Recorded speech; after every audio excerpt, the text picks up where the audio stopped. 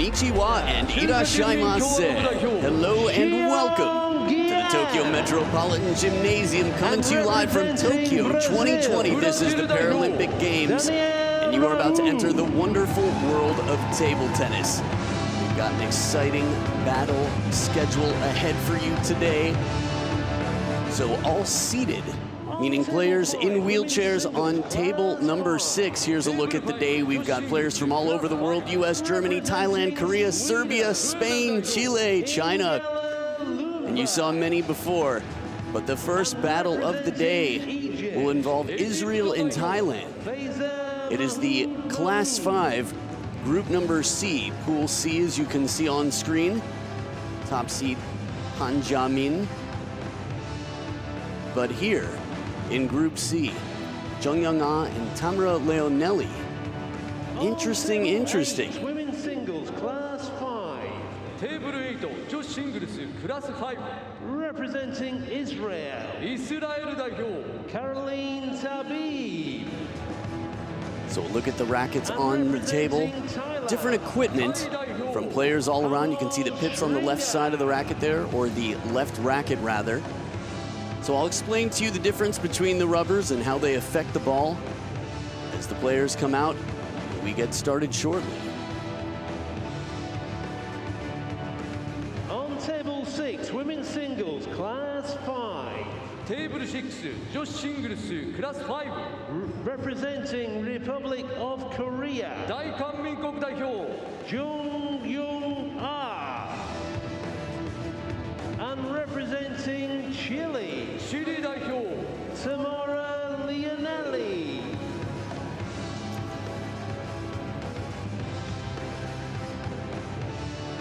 So there are the competitors you are about to see.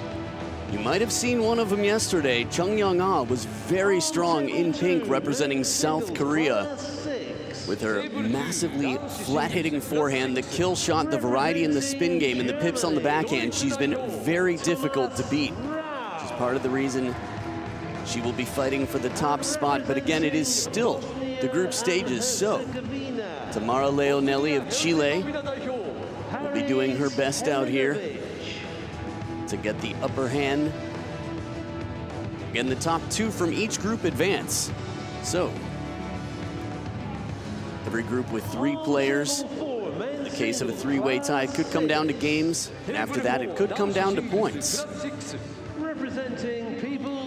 For the coin toss here, we will determine where the players play from, which side of the table, and who serves.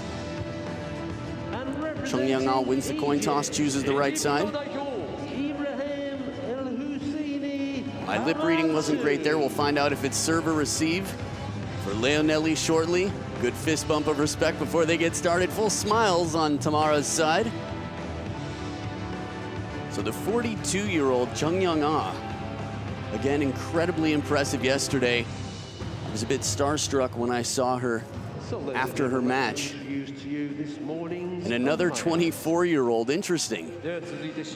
So Jung Young-ah has only played 24-year-olds in her group. At 42, she is the inverse of the numbers here, so experience versus youth. As the players stretch out, upper body strength is massively important in all wheelchair events.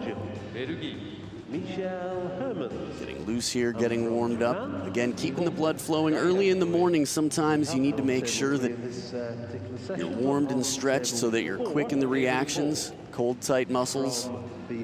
Those are the ones, much like rubber bands out of a freezer, that are more likely to snap, susceptible to injury. It is quite hot and humid in here, so players will be hydrating regularly. Coaches in the corner. Match will be best of 5 games. First player to win 3 games wins the match. Each game is to 11 points, must win by 2. Serves will alternate every 2 points. So already getting into talks about tactics out here, how to set up that forehand that's been so strong.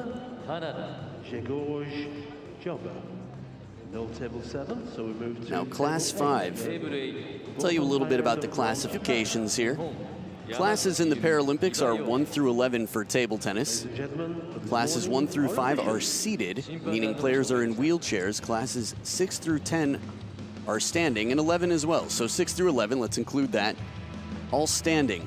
11 is intellectual impairment. 6 through 10, physical impairment.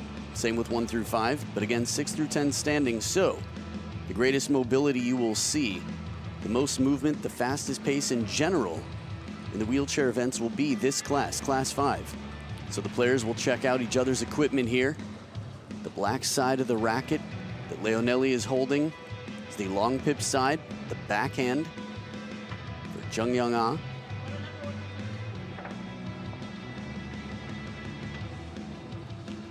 The red side there, the spinny, more aggressive side. They'll have a 2-minute warm-up to feel out each other's games a bit. Sort of just get steady on the table. So they're going down the line, always interesting. In terms of what players choose to do, sometimes with a left-handed player on the table, they do choose to go down the line for parallel warm-up. Now that match yesterday versus Pan Jiamin of China was an outstanding match. Came down to the decider. Chung Young-ah, very impressive in the end. Her wisdom, her tactics, and her cool and experience helped her through that. Pan Jiamin beating Tamara Leonelli 3-0. She was a very strong player. Now China is an outstanding nation when it comes to table tennis, the most dominant nation in the world. And in the pair games, so the Paralympics, for example, dominant but not quite as dominant as, say, the Olympics. Imre Bencik from Hungary, our umpire for the match. And the umpires here are only world-class international blue badge umpires. So officiating and making sure that everything is played to the rules so that no player has an advantage based on testing those rules. Gregor Joba from Canada, our assistant umpire. So the backhand to backhand, only parallel warm-ups here. You can hear how differently that higher pitch sound, more hollow. That means less sponge. So less spring off the backhand side. Both players here using pips on the backhand. It's going to be less rotation. It's going to be a little bit more defensive play, but both players will have to use them aggressively here and there. Chung Young-ah did that quite well with her backhand when the ball sat up a little bit. Now the parallel shot is the toughest in the game compared to the cross court, which gives you a greater margin for error, a little bit more room. So it's a natural inclination to want to go cross court. But that parallel shot can be quite surprising. Rules the same as in standing events, except for on the serve. The serve must eventually come off the back end of the table. Here we go. Best of 5, love all. Heavy top and side spin on the tomahawk serve, and Chung Young-ah starting off strong.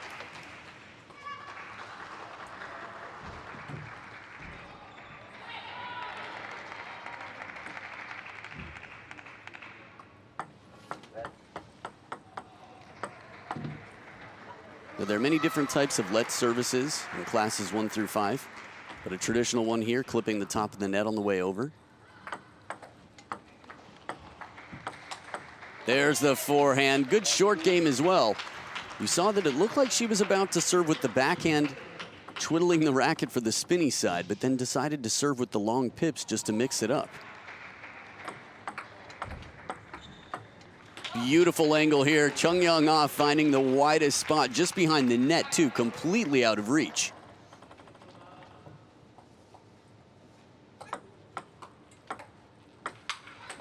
Cracking forehand goes just long. Good placement here, right at the baseline and low enough from Leonelli to shut down that attack.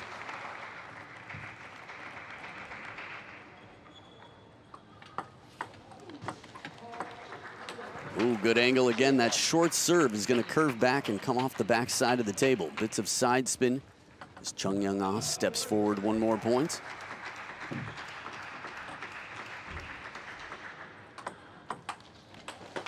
That is very close. Now, if it comes off the side of the table, they'll call a let. You'll see that from time to time, the receiver raising the hand. They'll still play the ball if they can. But Chung Young-ah's serves bend right back in. Good receive, too. Fast, long serve, quite bold.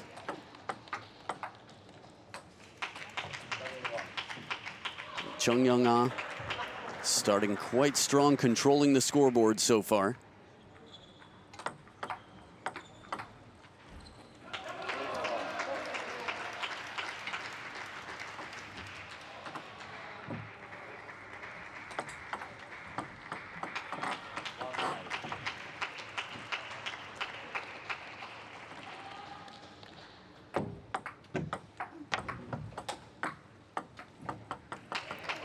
Looking for some answers. Leonelli gets a big forehand in, but still the defense of Chung Young-ah strong. Second point, and she saves a game point in the process. Leonelli getting herself pumped up a bit. Still a long way to go. 10 serving 2. Oh, the placement. Chung Young-ah from the baseline is able to find the widest possible angle, and she takes game 1 with a dominant scoreline. 11-2. We'll be back in this best of 5 for game number 2, Leonelli versus Chung Young-ah, right after this.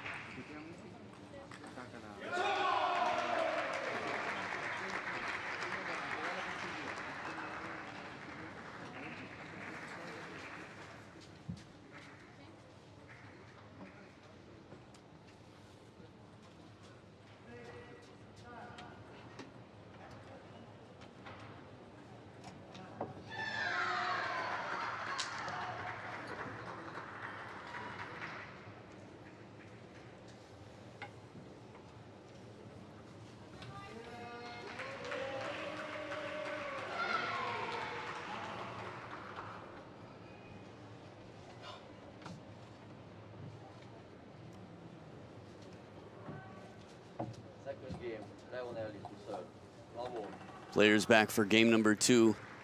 Chile's Leonelli with the serve. And that placement again, Chung Young-ah hasn't even brought out the big forehand too much. She can control most of the table. I'd say a good 75% with her backhand. But when the forehand comes out to play, party over. It is very, very difficult to hang with.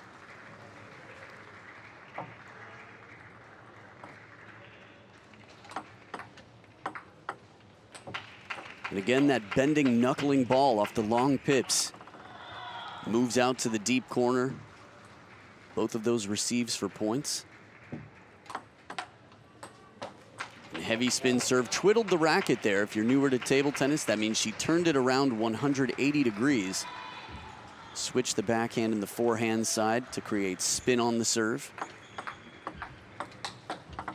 That is such a challenging shot, so low, just about net height. That bit of top spin from the inverted rubber helps. Good placement short to the forehand. Leonelli getting in close.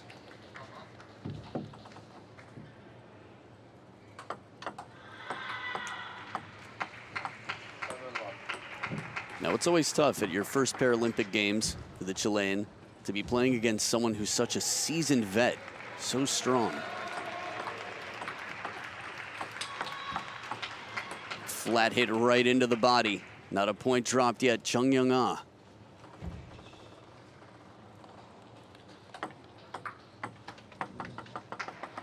Short and tight to the backhand side. Still a flawless record for Chung Young-ah, choosing the side here.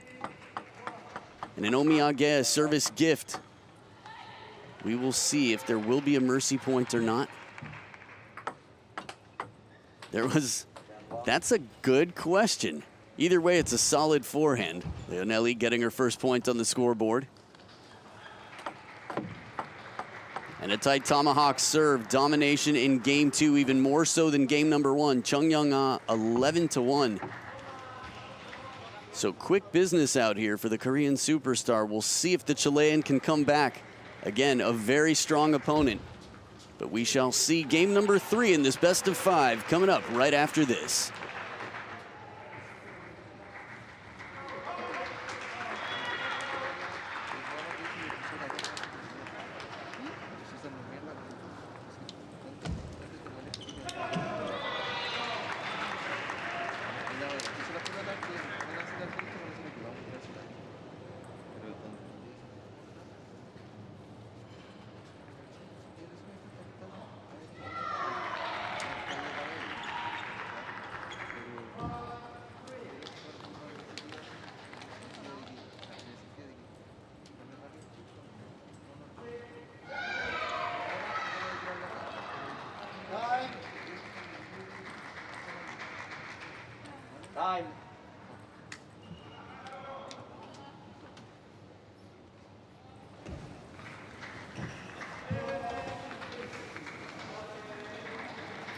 Players back for game number 3.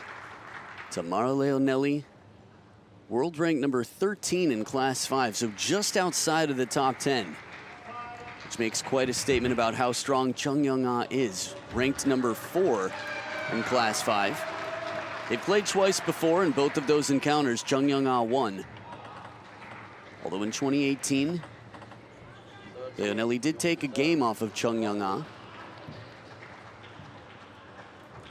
So 3-0 and 3-1, Chung Young-ah had won their 2 encounters.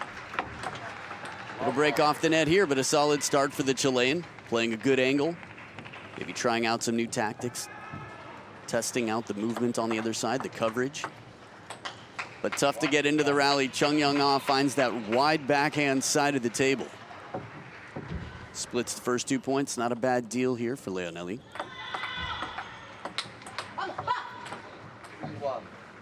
Well now, solid start. Again, not only outscoring her last game, but outscoring her opponent here in the lead now.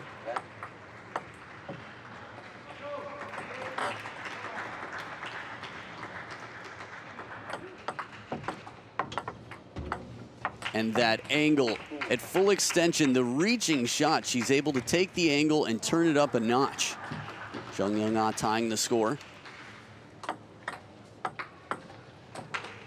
These shots are so quick and so perfectly placed.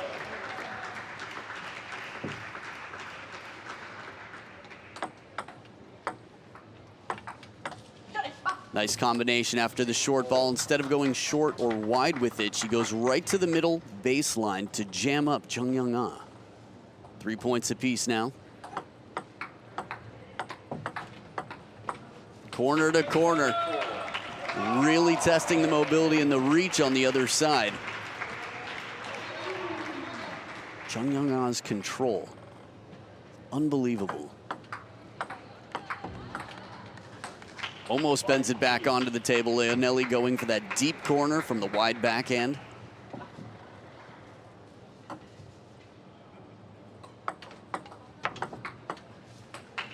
Killer shot quick off the long pips. Chung Young-ah starting to race ahead.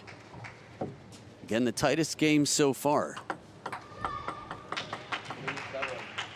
And a handcuffing serve right to the elbow.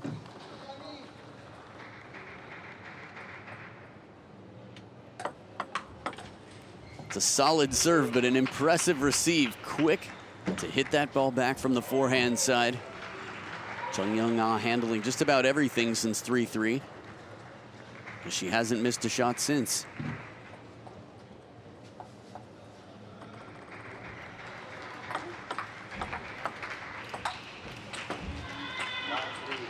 She's definitely moving better, coming out with a clear plan, Leonelli. It's not easy after the score lines in the first 2 to be determined in game 3 the way she has been. But still 6 points between them here. Chung Young-ah with the serves. Fast knuckling shot off the long pips. Again, long pips can be very nasty, but it is now 7 match points for Chung Young-ah. And there it is, quick business. The start was thick. It was definitely a tight game from the start. Impressive performance from the Chilean right out of the gates in game 3. But Chung Young-ah, too strong, leads the group, will not only advance to the next round, single elimination of the women's singles event in Class 5, but she will move on as top seed. So respect all around. Shout out to Tamara Leonelli and the Chileans. It's only her first Paralympics, but we expect to see her back as she is young and still clearly quite strong at world rank number 13. But a tough opponent here, Chung Young-ah, very strong, and we look forward to seeing her continue in the Class 5 women's singles event. Stick around, we've got more action from the Paralympics Tokyo 2020 to come.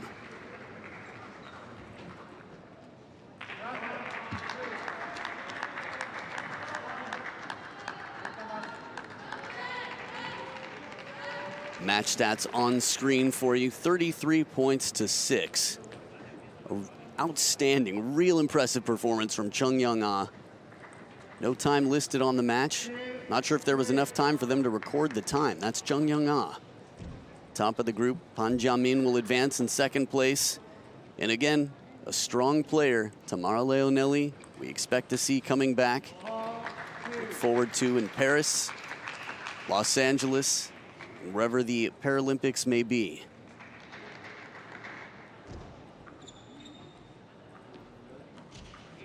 You gotta love this smile. It's just so heartwarming. She comes out here. This is a dream come true. To be playing at the biggest stage, the Paralympics, win or lose, an exciting experience. I imagine it's quite motivating and inspiring. And the fact that she's enjoying herself so much just reminds us all to sometimes stop and smell the roses. And you know what? If life isn't worth enjoying, then what is, right? Stop, take it all in, and enjoy. So thank you for the inspiration. Gracias por todo. To the Chilean fans out there, still many strong representatives in classes 1 through 5. You'll have a chance to see on Table 6 later on today, so stay right here. The action continues from Tokyo 2020, the Paralympic Games.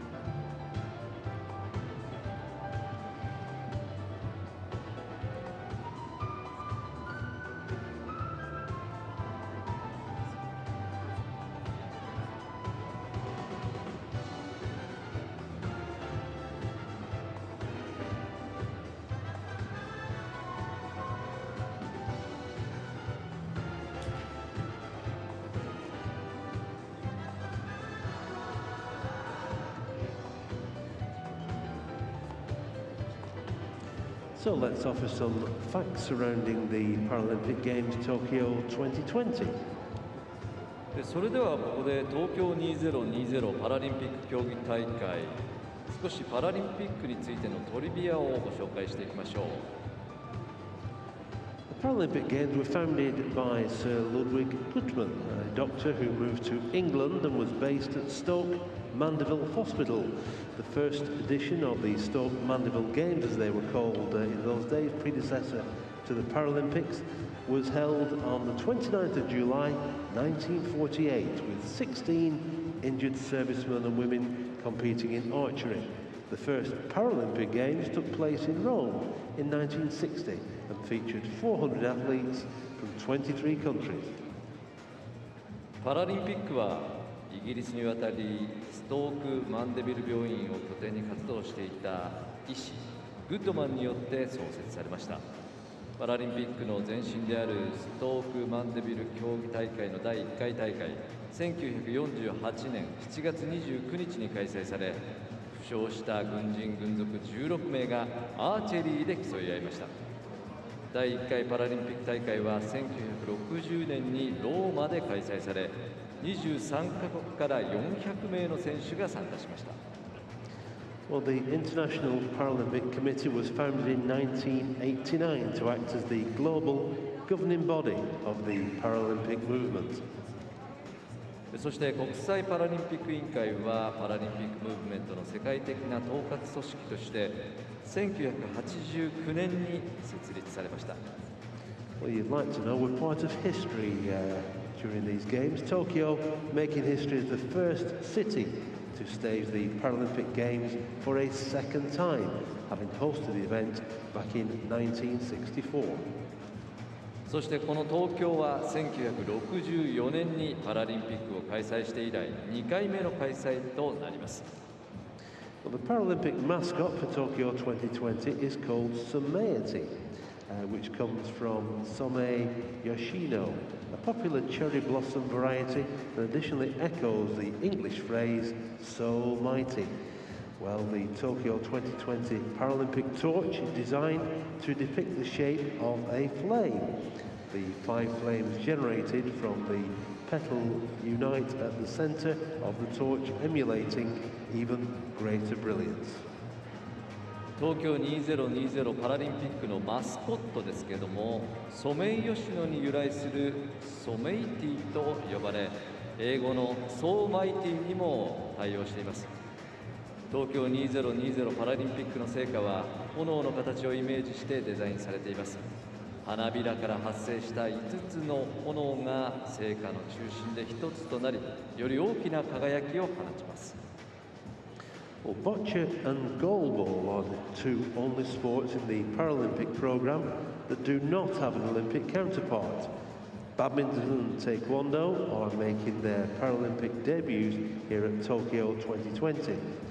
Canoe and triathlon made their Paralympic debuts at Rio 2016. Great Britain dominated canoe with 3 golds across 6 events.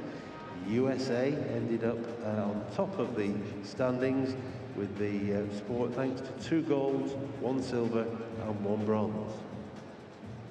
ボッチャとゴールボールはパラリンピックのプログラムの中で唯一オリンピックに対応する競技がないスポーツです。バドミントンとテコンドーはここ東京2020でデビューを果たします。カヌーとトライアスロンは2016年のリオ大会でパラリンピックデビューを果たしています。カヌーでは英国が6種目で3つの金メダルを獲得したのに対し、トライアスロンではアメリカが金メダル2個、銀メダル1個、銅メダル1個を獲得して首位に立ちました。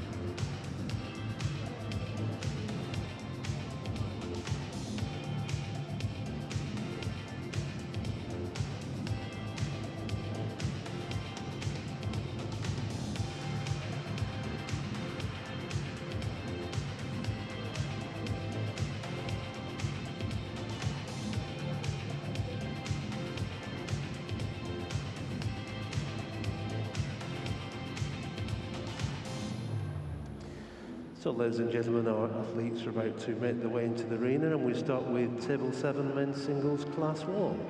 さあそれでは続いてのマッチ選手が入ってきましたテーブル7からご紹介していきましょう。 Representing Italy, イタリア代表 Andrea Borgata, and representing United States of America, アメリカ合衆国代表 Michael Godfrey. On Table 3, Men's Singles Class 6, テーブル3男子シングルスクラス6 representing Great Britain, 英国代表 Paul Karabardak, and representing Australia, オーストラリア代表 Trevor Perth. Moving on to Table 1, Men's Singles Class 6, テーブル1は男子シングルスクラス6です。 representing Italy, イタリア代表 Matteo Paranza, and representing United States of America, アメリカ合衆国代表 Ian Seidenfeld. On Table 5, Men's Singles Class 1, テーブル5男子シングルスクラス1 representing Italy, イタリア代表 Federico Falco, and representing Argentina, アルゼンチン代表 Fernando Eberhardt. Moving on to Table 8, Men's Singles Class 1, テーブル8男子シングルスクラス1 representing Cuba, キューバ代表 Junio Fernandez Izquierdo, and representing Switzerland, スイス代表 Silvio Keller. On Table 6, Men's Singles Class 1, テーブル6は男子シングルスクラス1です representing Great Britain, 英国代表 Thomas Matthews, and representing RPC, RPC 代表 Dmitry Lavrov. Here we go then with Table 2, Men's Singles Class 6, テーブル2男子シングルスクラス6 representing Chile, チリ代表 Christian Di Toni, and representing Greece, ギリシャ代表 Kanelis Marios Chaziki-Rekos.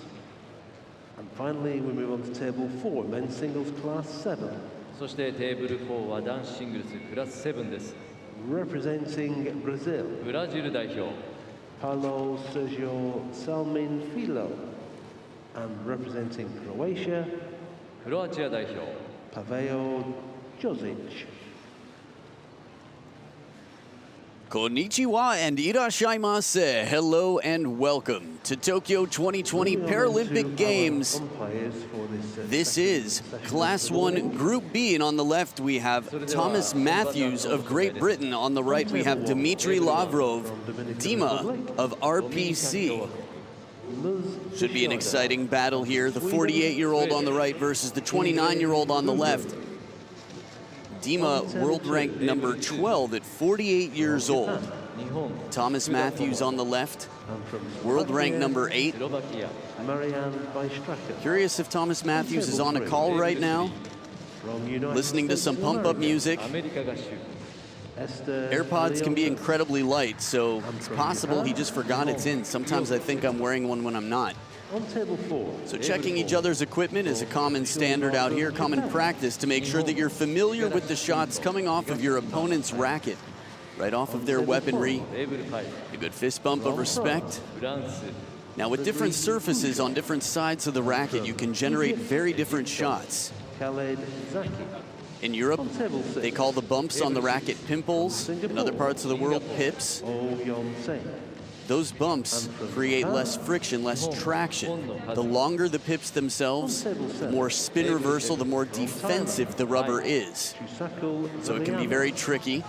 And from Brazil, ブラジル That said, the inverted rubber on the other side, more standard for the spin game, aggressive play, fast counterattacks, Jivan a bit more Bala confidence in Sanal. attacking lower And balls. from Republic of So, Korea, 大韓 As the 民 players get all ready, it will be a best-of-5 match. ladies and That gentlemen, means the first player to win 3 games wins the match. Games are played to 11 points, must win by 2.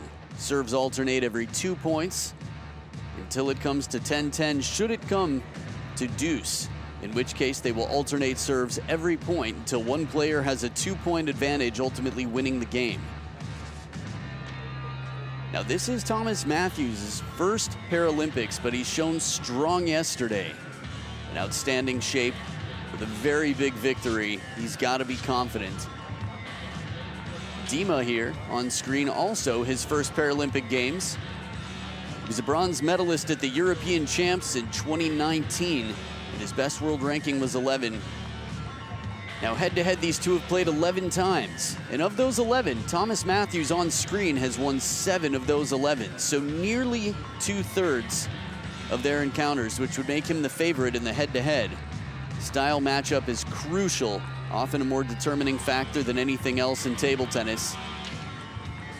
Which means you can play someone who's got a much better world ranking than you, someone who's on paper stronger, or maybe even in actuality a stronger player, but you know how to shut down their game or give them something very uncomfortable to play against.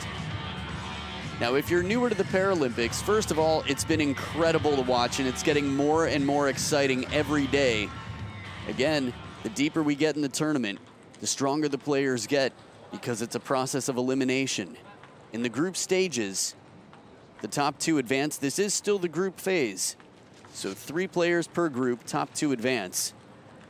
Now, the way the classification system works is, on a scale of 1 to 11, there are 11 different classes. Now, the lower the number, the more physically impaired, or the more impaired the player is. Class 11 is intellectual impairment. Classes 6 through 10 are all standing. Classes 1 through 5 are seated, which means in wheelchairs. So class 1 would be the most physically impaired. And here, I think you'll forget that you're watching Class 1. Watching Thomas Matthews play yesterday, he moves incredibly well at the back of the table. But you would expect less movement in Class 1 than, say, Class 5. So as he stretches out here and gets in the zone, mentally preparing for this battle, he was very cool yesterday. Now, there will be assistance to make sure that the racket stays in the hand of the player. Now, in terms of rules are quite similar to the Olympics or any other major table tennis event. In the wheelchair events, classes 1 through 5, the ball must exit the back of the table on the serve only. After the serve, anything goes. There's a shot known as the tetra, the high sky lob with backspin that tends to either stay near the net or even come back over onto the player's side who just hit the ball. Nasty shot? Yes, it is. Effective shot? Absolutely. You can see the length of the racket, too. It's a bit bigger, longer than many rackets. Again, that could be to make up for, say, a little bit less mobility. Cover the corners of the table, wide reach. Trying to hit a shot out of reach is a very common tactic here. Again, starting to the middle, a lot of players will. They'll look for the elbow, the crossover point. You see a lot of short serves as well, and you might think, if the serve has to come off the back of the table, how can you serve short? Well, these players will use just a little bit of backspin to keep the ball short, but with the traction on the bounce of the table, the ball loses the backspin, eventually picks up just enough topspin to continue towards the back of the table. So Dima checking his reach at the top of the screen, making sure he's in good position. The players will have a 2-minute warm-up here. Chance to shake off the morning dew, sort of get into the rhythm of the morning. I know rhythm of the night sounds more melodic. Nam Ju-won, yesterday, that victory was incredible. 3-1 for Thomas Matthews. Nam Ji-won beating Dima 3-0. Again, watching Nam play, you can understand that he'd be a very tough opponent. So this is a fight for survival here for Dima. For Matthews, technically it is as well, because he won 3-1. So in a 3-way tie, Nam Ji-won basically, just a little quick math here, but Matthews would have to win at least 1 game. Singaporean umpire, Yong Sung-oh, excuse me. It is interesting in the group phases how close these matches can be. And the players know this well. They know exactly how much they have to win. Kono Kazuko of Japan, our assistant umpire. Now the officials here are the best in the world. They are international blue badge umpires because this is the grandest stage, the biggest event that should come up every 4 years or so.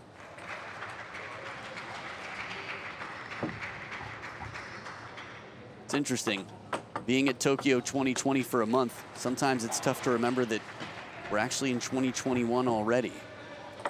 So the next Olympic and Paralympic Games are just 3 years away. But right now, this has been incredibly exciting, and the tournament just getting more and more interesting as it goes. So you'll find out the weaponry of both of these players, see their strategies and tactics as they get ready. It's the 2-minute time. That was the end of the warm-up, hence the backspin lob there. Thomas Matthews could see the black side of the racket, spinny rubber. We'll get familiar with the surfaces on the rackets as we go. It's a best-of-5 match. So here we go. Thomas Matthews of Great Britain to start it off with the serves. Love all.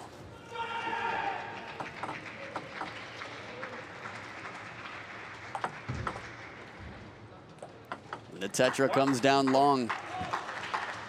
A bold attempt right out of the gates. It's not an easy ball to execute, but in classes 1 and 2, it's one of the most useful shots in the game, so you'll see it quite often.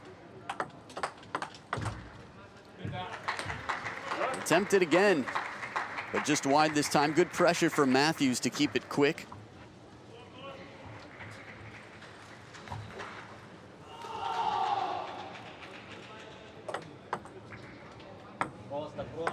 And that is how it is done, right near the net, and it comes back. His first attempt. That's the type of trick shot that would go viral in just about any area in the world. First time you see that shot, it's mind-blowing. Classic forehand here, good pressure. Again, with the longer racket, it's tougher to generate that racket speed. You can see the pips on the red side for Dima of RPC. So he's on the scoreboard now.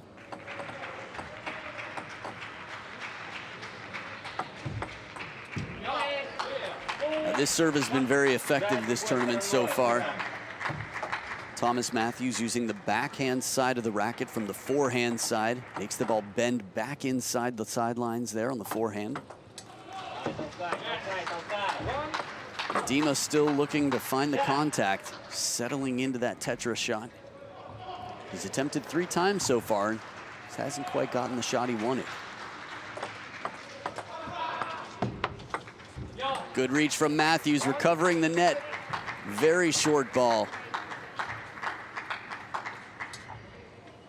Now, while there are rules about service, there are also rules about staying in your seat, more or less. But well handled. This time the Tetra shot comes down deeper on the table, and Dima, right on top of the bounce, knows how to handle the backspin, smothers the shot. Leaves very little time for Matthews to react.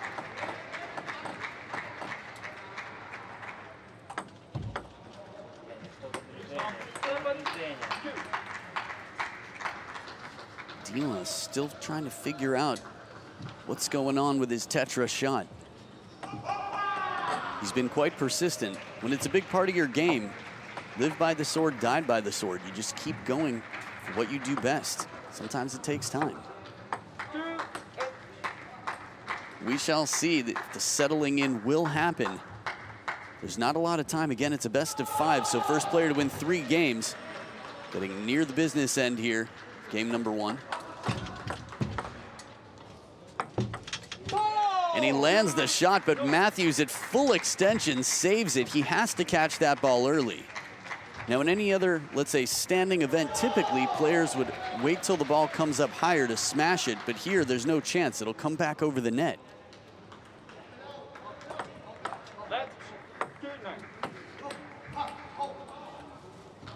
So Matthews up by 7 points here, 2 serving 9.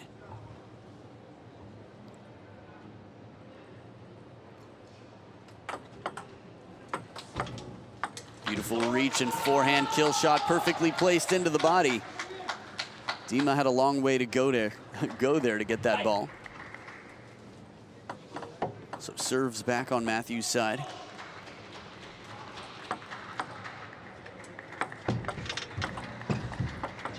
Good recovery. Matthews again in near the net on top of the bounce, and when it comes back baseline, he's already back in position. So 7 game points for the Brit.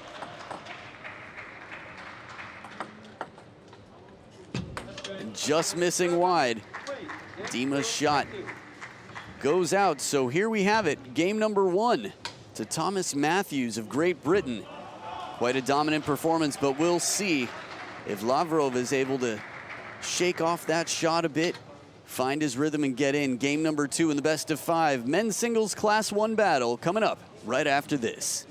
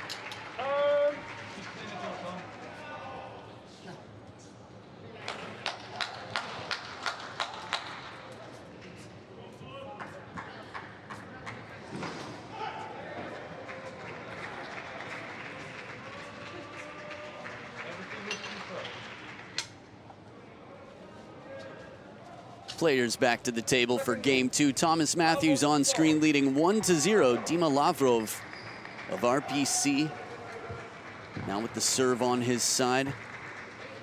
Looking to figure out how to get his weaponry, his arsenal into the game. Good touch here, that reach, the extra length on the racket and the full extension of that arm. Again, the racket is a bit bigger than usual, although in Class 1 you tend to see a little bit bigger rackets. Less about racket speed, more about reach and coverage.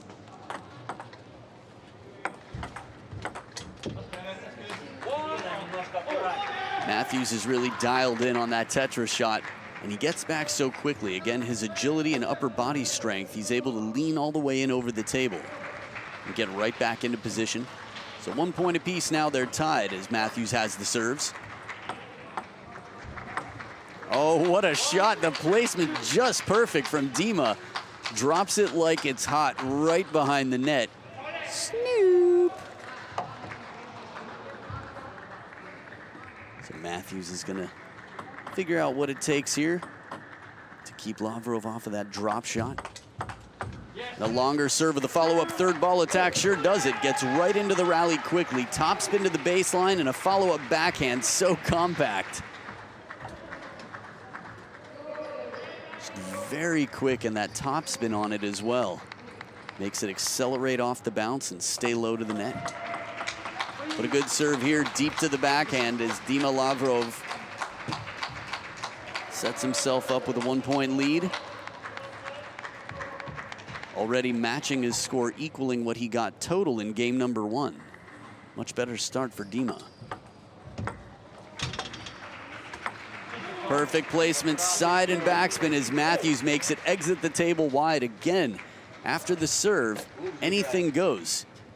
He's using side spin very well to his advantage, Matthews. Still dead even here, tied up. Catches it in the air.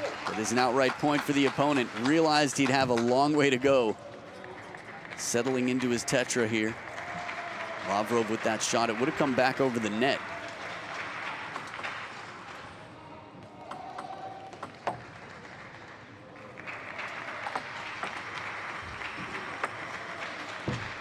Deeper on the table, this time Matthews watches patiently, makes sure he doesn't contact it out of the air, but no need with such a deep shot. Waits, watches the bounce, still has a long way to reach, but perfect placement. That's not an easy ball. Outstanding hand control, the feeling from Matthews. Good pressure right into the middle, catching it early. Dima aggressive, a very different Dima Lavrov than we saw in game number 1. Almost everything he's attempted, almost everything he's touched has come down into play so far this game.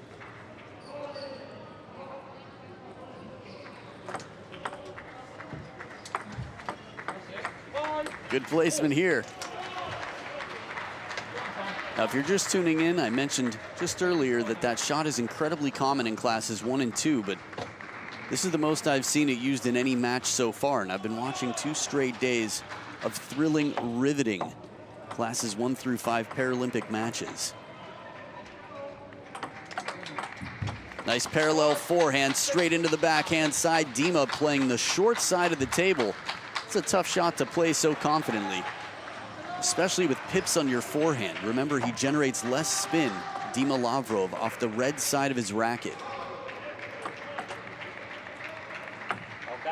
And it's his own side of the table, so Matthews takes the point.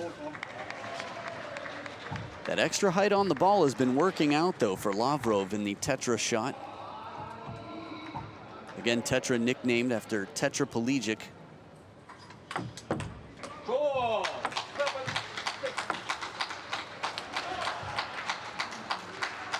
Now, if you're newer to watching table tennis played from wheelchairs, sometimes the ball comes just off the back of the table and hits the chair, so the sound that you're hearing is actually a missed shot. Oh, perfect placement. Not too much height needed. Matthews very comfortable to just sneak under that ball, brush it with some backspin. But so far, a very closely contested game number 2. Matthews with the serves. This one sits up a little bit, and Lavrov, again, reaching out in front. Stretching that back to make sure he's able to get in over the table, doesn't cramp up. Again, in all table tennis, lower back injuries are very common. And here especially, again, core strength, back, upper body. Ooh, and a gift, omiyage. That's Japanese for gift. But Matthews wants his opponent to enjoy Tokyo. He'd much rather win the match and enjoy it more personally. Again, there's a lot of outstanding sporting spirit here. Right idea, Lavrov trying to play it off the wide side to the forehand. Gets in for the right off the bounce shot. Not easy to control. Again, credit to Matthews for the placement and the touch shot. Business end of the game, 1 point lead for Dima. It's been just long, and now Dima with 2 game points to tie it up. Bit of a plot twist after game 1. Making sure he's fully awake there. He has the energy. Tetra, will it come down? And he does it. Dima right behind the net. The perfect shot. The shot that wasn't landing at all in game number 1 came out to be almost unstoppable in game number 2. So 11-8. RPC's Dima Lavrov is out here, and he means business. So we're tied up, level playing field. We'll see who takes the lead in game number 3, Dima versus Matthews, right after this.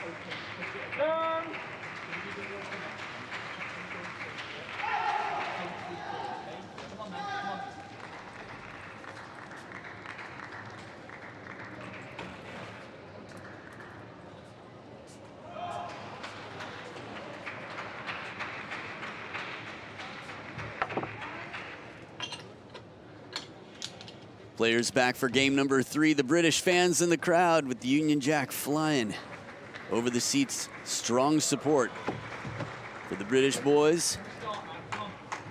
Thomas Matthews, after starting very strong in game number 1, had quite a different opponent on the other side of the table in game number 2. So I think it's fair to say that these two players, well, they have a strong history together. Again, 7 of the 11 battles they've played have gone the way of Matthews. But Dima Lavrov has won 4 of their encounters. So he's definitely capable. So the battle continues here. Matthews with the serves. A fast long serve to the backhand side. Thomas Matthews starting strong.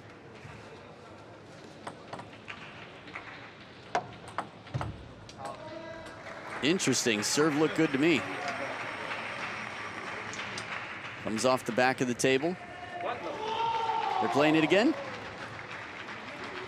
Okay, let's service. The ball does need to exit the back of the table. The honor system works quite well here. Good fair play. Tetra just a bit too long here. Could also be the camera angle. First time I saw that serve, it appeared to exit the back of the table, but players know well. They're right there in the action. Perfect shot, stays right next to the net and eventually comes back over. Matthews dialed in with the touch. So not a point dropped yet for this man.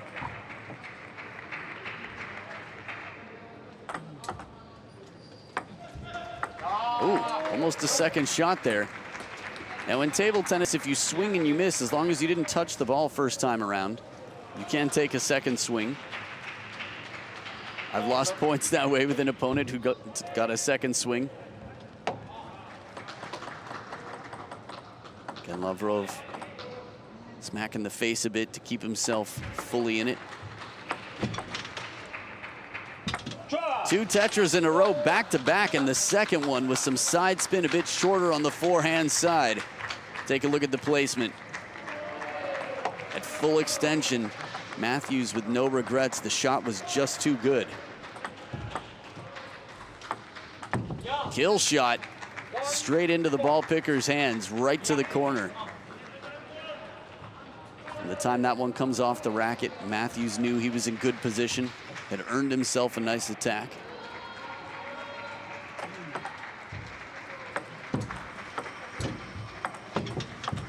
Oh, perfect placement on the parallel. Dima right down the line after the defense turns to offense. Again, short side of the table is a risky shot.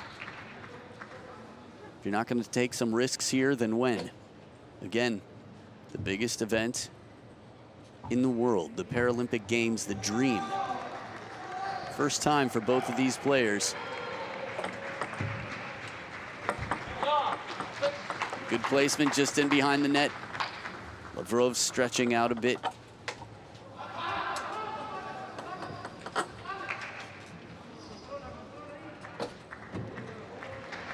So a 6-2 lead. Matthews making sure his opponent's ready. His opponent making sure he's ready as well. One cheek and then the other.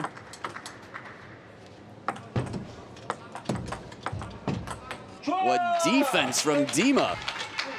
Blocks the ball right in front of the body twice. Matthews puts the pressure on. Racket high. Dima in perfect position. Anticipates, keeps the racket up.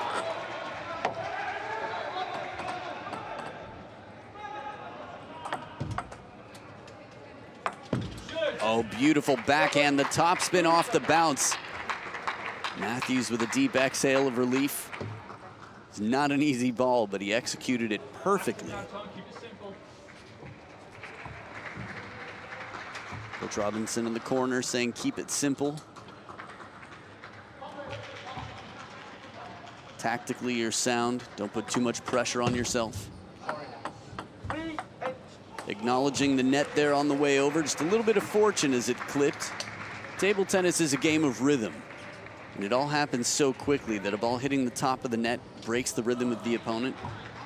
So players not intending to hit the net generally.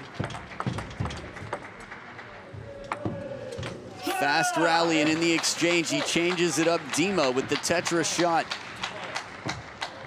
Such a quick decision there, and the placement just perfect. It's incredibly difficult to do. Still fighting to come back into this game at the second towel break. Neither player going for the towel.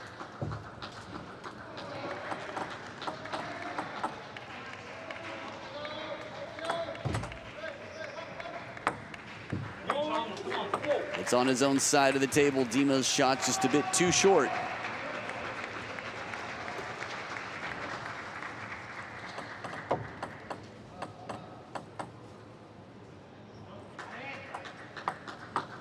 Ooh, another gift.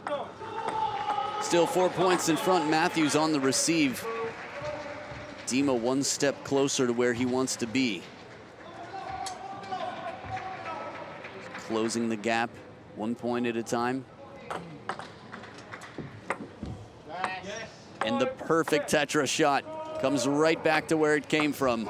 Matthews now sitting on 5 game points for a 2-1 lead.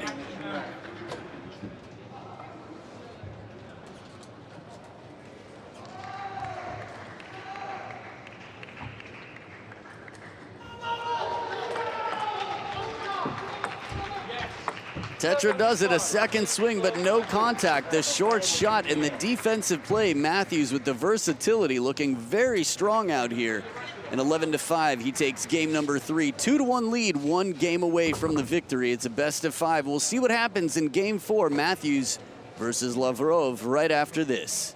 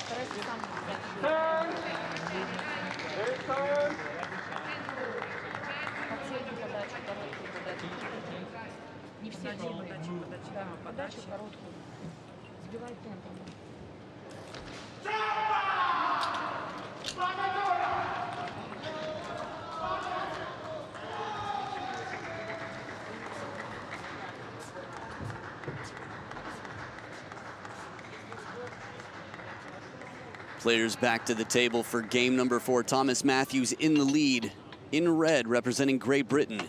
Dima Lavrov, 16 years training as a professional, also a law degree, nonetheless. It's a nice little move there, the one-hand unwrap. Used to be a mountain biker, Thomas Matthews. In 2008, took an ambitious jump and the landing didn't work out the way he had planned. And found himself, well, in a new, I'd say, new position to discover a new hobby, a hobby that became a profession. And now at the biggest stage, years later, he would be here on TV battling at the Paralympics. The biggest stage in the world.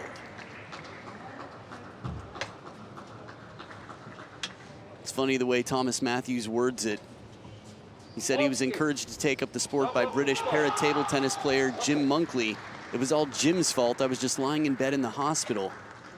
He wanted to get back on his bike. That's all he could think about. But Jim just kept coming around the hospital, telling him, hey, we got to give it a try. We've got a table here in the hospital. And his fate was sealed. But Dima with the tight, quick serve here down the middle of the table. Takes the first point.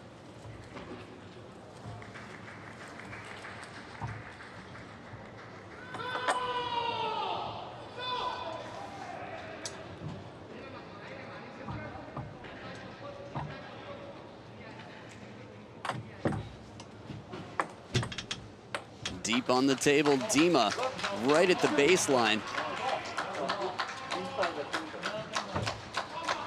Oh, interesting.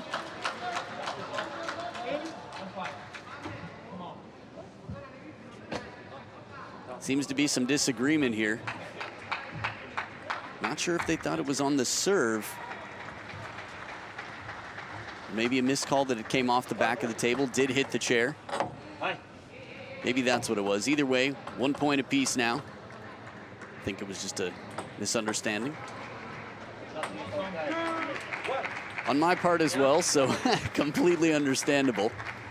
Sometimes when it's very close to the back of the table, again with the wheelchairs very close to the table, sometimes the contact not always so clear.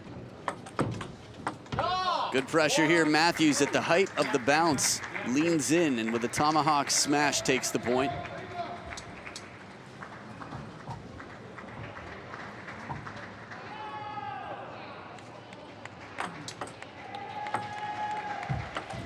Ooh, little break off the net.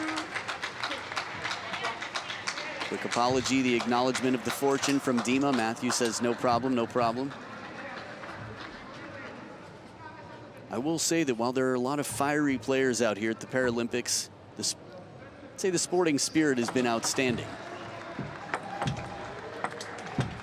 Nice backhand here, the reach. He's got the racket speed on that one. Again, with that longer racket, if he hits it near the end of the racket when he's at full extension, he can generate a lot of pace.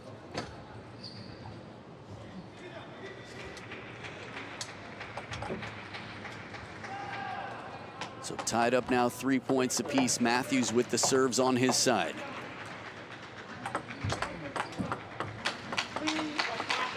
Nice parallel receive here from Dima.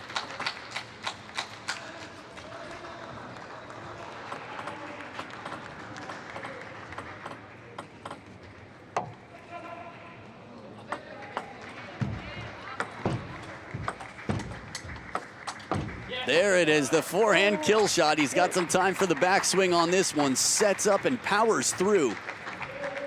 So Matthews ties it right back up. Remember, Dima fighting for survival here to get out of his group. Perfect shot. Now in terms of the serve, if it would exit the side of the table, and a player doesn't call it, they play it before its second bounce, the point will continue.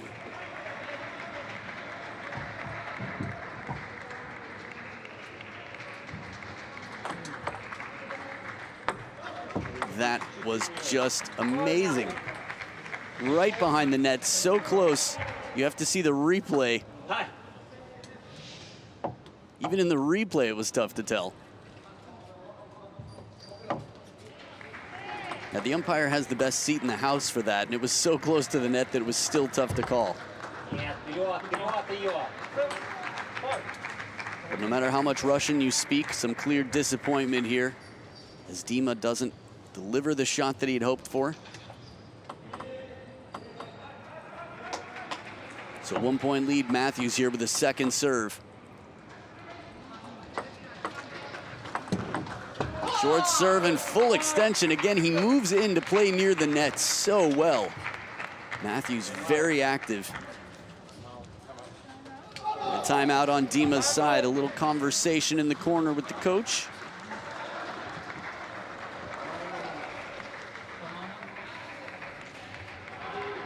So in terms of tactics, what can Dima do out here to shut down Matthews' reach game, his touch game? Look at this short serve. It's going to bend back into the table.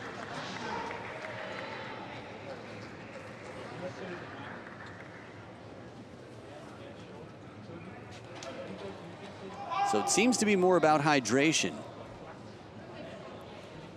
Coach still in the corner. Dima staying at the table. Again, it is very humid out here, so you lose a lot of water. Speaking of sweat squad, we see you. The volunteers at Tokyo 2020 have been heroes all around.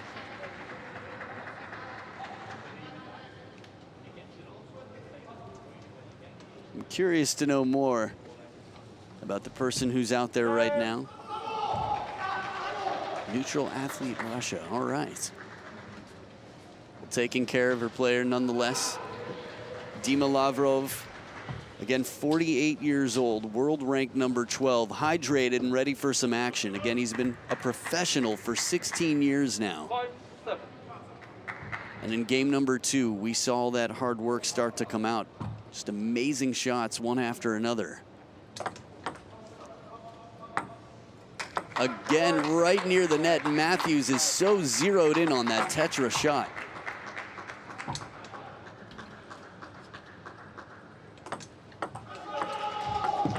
Heavy push deep to the backhand side, just mixing it up. After doing it a few times in a row, the Tetra shot, you can understand that Lavrov might be moving in for the shorter ball. So Matthews keeps him guessing, mixes it up with that deep push. Just 2 points away from the victory, serves on his side, Matthews. In clear frustration, Dima Lavrov swatting the ball away after he misses the contact. It is now 5 game and match points. Remember, Dima Lavrov fighting to stay in the tournament in this event.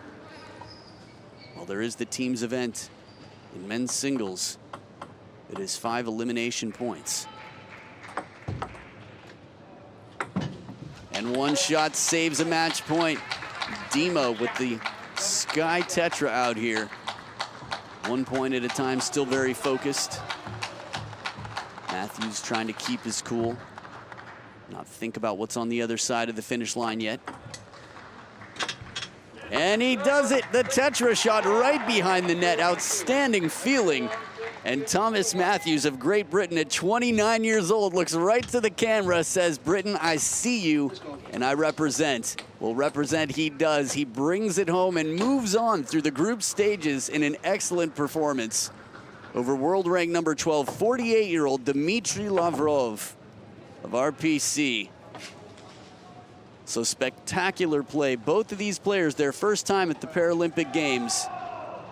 And Thomas Matthews, 11-3, then 8-11, 11-5, and 11-6. Was just too strong here and really earned this victory. So if you're watching from Russia right now, don't worry, still many players to cheer for, a lot to watch. And you must be proud of Dima Lavrov at 48 years old for fighting the way he did, taking game 2 and continuing to press on. But it was Thomas Matthews who was just too strong. So the British boys, as they high-five, and a fist bump of recognition and a strong effort on the RPC side.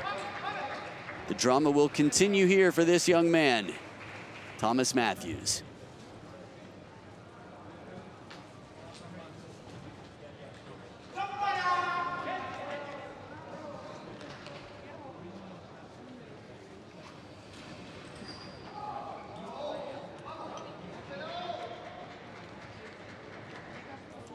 Match stats on screen for you. 41 points to 25 of Dima Lavrov. 3-1 victory after 32 minutes with an 8-stroke rally. Only 3 strokes on average. A big part of that is the receive game. So many points ending after a mere 2 shots. Someone trying that Tetra shot. Coming out of the group first, Thomas Matthews, after that Namjiwon victory over the Korean player. Very, very impressive. Thomas Matthews right now on fire, a player to keep your eye on as he continues on. And as you can hear, there are going to be good fights throughout.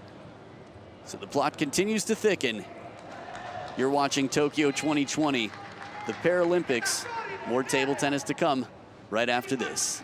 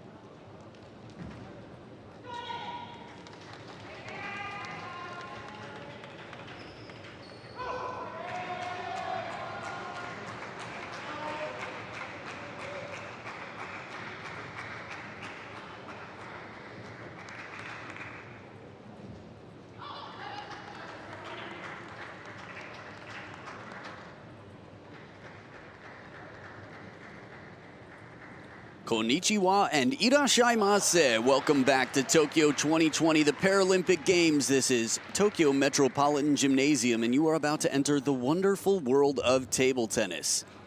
Coming up now in the Class 2 men's singles round of 16, we've got Chile's Luis Flores. And on the other side of the table will be Ukraine's Oleksandr Yezik, 48-year-old world ranked number 7. At his best, he was number 3 in the world, and it wasn't long ago. Here he comes in blue from Ukraine. On the left side of the screen in red, Luis Flores, 33-year-old of Chile. So he chooses to receive after winning the coin toss. And Yezik chooses the left side of the table. We call it the left because from where the umpire stands, it is on her left side. So he's going to check out the equipment of the opponent. Spinny rubber there on the black side. And on the red side, appears to be the same from there, but just a quick glance. Oleksandr Yezik here on screen. There's a lot to say. I mean, to make it through to the round of 16, only the top 2 advanced from each group, groups of 3. So some patriotism on the wheels, the Ukraine on the wheels. Seen it a lot throughout the games so far. A lot of national pride here, understandably so. You're representing your nation on the world's biggest stage. Messages on social media have come in from table tennis fans in Chile and around the world. Proud of their players. And Luis Flores yesterday doing an outstanding job to bring pride to Chile.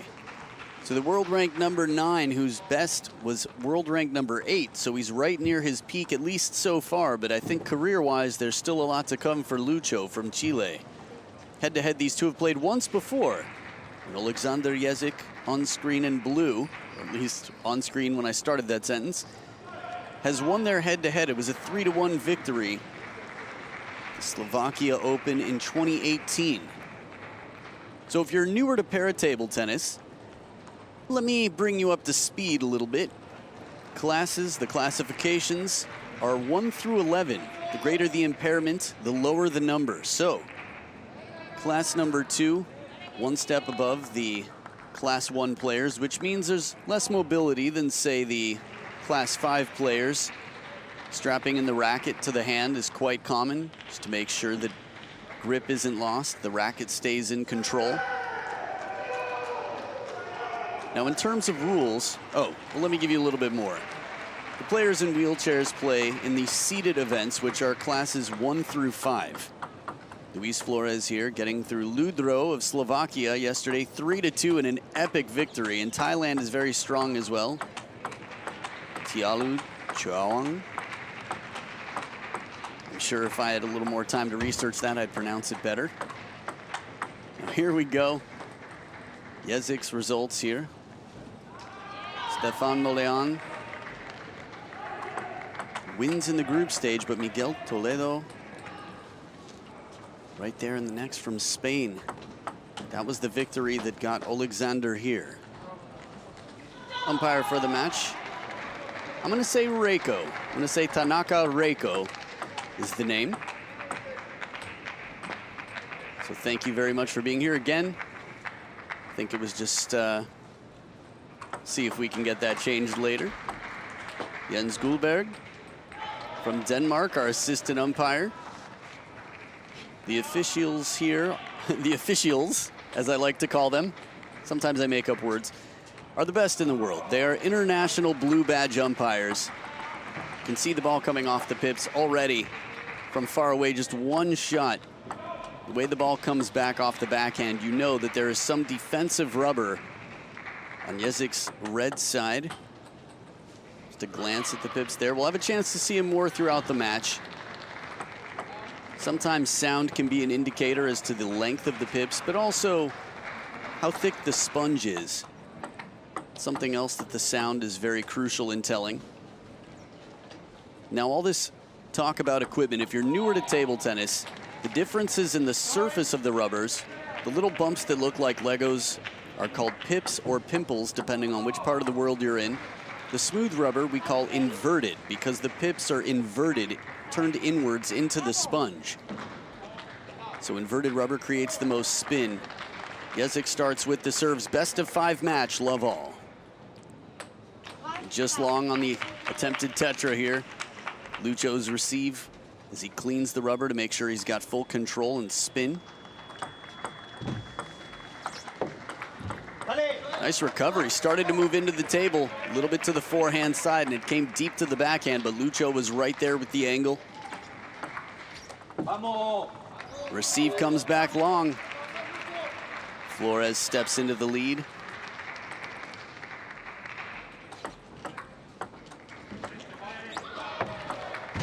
Oh, aggressive shot off the defensive side of the racket. Jezik with the placement and the follow-up attack, catches the ball at its peak, moves into the table, takes the opportunity away from the opponent.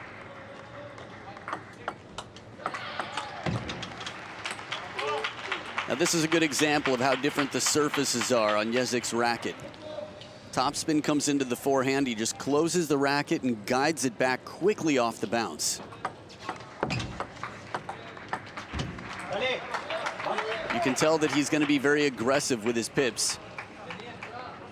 Again, sounds like long pips.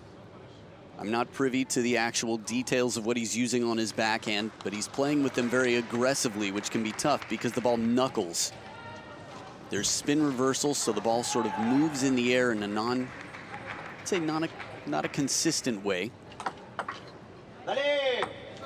And strong serve fast to the backhand as Lucho celebrates. Good placement, good depth there with the fast long serve.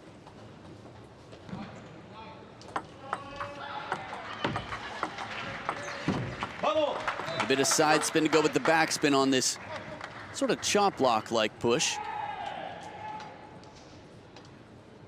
Now remember, Lucho in red has never beaten his opponent before. He's 0-1 in their head-to-head. So taking this first game would be very important. And perfect touch, the tetra comes right back over. The determination right now on the face of Lucho Flores.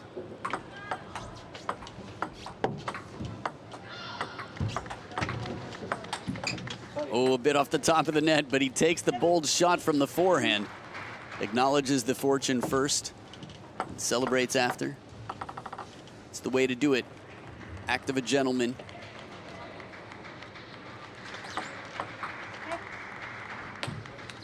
Lead service, just clipping the net. 4-point lead for Lucho, 2 serves on his side. Smart play, wheels back a little bit to create space for the spin shot. Second serve here for Lucho. Comes down on Jezik's side of the table, so with the second towel break, Lucho up by 6. Jezik not taking the towel, just staying at the table, settling in still. He started very strong, aggressive with the pips. Good in the blocking game, but I feel like Lucho's changed up his tactics a bit in his placement to avoid the counters. Interesting. Lucho says let. Umpire agrees. Ball exits the side of the table. After all, Lucho didn't try to attack, just tried to keep it up. Good pressure down the middle of the table. Jezik here, jamming it into the elbow.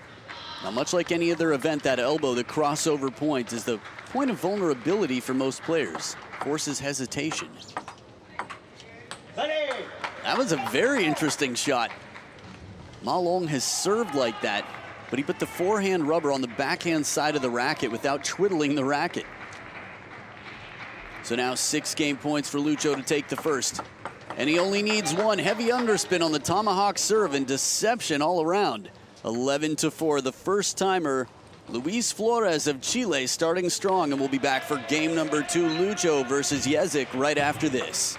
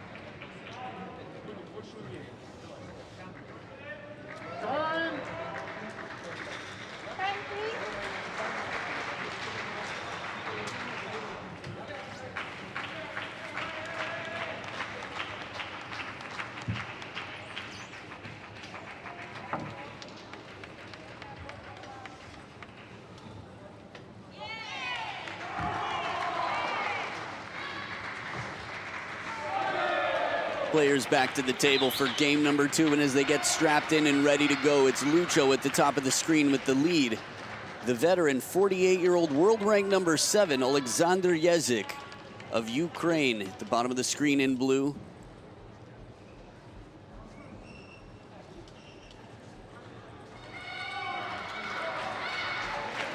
We've seen some drastic turnarounds after game 1 already today. Sometimes players just take a little bit of time to settle into the opponent's game. See the pips there on the backhand. The red side of the racket for Yezik. So again, it's a best of 5 match. First player to win 3 games, Lucho with the serve. Let serve, exits the side of the table. Again, the rules of service, one of the few differences in classes 1 through 5 for players seated, playing in wheelchairs. Ballet indeed. Strong serve right to the middle. The variation in his tomahawk serve makes it quite tricky to read.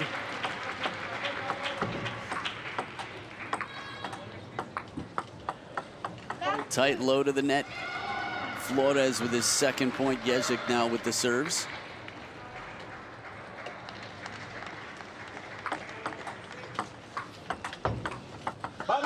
Right into the elbow. Flores pins him in the middle.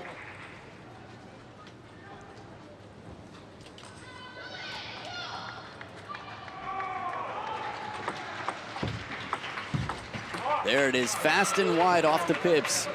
He did this early on in game number 1. Yezik is strong with that pip play when he gets a little bit of height. Again, a defensive rubber used offensively can be very tricky. Good pressure here from Lucho as he continues extending his lead 4-1.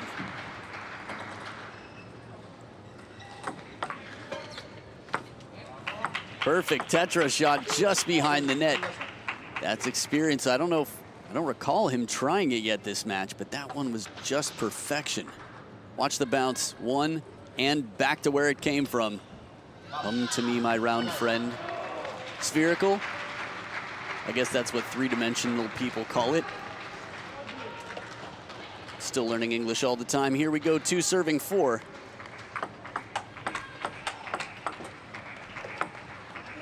Just out of reach, a bit of a lob here after a fast exchange. Flores with some big attacks and Yezik showing his skills on defense. But in the end, that touch shot from Lucho just out of reach.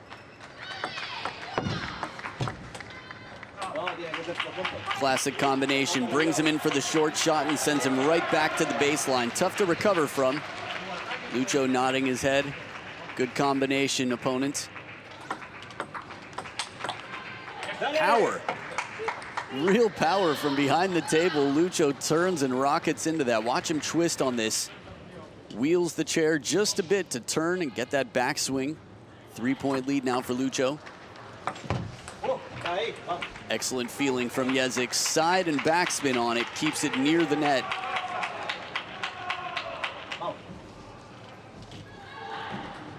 Let's go, says Flores as he tries to pump himself up. Still 2 points in the lead. Yezik with other plans. The pace off of those pips. He gets quite aggressive with that backhand. He loves that cross-court shot. Yezik now within 1.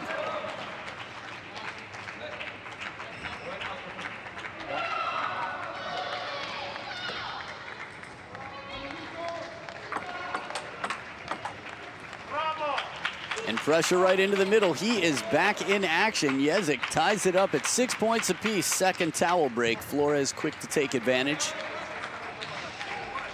Take another look at this point. Long serve off the pips, blocked right back into the middle and baseline. These subtleties both players have to be thinking about at all moments. Again, controlling the table.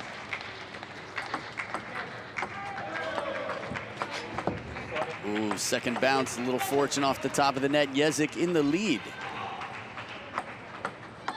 Remember, head-to-head, Yezik is 1-0 against Flores, so he's looking to make his comeback here. So far, so good. That fast shot off the pips has been trouble. It's been very effective.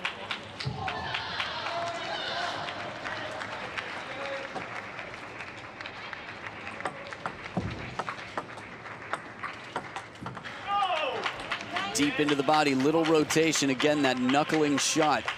The way he sort of flat hits it back and guides it to the middle. Jezik now second serve and a chance for 4 game points. He's earned them. So 4 game points to tie it up. Lucho with his back against the ropes in game number 2.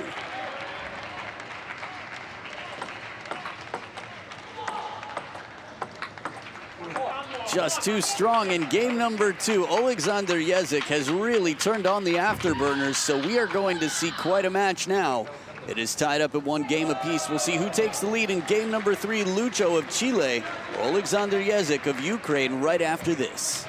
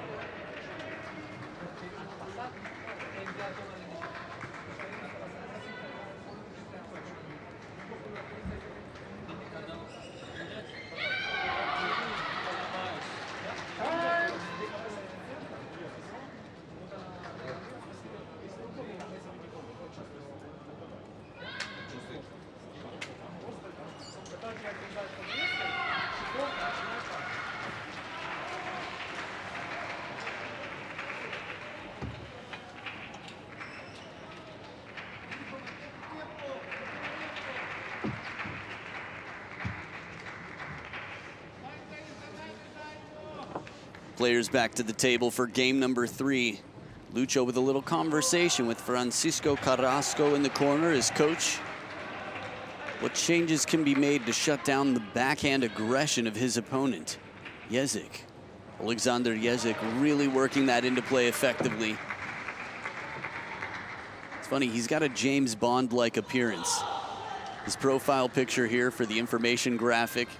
And in real life, it's not just like on dating profiles. You don't look anything like your picture. It's not one of those. It's an actual representation. Could be a Cologne model, but instead, professional table tennis player here at the Paralympics. Alexander Jezik in blue. 48 years old. Many of us hope we can look the same at 48. Here we go, 2 serves to start. Tied up at 1 game apiece. A little bit deep, this Tetra. That sky lob comes down near the baseline and comfortable on the other side. Jezik takes the first point.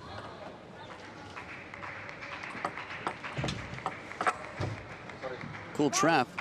Little break for Lucho off the top of the net.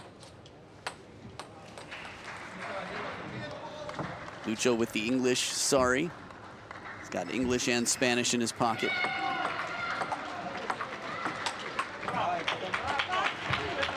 Doesn't quite get the spin on this one that he's looking for. Ball up a little high, tough to get on top of.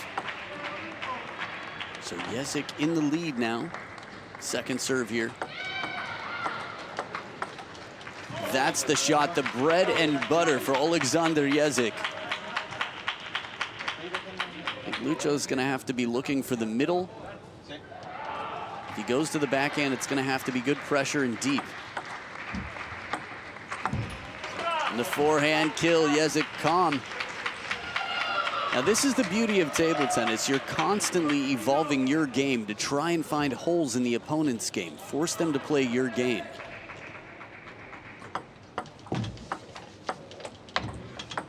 But a bit behind the table as Flores backs up. It's a tough reaching shot. Now this is true in standing, seated table tennis, but table tennis period, the farther you get behind the table, the less of a threat you are to your opponent. And while some people are very strong behind the table, it's just a disadvantage to be there, and especially here in the Class 2 seeded event. Perfect shot comes back to the net post. Jezik showing how complete his game is after the 11-4 domination in game 1 for Lucho. Jezik has really turned things around and keeping it baseline here with that deep knuckling shot. Lucho looking for some answers. Ripping backhand as well. What a complete game he's playing. Jezik leaving no holes. Turns the racket. Love the way he does that. Again, the inverted, he turned it to the backside. It's a very unique twiddle. Not a traditional twiddle in the sense that you're just using your fingertips to turn the racket around, but he changes. Oh, surprise, surprise. Last moment decision here. And a flat shot killed to the corner. It's a lot to wrap your head around, really, the way Jezik plays that backhand sometimes with the black side. Flores is on to something, though. He's got the idea. Says, think, play smart, you're gonna have to. Good combination, short behind the net and then deep right at the baseline. Flores making his way back in. Jezik didn't actually commit himself too much to in near the net. He was in position. Ooh, just long. That was the chair, not the table. So now it is 6 game points for a 2-1 lead for Alexander Jezik.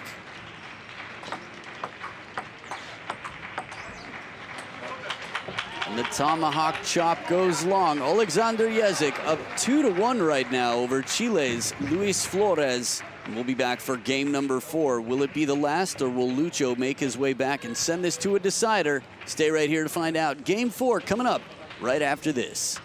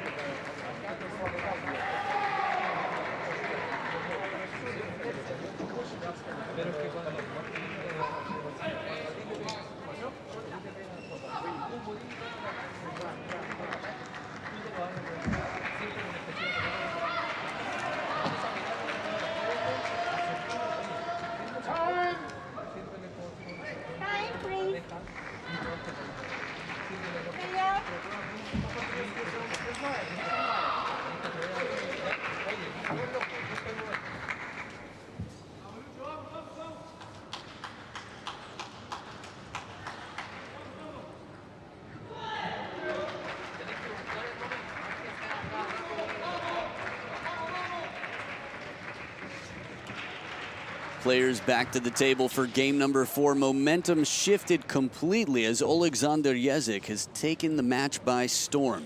He was beaten 11-4 in game number 1 by this man here, Lucho of Chile.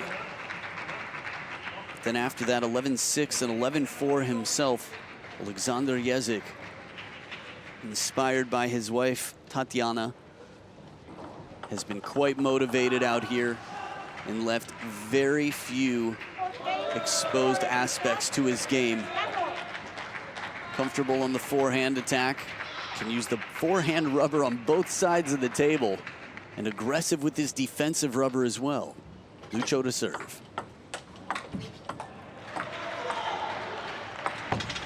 Outstanding feeling here, quick movement, good reaction time as Jezik moves in to play the ball right off the bounce.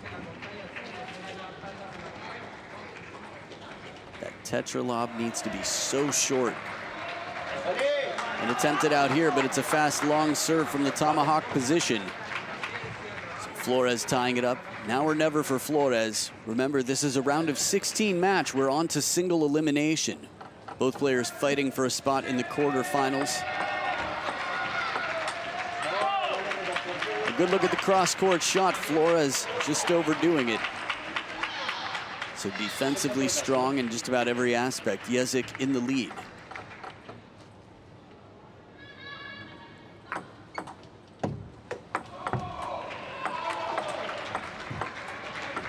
Oh, what an angle here. Back in the point after the defense finds an angle there. Out of nowhere from middle of the table. Side spin just bends it off the side of the table.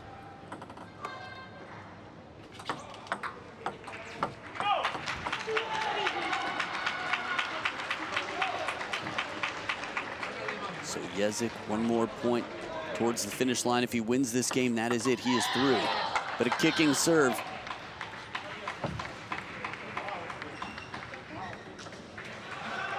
Interesting.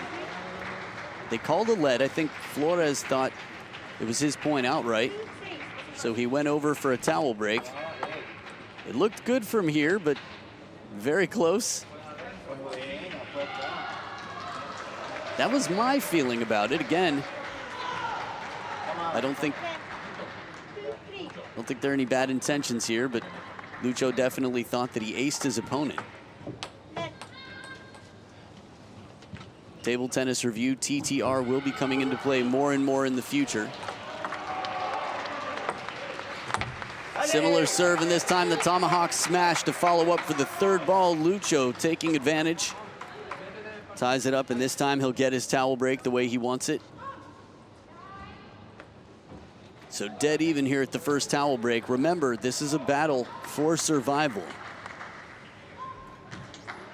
Whoever wins this match moves on to the quarterfinals. The other will be a tourist in Tokyo until the team's events. What a backhand right at the baseline of the table. Very wristy shot there from Lucho. Generating a lot of topspin for that security on the low shot.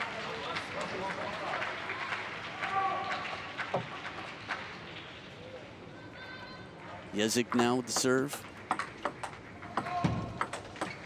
Perfect backhand once again. Lucho able to generate a lot of pace and play it right into the middle. He's moved the ball around very well in the aggressive game, but he's choosing his shots wisely. And an outright serve with less rotation on it, drifts back long. Lucho now up by 3. And a timeout on Jezik's side. Flores back quickly to the corner. Staying hydrated. That looks so refreshing. Saw that empty serve right at the baseline. Starts off underspin lightly. And a fan as well. Man, he came well prepared. He's got a mister, a fan. I wouldn't be surprised if the chair actually has massage capabilities as well. Lucho just balling it up in the corner. Trimming the beard as well, maybe. Some essential oils. He's living it up at the Paralympics. But right now the timeout called for the Ukrainian, Alexander Jezik. Looking to finish this in 4 games instead of going to the decider. And as the clock ticks down, the time is called. Jezik is back from his timeout. Now, if you're newer to table tennis, each player has 1 timeout per match. So that is it for Jezik. Coaches still can coach between points.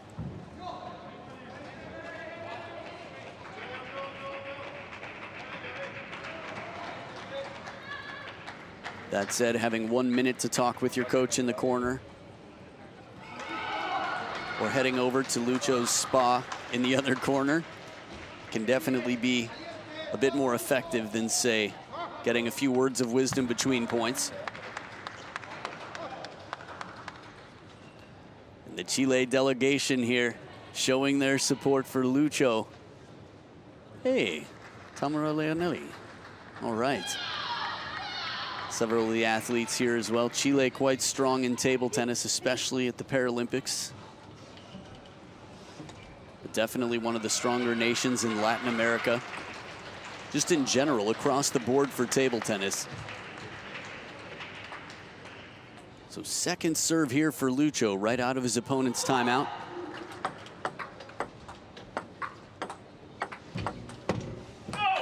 Good placement here. Jezik out of the timeout finds the opportunity to change it up and go short and wide. So 2-point game now, serves on his side. It's always nice to get the first point out of your own timeout. Generates a lot of underspin on this shot. A heavy push action. Feels a little bit almost more like a chop out here because of the racket's angle coming into the ball and how much racket speed he generated on that shot. Tetra short, and Lucho with precision comes into the second towel break, up by 4. So the first point to his opponent out of the timeout, and then the next 2 his way. So from 6-3 to 8-4.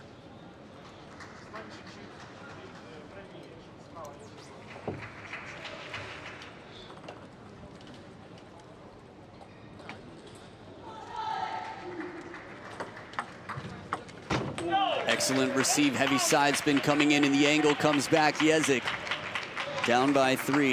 Look at the angle on this shot. So casually with those pips to control it like that right off the bounce at the baseline of the table.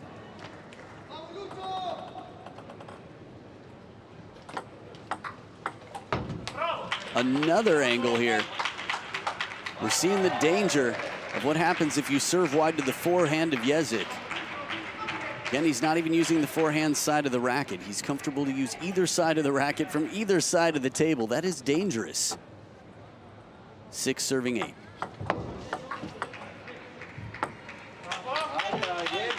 No timeout. I would call, here we go. Timeout on the Chilean side.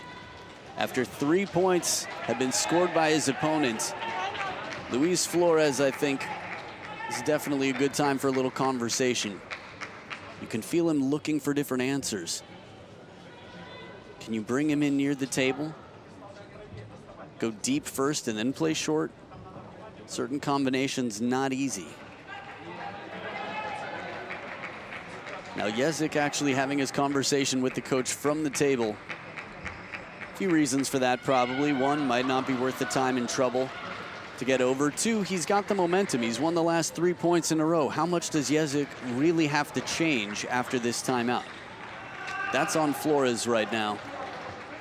With the high five, the fist bump, and back to the table. The timeout is over. Is Lucho ready?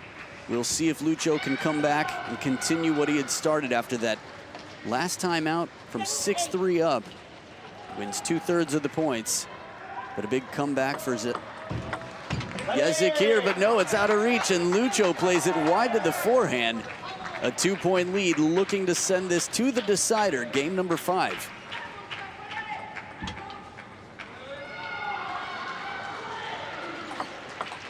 Smart play, kicking serve to the backhand. He stays away from that angular forehand shot that comes off the long pips. Not going cross court. 3 game points now for Chile's Lucho Flores. And the wide angle does it.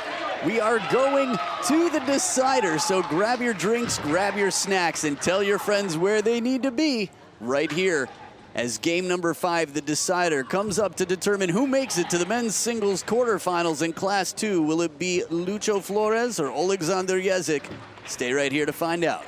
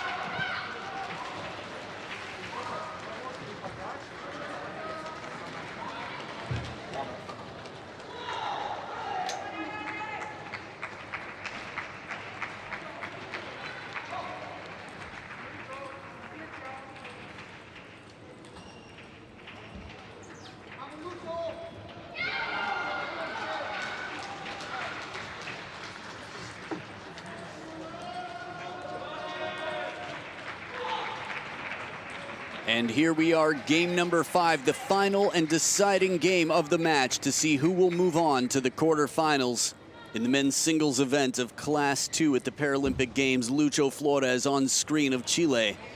33 years young, world ranked number 9, and his opponent, Alexander Jezik. 48 years of experience in life, world ranked number 7, so these two by world rankings are very close. Now head-to-head, they've only played once before, and it went the way of Alexander Jezik of Ukraine. So as he stretches out and gets ready, see if he can get back the momentum he had earlier on. Tetra falls just short, and Jezik takes the first point.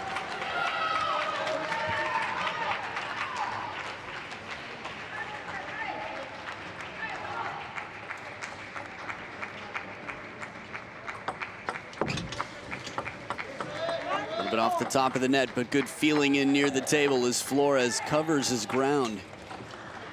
Again, has to get a quick jump on that on the receive to get in early enough.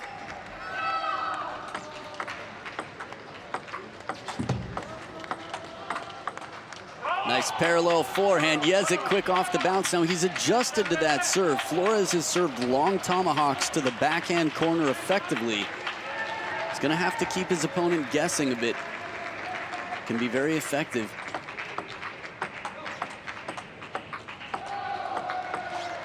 Too much pressure down the middle as Jezik blasts it off the pips. Fast, flat, and long. Take another look. Oh, that one right there, just too fast. It's a very tricky shot to handle.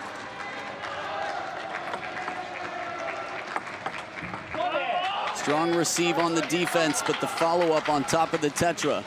Right there waiting, Jezik. And he extends his lead to a 4-1 lead.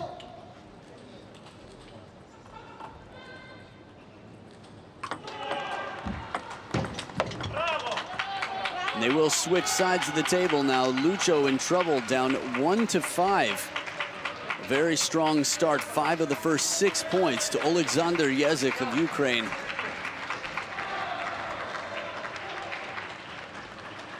This is a player who came to the table very well prepared for the adjustments that he'd have to make the way Lucho won game number 4. His receive game is strong. He's pulled out the defensive play from his opponent. He's kept the attacks to a minimum, slowed him down a bit. Lucho looking to get in where he can. And an outright service point. Again, it's not how much spin is on the serve, it's how difficult it is to read. The deception factor in Lucho with an outright service point for his second point this game here in the decider.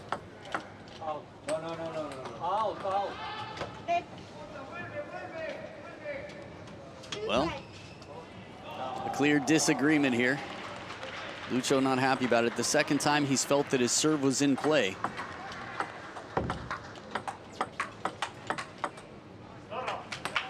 A strong rally, Jezik on top of the bounce. Rack it up on the forehand, controlling with the inverted rubber. Jezik up 6-2.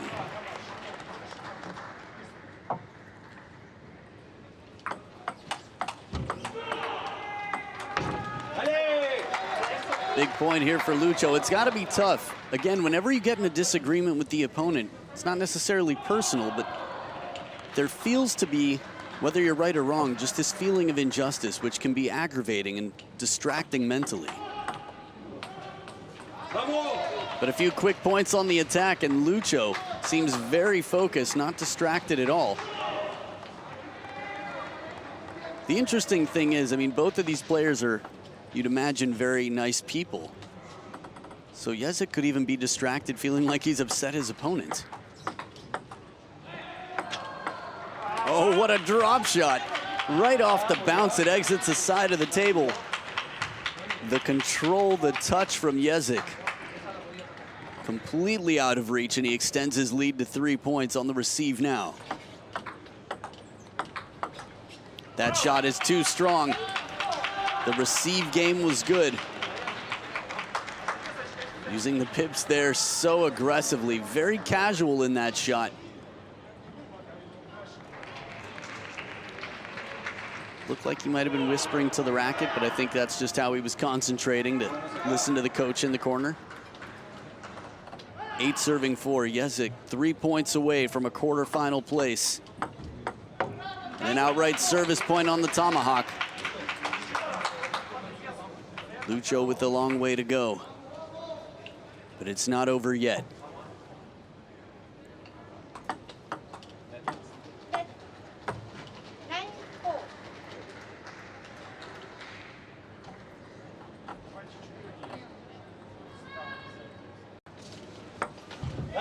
And the Tetra stays right next to the net. Perfect receive here. Flores back within 4 points, serves on his side now.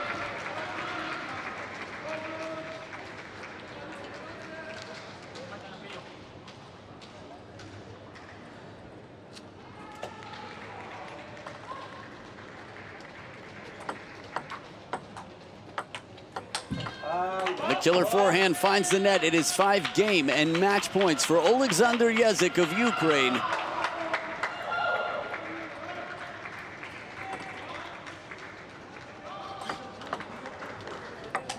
Swatting shot goes long, and Alexander Jezik comes back to win.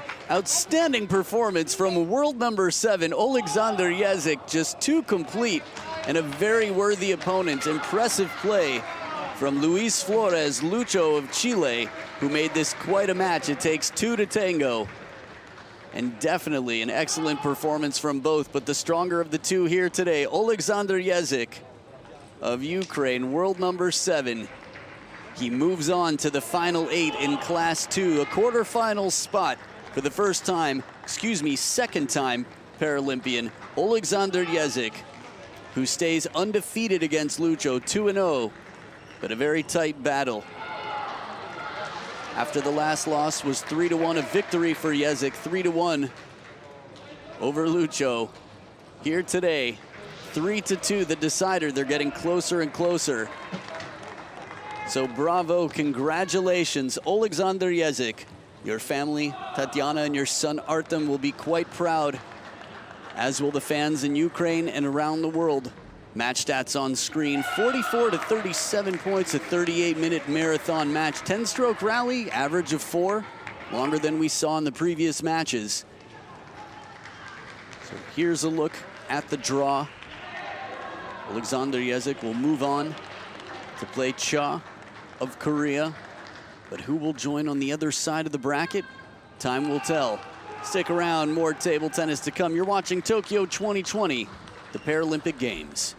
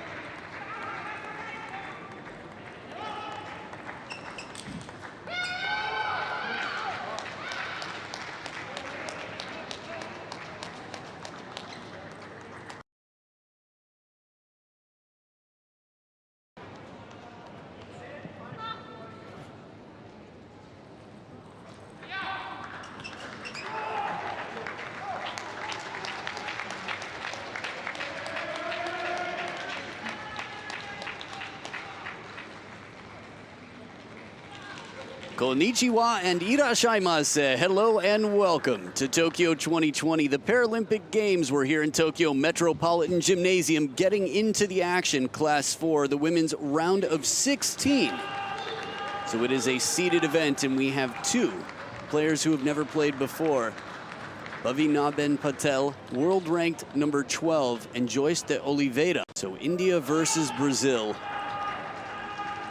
Should be an interesting battle here. We've got world ranked number 12 from India versus world ranked number 8 from Brazil. So the coin toss, good spin. Service chosen by Patel. And it appeared to be the left side, although I didn't get a good look. Quite quick, so we shall see. Now India, a lot to say about India, one of the most impressively improving nations in table tennis, period. Just recently, World Table Tennis, you can see Indian women doing India very proud. Satyanyana Shakaran and Sharth Kamalachanta on the men's side, as well as Manav Tucker and a handful of others. But in the para world, you are looking at the player to watch right now, where you want to be. 34-year-old Bhavinaben. And Bhavinaben Patel had been as high as world number 8, so top 10 in the world not too long ago. Players will check each other's equipment. It's a common thing to do, just to make sure you're familiar with what's coming off of which side of the racket. Oliveira taking a close look, and Patel saying, "Pardon me, would you mind if I see yours as well?"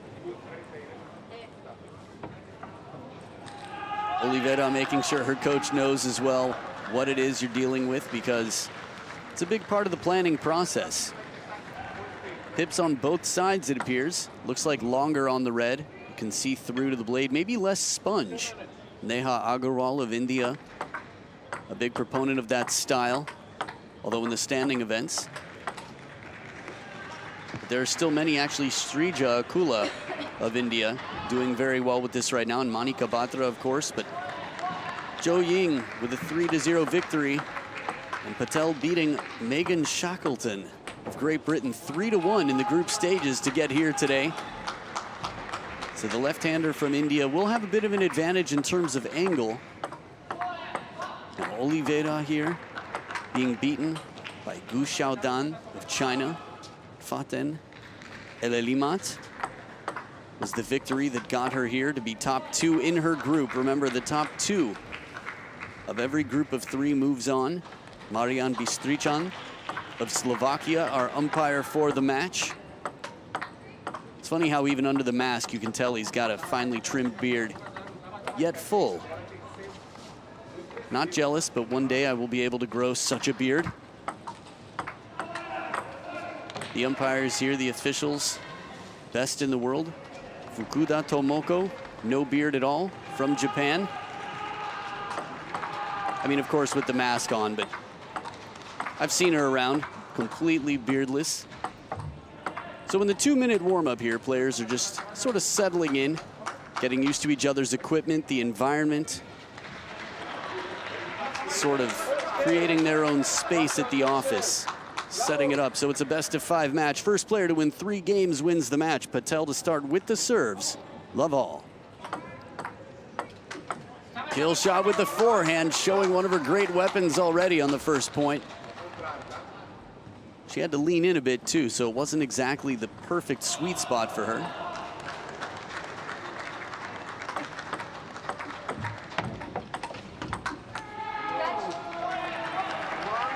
Interesting. So Oliveira says no, that did not touch the table. It was outside. So 1 point apiece, but an outstanding second point. Oliveira going right into the long pips.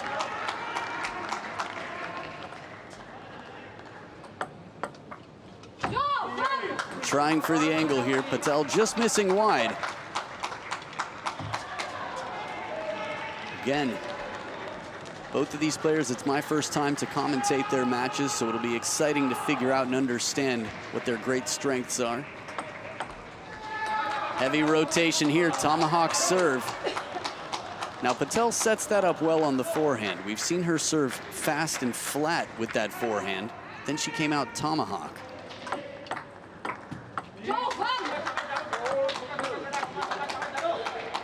Turn the racket around for a serve from the backhand side with the black. Good pressure deep to the corner. Oliveira still in the lead by 1. The second serve here.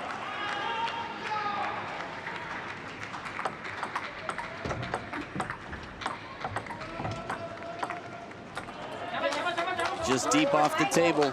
And Patel takes the point. Now, I did praise India for their strides that they've made in table tennis, but can't go too long without acknowledging how well Brazil has done. They're basically the China of Latin America in table tennis. So setting the standards in Latin America. Got 2 strong nations in table tennis here. Oliveira fighting continues. Extends her lead to 6-4 now. Serves back on her side.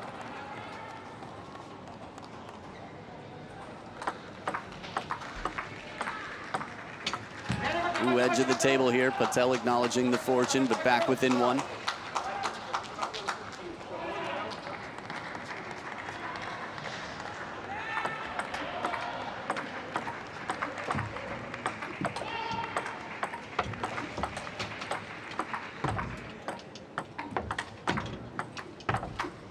Marathon rally in the short forehand side. Oliveira survives, taking a bit of pace off it, shortening up the shot. Nice table tennis necklace there from Patel. A lot of the players wear their passion.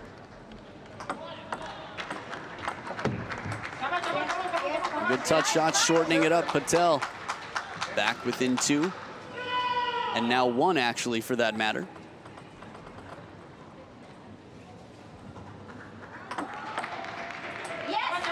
Fast and long, dead into the middle. Maybe light topspin on it as it comes back just off the back of the table. So dead even in game 1. Again, it's a best of 5.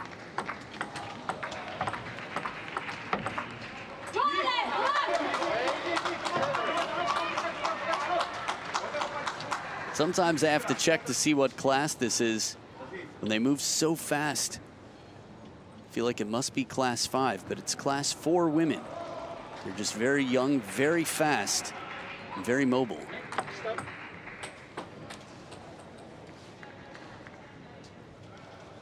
Patel recognizing that her opponent wasn't aware, she wasn't ready yet, so she held up the racket.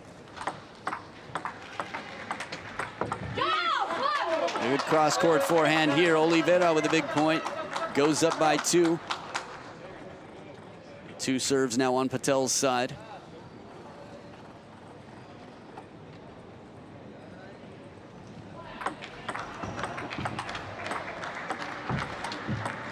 What reach here to cover that wide forehand shot. Oliveira making a very wide shot. Patel getting up just as much as possible at full extension to keep that forehand in play.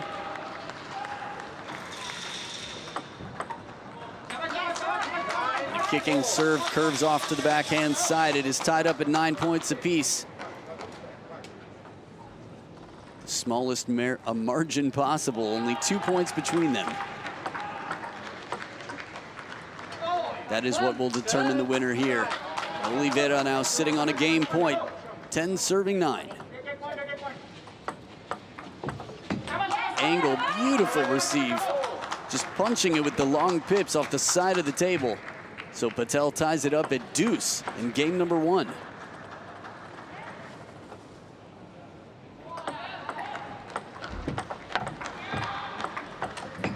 The pressure from inside the table. She's been very strong. Bhavinaben Patel. And the pressure once again keeps her pinned on the backhand side. And India's Bhavinaben Patel takes game number 1 by a very narrow margin, 12-10. Some extra points here are played. We could have a marathon match ahead, but it's definitely going to be tight. That's how it appears right now. So Brazil versus India, Oliveira versus Patel. Game 2 coming up right after this.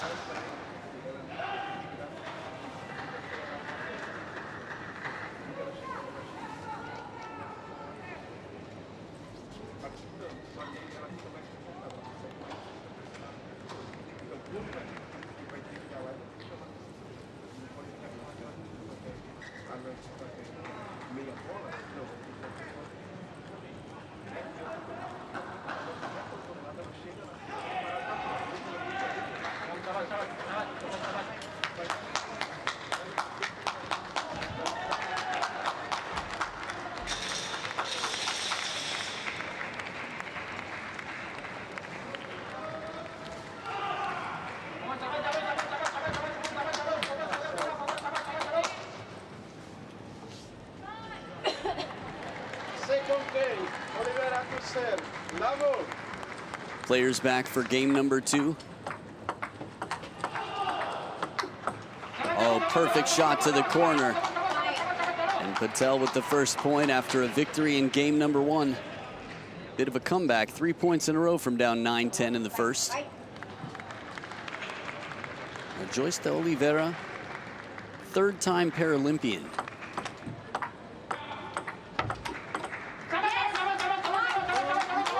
Patel very impressive with these forehand attacks. Again, with the different surfaces on each side of the racket, 2 very different skills coming from each side. Her backhand a lot more defensive, controlled. Playing for the angles with the red side of the racket, Patel, but it's Oliveira who takes the point in the control game.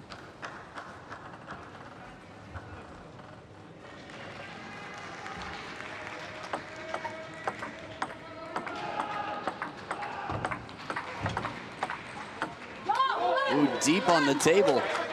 Patel had been playing in near the net quite a bit, controlling, finding wide angles. That's been her strength, especially with the backhand. So Oliveira backs her up.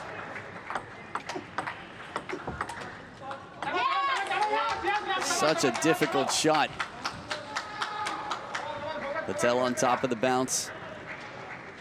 Oliveira reminded her that she needs to be careful about the baseline of the table.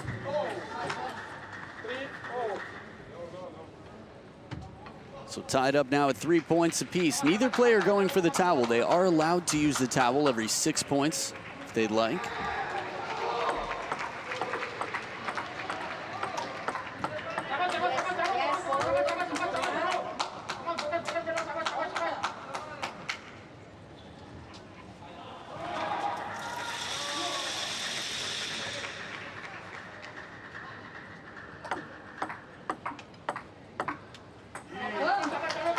Tight rally, it's Oliveira who's in control. Always curious when I see the tattoos to see what they say, to know the story of their significance.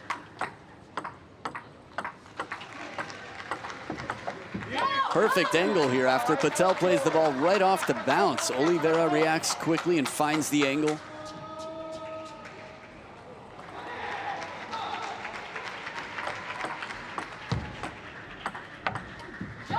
Once again, when the ball sits a little bit short on the backhand side, Oliveira has been very strong at playing wide to the forehand of her opponent. Now, much like in standing events, the wide forehand of left-handed players can be a little bit of a hole in the game, or say a recipe for success for the opponent anyway. A big part of that is they're used to playing right-handed opponents, so they cheat over a little to the backhand corner.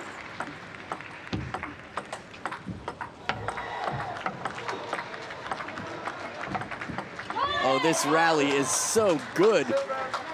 The pace, the spin variation throughout. Patel gets the elbow up high to play those backhands quickly to the deep backhand corner.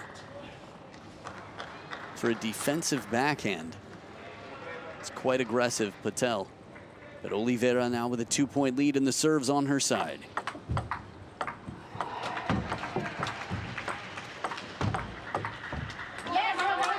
Just missing wide here, Oliveira.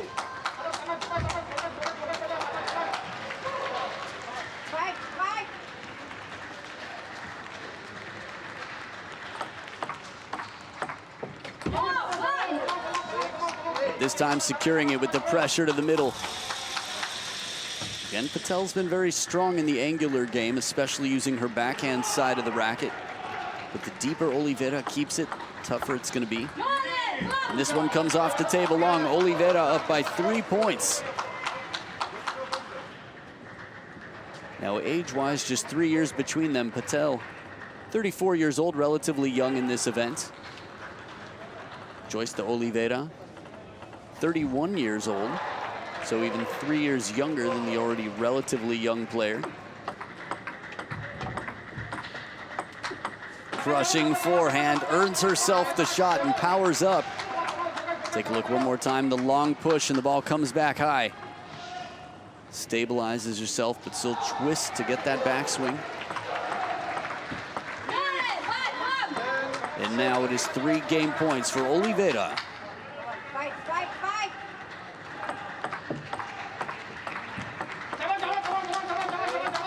1 game point saved, 2 more to go. Patel with the serves back on her side. Right into the elbow, the crossover point, perfect placement here. Patel pushing her opponent into a timeout. Speaking of time, Patel is an inwards watch wearer.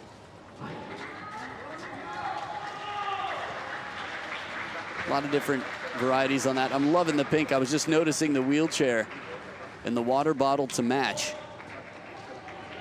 So inwards watch and shiny pink. Good combination. Eyes shut in the corner.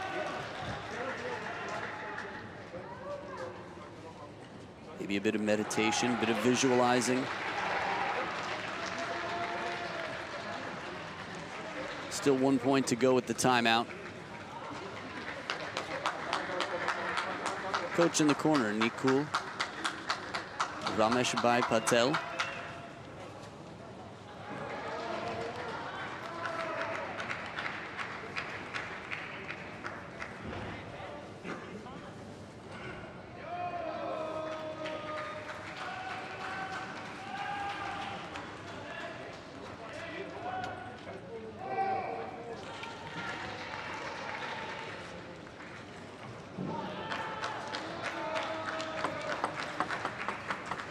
So back from the timeout, Oliveira at the top of the screen.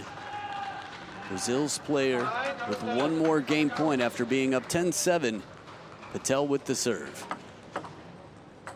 And the outright tomahawk serve does it. The short pitch forehand, a bit of rotation on it, and it is tied up. Deuce in game number 2.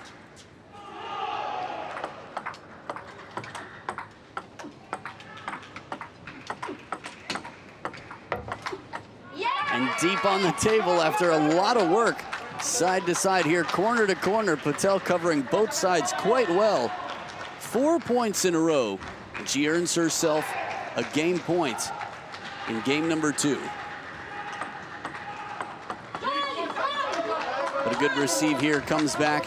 Patel opting to use the backhand from a bit on the forehand side. For long pips players, that's fairly common.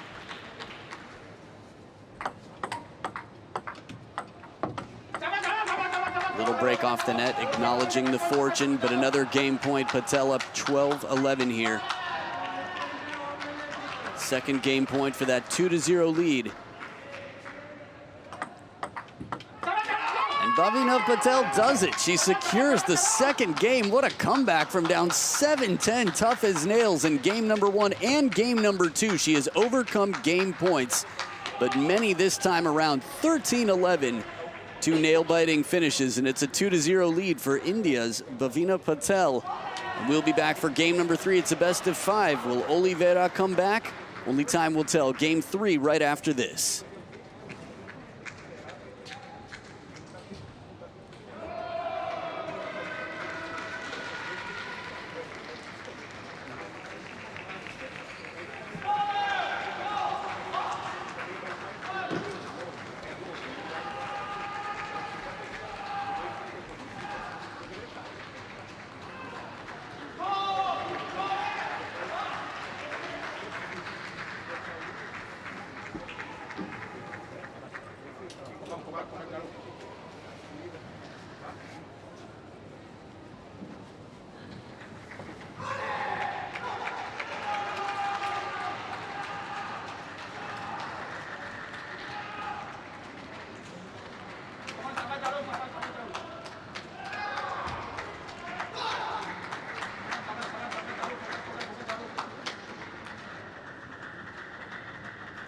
players back for the action. Game number 3, India's Bhavina Patel at the top of the screen, leading 2-0. Brazil's Joyce de Oliveira in yellow, fighting to come back. I recognize that edge tape. Family member in the house. Team Andro at the top of the screen. So serves on her side, Patel to start. Again, a lot of pressure from the Brazilian on the other side. As you can see, recognized quickly, the serve coming long to the forehand, and she powers up for the attack. So Oliveira on the receive, taking the first point.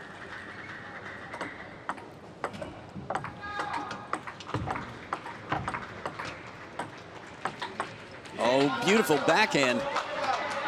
You can hear the sound of the pips coming off the backhand, and then Oliveira just turns when she has the opportunity and rips that shot. Crushing forehand as well. What a turn from the middle. Some torque there, some core strength for the twist. So a flawless start here from the Brazilian.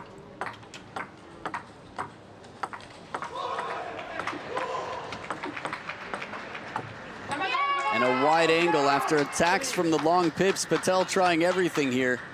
Attack game, the placement, and eventually it's a soft shot to the wide backhand that does it.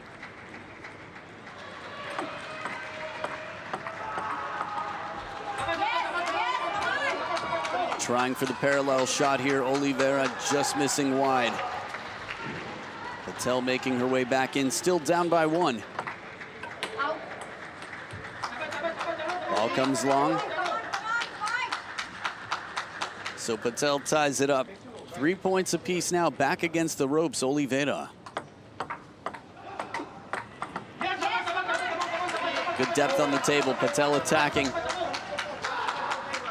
In terms of creating the angles like the coach is suggesting in the background. Hasn't been easy to do. Patel has been very strong in the touch game.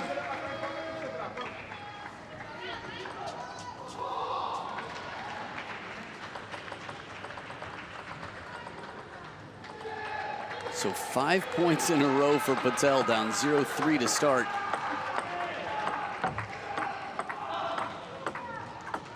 And the ball comes long. The streak continues. Consistency. If you can keep the ball in play, your opponent can't really do anything. Up to a certain level, obviously, the specifics of the shot become very important, but Patel's been moving it around and pressuring Oliveira to make something magical. But this time covering the wide forehand with the backhand side of the racket. Oliveira countering back quickly. Oh, parallel forehand. A surprising shot on the parallel. Oliveira, 1 point at a time, looking very focused out here. That is not an easy ball. You could see how surprised Patel was.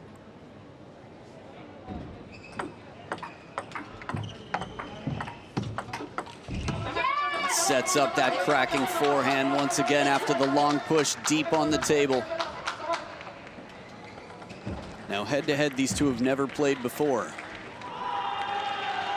But Oliveira, the stronger world ranking, world rank number 8. Shots like this make it no wonder why. Parallel forehands are not easy, especially when you're behind the table. She rolled back just a little bit to give herself space for the backswing. And Patel now just 2 points away. Remember, this is a single elimination match, round of 16.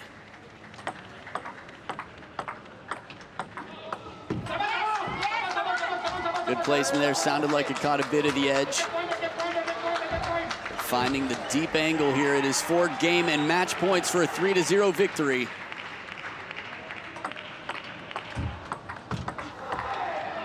And she does it in 3 straight games. Bhavina Patel, bringing India some pride, moves on to the women's singles quarterfinals. Outstanding performance here. The first 2 games she was really tested and tried. A strong opponent on the other side, world number 8, Joyce de Oliveira. Again, Brazil's 31-year-old had been as high as world rank number 6, and in their first encounter, the 34-year-old Bhavina Patel of India, world rank number 12, comes back, saving game points in game number 1, saving 3 game points in game number 2, and an 11-6 victory in game number 3. What a performance out here. Short pips on the forehand, long pips on the backhand, but victory in the end, 3-0. Another look at the way it finished again. Touch, change of pace, and everything else.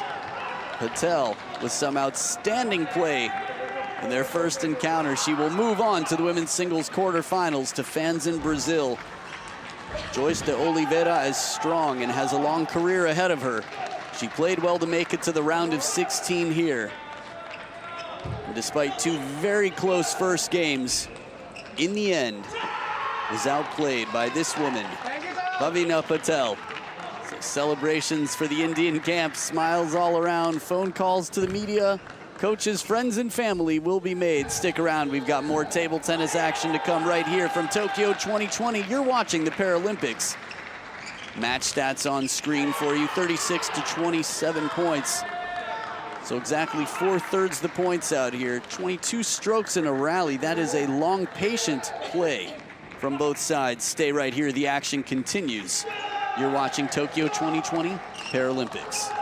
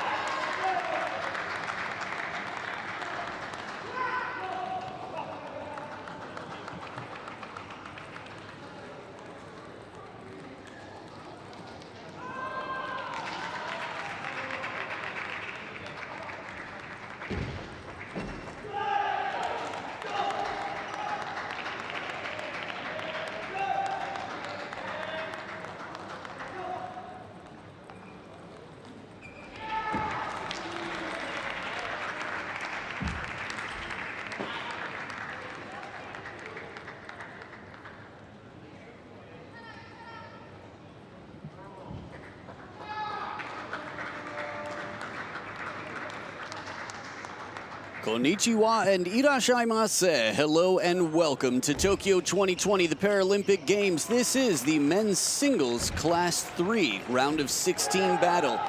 It'll be Germany versus USA. Thomas Bruckler, 45 years old, world rank number 4, versus the 21-year-old Jensen van Emberg. So, should be quite exciting here. Actually had a chance to play with Jensen before.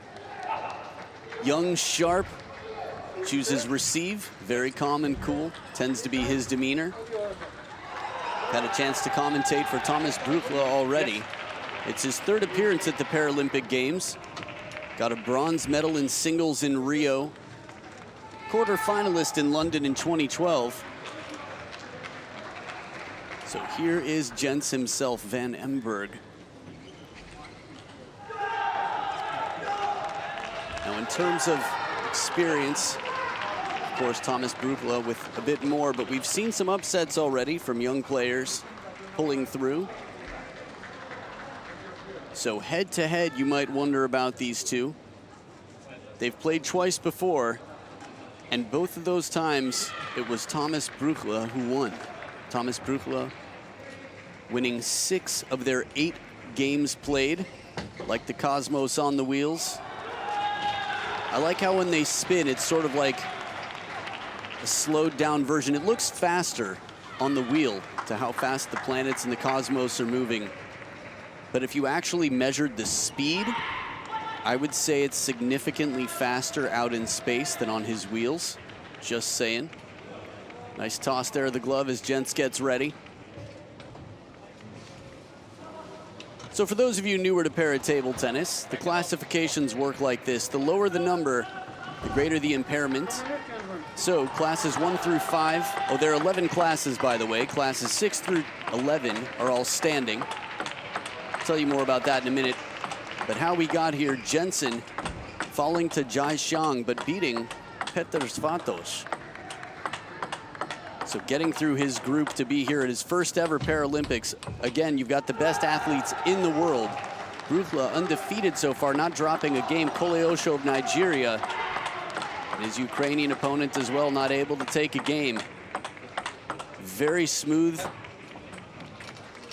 Thomas Bruckler right on top of the bounce. Now Germany's quite strong so far from what I've seen.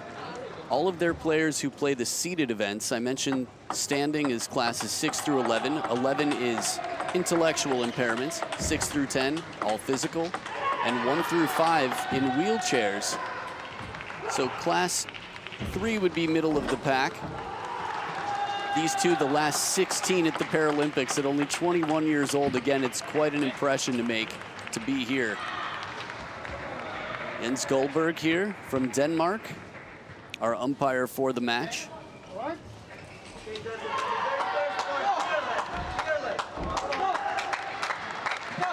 And that is Tanaka Reiko. I know it looks like Rieko up there. Pass that along once again.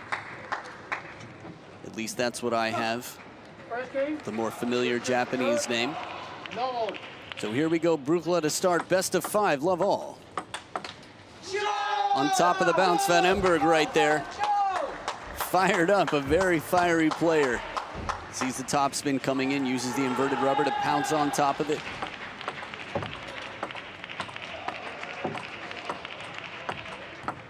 Side spin comes in and he strawberries it back, a bit of side and backspin. Jens with a 2-0 lead. Ripping backhand right out of the gates. Now again, Bruckler, a defending bronze medalist. And he's on the scoreboard now. Good placement here, deep to the forehand. I was just starting to mention how strong Germany is, especially in the wheelchair events. Thomas Schmiedberger, Baus as well, Valentin Baus. Basically, all the three players from Germany I've had the chance to commentate have really built up a legacy in their name. So in the control game, Brukla back on the scoreboard within 1 point here.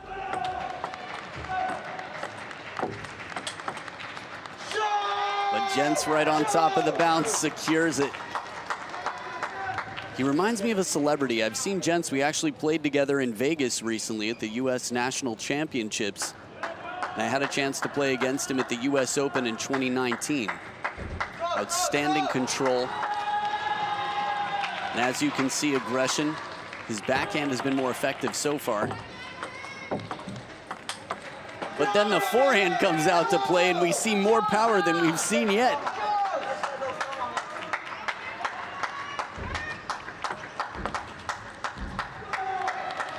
Very fired up, a 5-2 lead.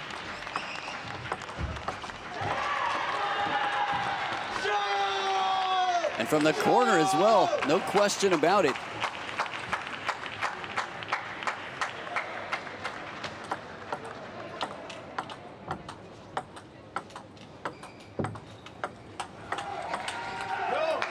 Clever idea, patient play from both, but when the topspin comes in from Jens, Brukla right there to cover and bring it back. Look at the control on that backhand, and he moves right back into the table. Always looking for better positioning. Could hear the sound, a bit flatter, less rotation here, and it worked out for Jens earlier on.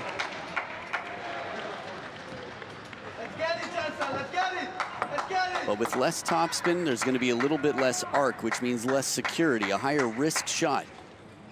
Still sitting up by 2, Van Emberg. And an outright service point with the side topspin backhand serve.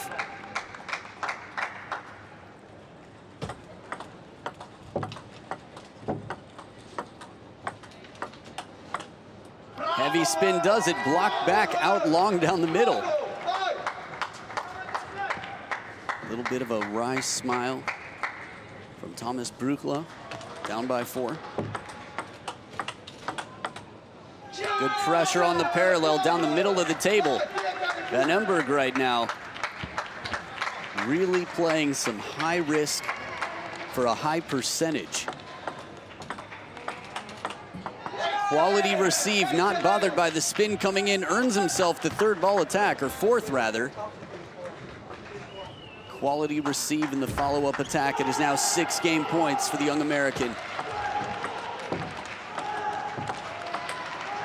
Good spin coming in. Brukla saves a game point with the heavy top spin as it kicks up and out. Still 5 more to go.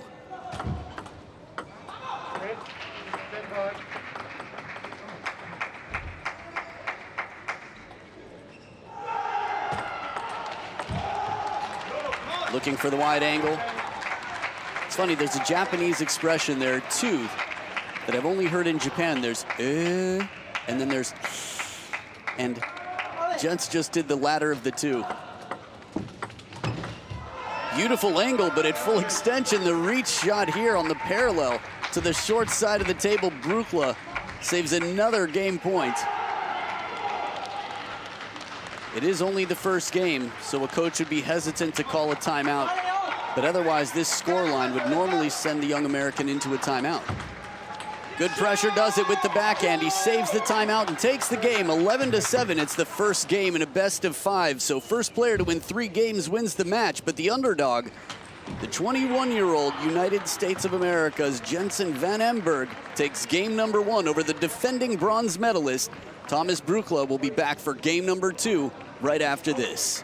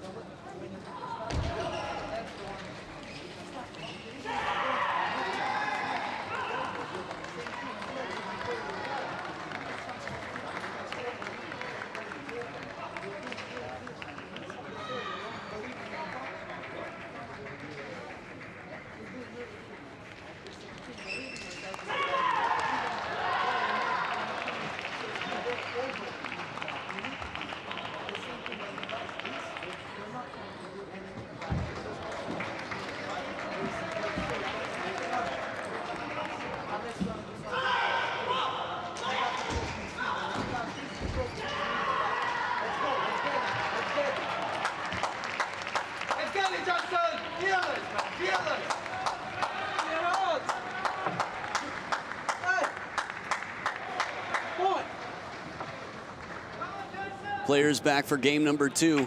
Some time in the corner with coaches. Vlad Farkas in the corner, training with Jensen down in San Antonio, Texas.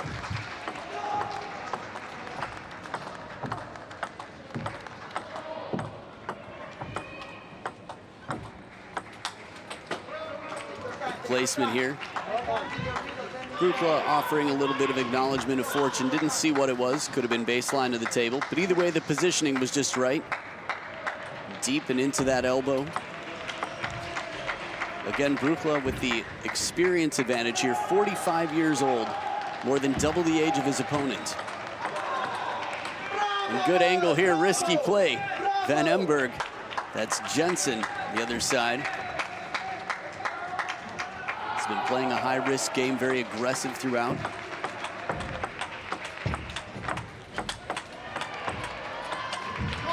Outstanding rally. Wow, Brukla surviving some big shots in this. Again, Jens taking the risks, looking for opportunities, making a high percentage, but still racket high Brukla.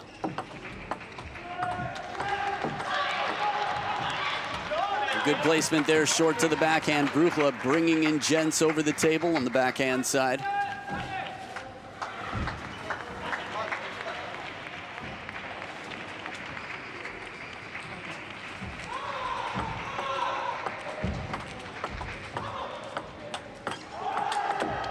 That backhand too strong. The spinny shot comes in. How fired up Coach Vlad is in the corner.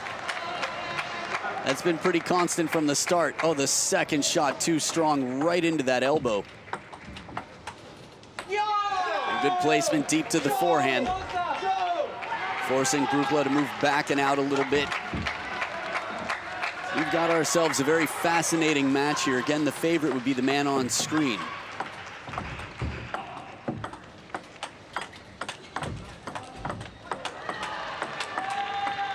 Jens. It is unbelievable to me how early he's able to take this ball. Pressure there, flat swatting shot. Again, without much topspin. He gets the forehand side of the racket on the backhand side from Brukla. Some scar power on these points. Now, in case you're curious what's being said in the corner, he's yelling "Cho." There's a lot of different theories as to where that came from. Good steady opening here as Brukla spins it deep to the forehand to make it a one-point game. And 2 quick points for Brukla in the control game. Very patiently played. Heavy underspin here on the backhand serve. That's 3 quick points in a row. Brukla only needing a few shots.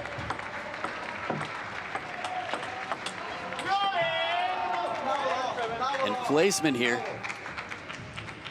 Interesting, trying to catch what was said from the coach's corner.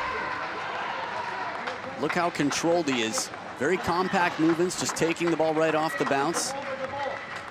So with the second towel break, I'm surprised they haven't asked Jensen to bring his towel to the other side.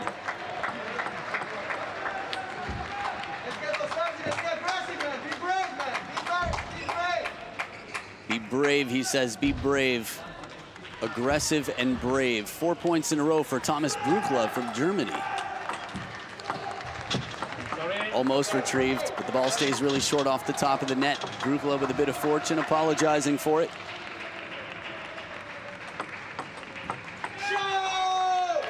A good deception on the heavy spin serve. That shot.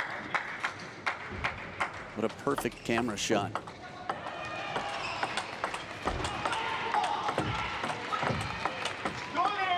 And after all that defense, Brukla survives and turns it around, puts the pressure on Jens to the wide forehand. Just reminds me of boxing. Gloves up, he's blocking all the shots. Heavy underspin here with the backhand, and Brukla now sitting on 4 game points.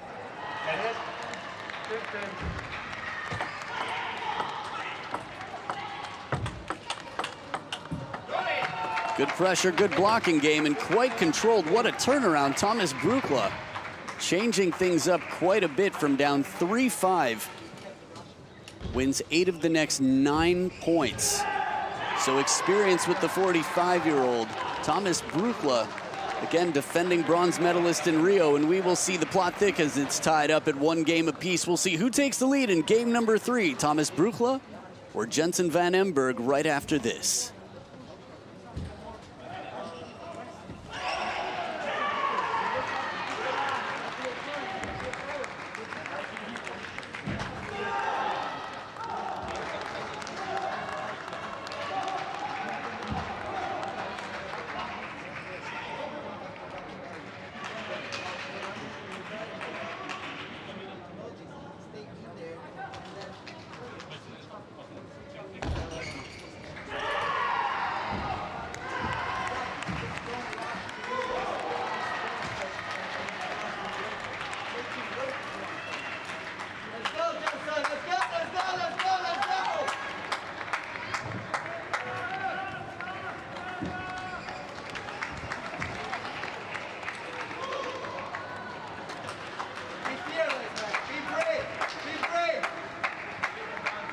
Players back for game 3. Reminders from Coach Vlad in the corner. Be fearless, be brave.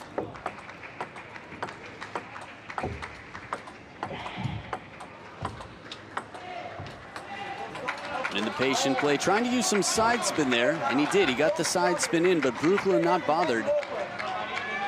Brings everything back in play, patient and controlled. Heavy spin on that backhand serve. He's fired up now. Brukla had the momentum turn around in game 2. Now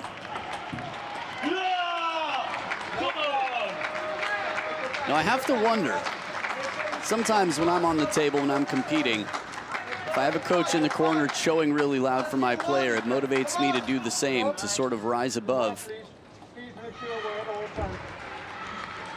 Sounded like there might have been a warning to keep your mask on at all times to the coach.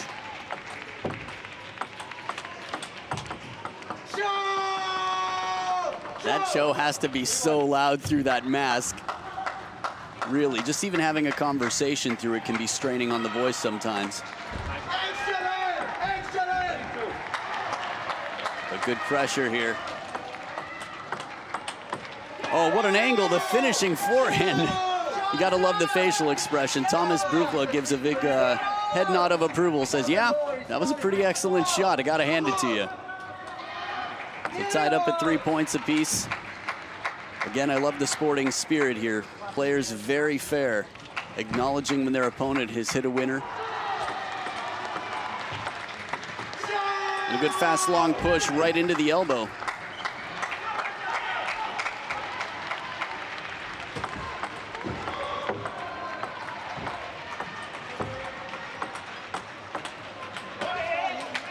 Now, if I'm in the coach's corner for Van Emberg right now for Jens, I think that's right. He's taking the right shots out here.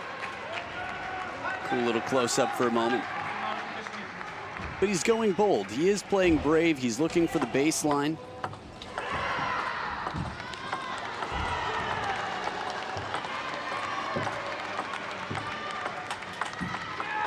He's waiting for the right moments, playing patiently, but when he attacks, he's really making it count.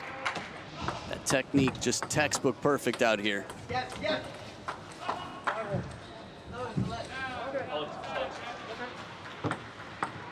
Good fair play. Thomas Brukla acknowledging it was a let replay. Good placement on the push. Jens gets him to turn. Long push to the forehand. He takes the push a bit later. Thomas Brukla, we know we can come back.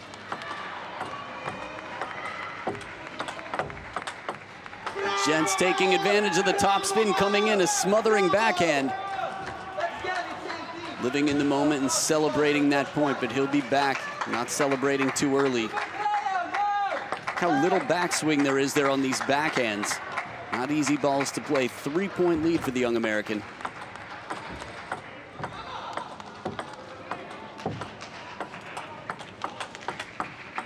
And jams him in the middle. The crossover point. Perfect placement again.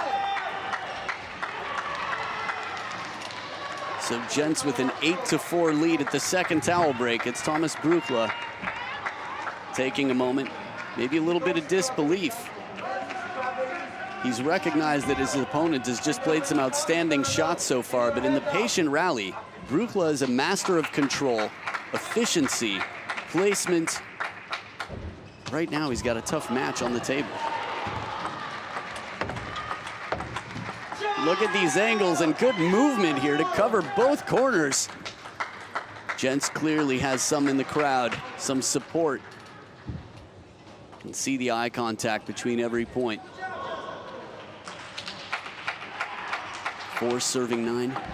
Ooh, and a gift, Omiyage. He tried to take the spin off, mix it up a bit after some heavy spin serves. And now 6 game points for Jensen van Emberg. And the backhand forehand combination sets him up with a 2-1 lead. Again, head to head. This is not the favor. And right now, the young underdog, USA's Jensen van Emberg, is leading 2 games to 1 over Thomas Brukla of Germany. Still a long way to go. We'll see what happens. Game 4 coming up right after this.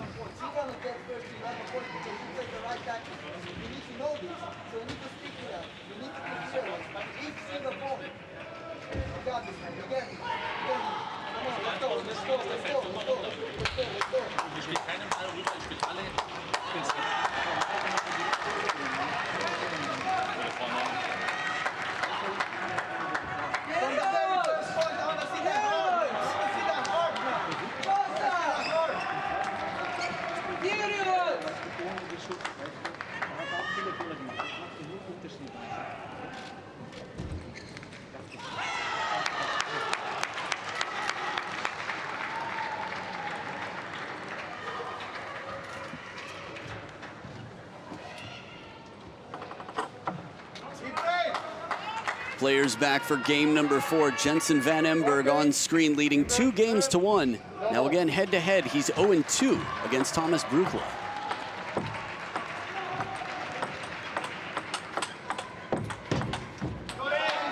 Excellent blocking skills and placement. Brukla controlling the ball. The more aggressive of the two, no questions about it, has been Jensen.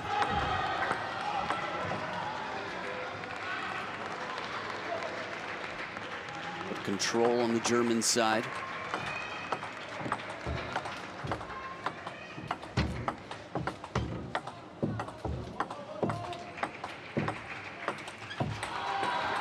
So there was no rush from either player there. Jensen recognizing the opportunity to spin parallel. Taking in some clear words from his coach Vlad in the corner.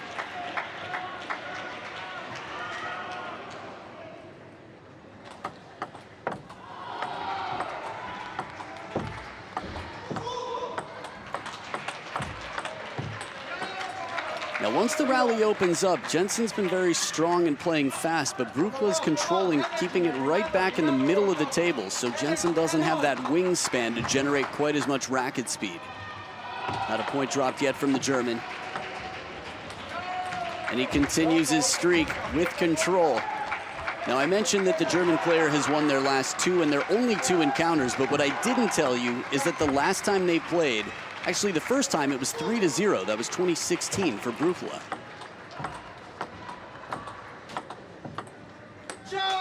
But the last time they played, it was 17-15 in the decider.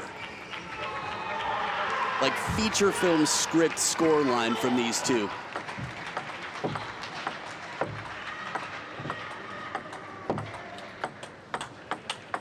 Nice parallel forehand.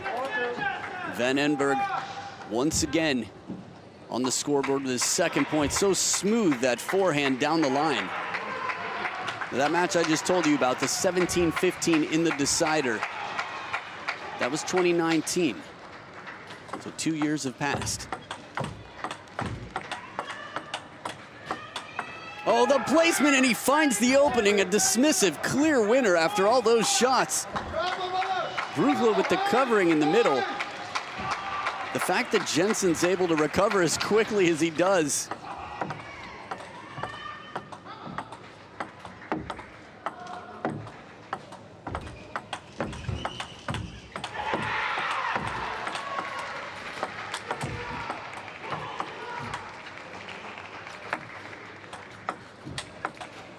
That was absolute insanity.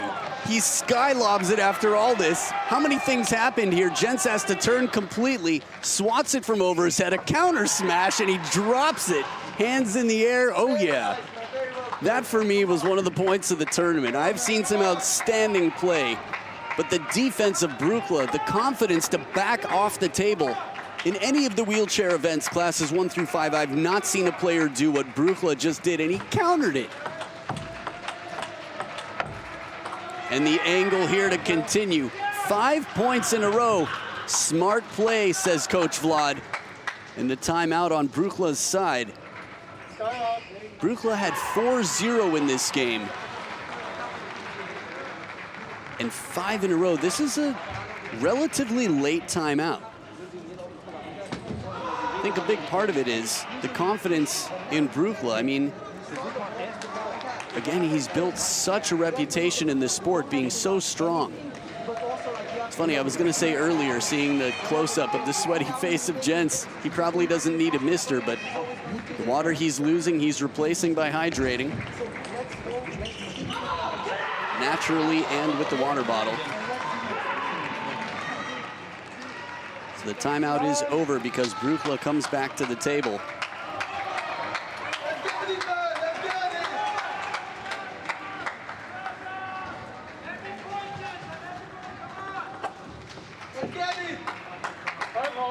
So Momchilo Bojic has been in the corner. Thomas Brukla. That forehand, you can hear the sound, how fast it is. 6 points in a row. It's a dream for him to be here. For Jensen Van Emberg, this is his big dream, his first Paralympic Games. He's playing the defending bronze medalist. And he's playing incredibly well.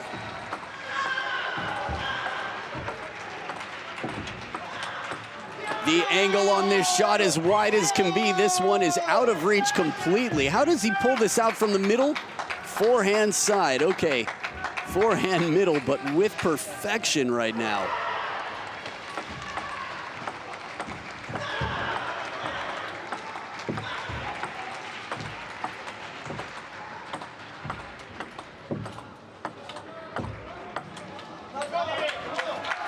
Finally, a human moment, the pressure from the other side. Thomas Brukla getting his first point in the last 8. So with the second towel break, Brukla still in this very much. He's just down by 2. Coach Vlad very actively involved. And on the parallel backhand to backhand, Jensen edges himself 1 point closer. Still 3 to go. He's up 2 games to 1 in a best of 5. Quality push here with side and underspin. Brukla with the positioning. Brings himself to within 2. Now this one escapes. Residual side spin. Van Emberg before had been using that strawberry side spin to come around the ball and bend it back into play. Big moments here, Brukla within 1.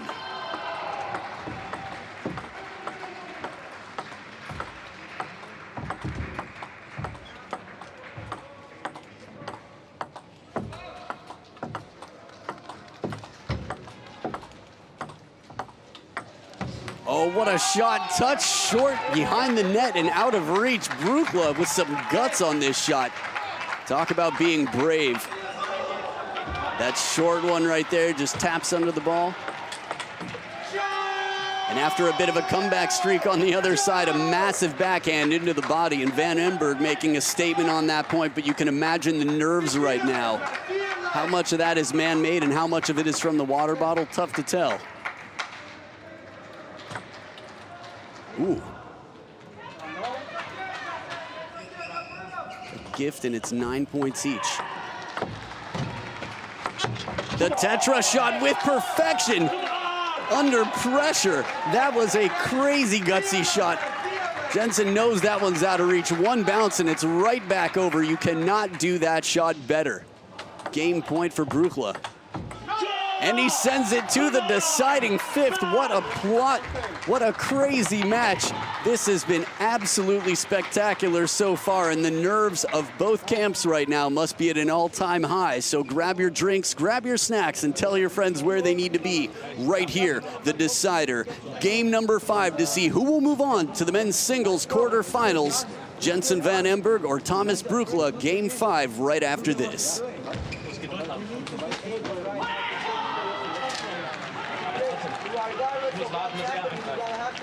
Dann aber auf den sofort Druck machen.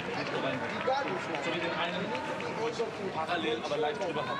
Das war richtig. Wenn er anhebt, sofort Druck machen. Glaube ich. You need to make sure you open from up here. Come on, man. So, I want to see that fighter face. I don't want to see him because he likes that. If you're like that. I want to see that fighter face, man. It's the fight. It's the draw. Let's go.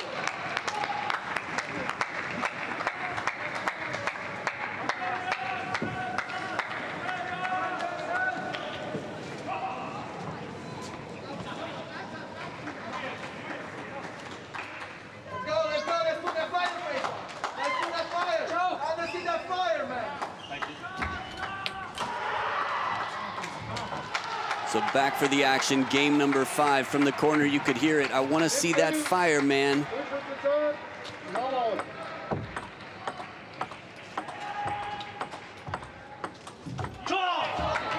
Quality push.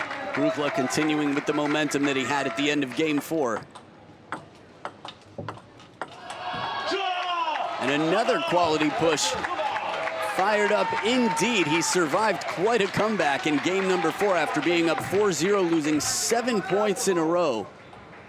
It's the man on screen at 21 years old looking to come back. Good pressure with the backhand, one deep to the corner and right down the middle. It's funny, playing takes a lot of energy. The coach's corner right now. I think he needs his own water bottle.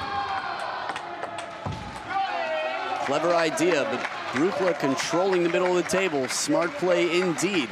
Brings it right back baseline into the middle. Positions himself well. The German camp showing their support.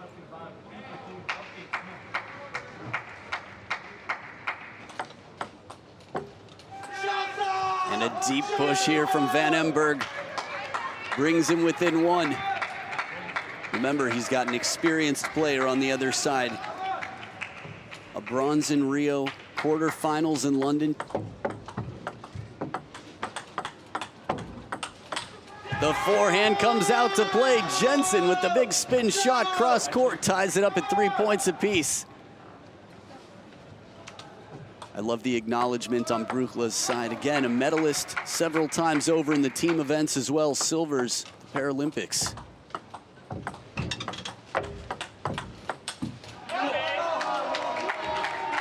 Right idea here for Jensen, but the pressure again to recover and play that shot. It's Brukla with the control game. Some very memorable rallies throughout this match, but it feels like it's only just begun in the thick parts here, the business end of the match. It's like the final 2 minutes in a basketball game. This is the decider.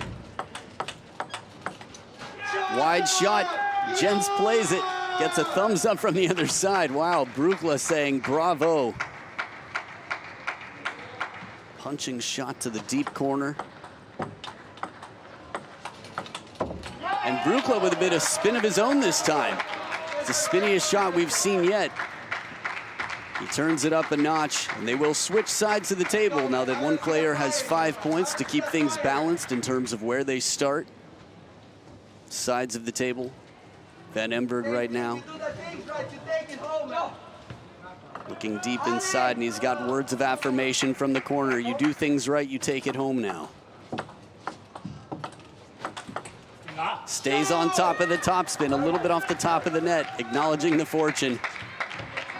Both players have been incredibly polite. I wish my German were better.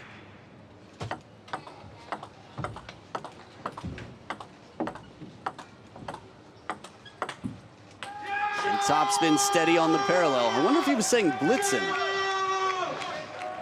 Then let's move forward. Let's do this. Auf geht's, quite common in Germany. Here we go, 6'5" Van Emberg. Nice trap there after the point. Demonstrating his control between points. It's tied up 6 points apiece. The momentum, it's been back and forth.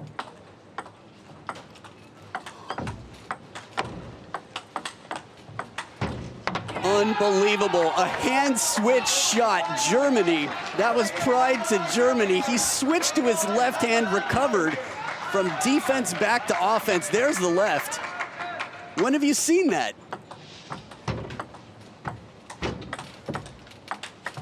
Right down the line, beautiful parallels. He all right? I don't know if he hit his knee, but you could see a wince of pain out there for a moment. I hope Brugla's okay.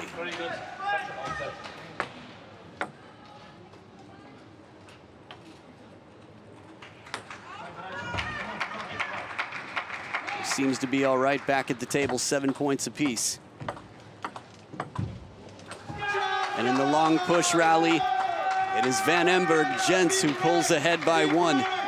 Second serve here. What's he gonna do?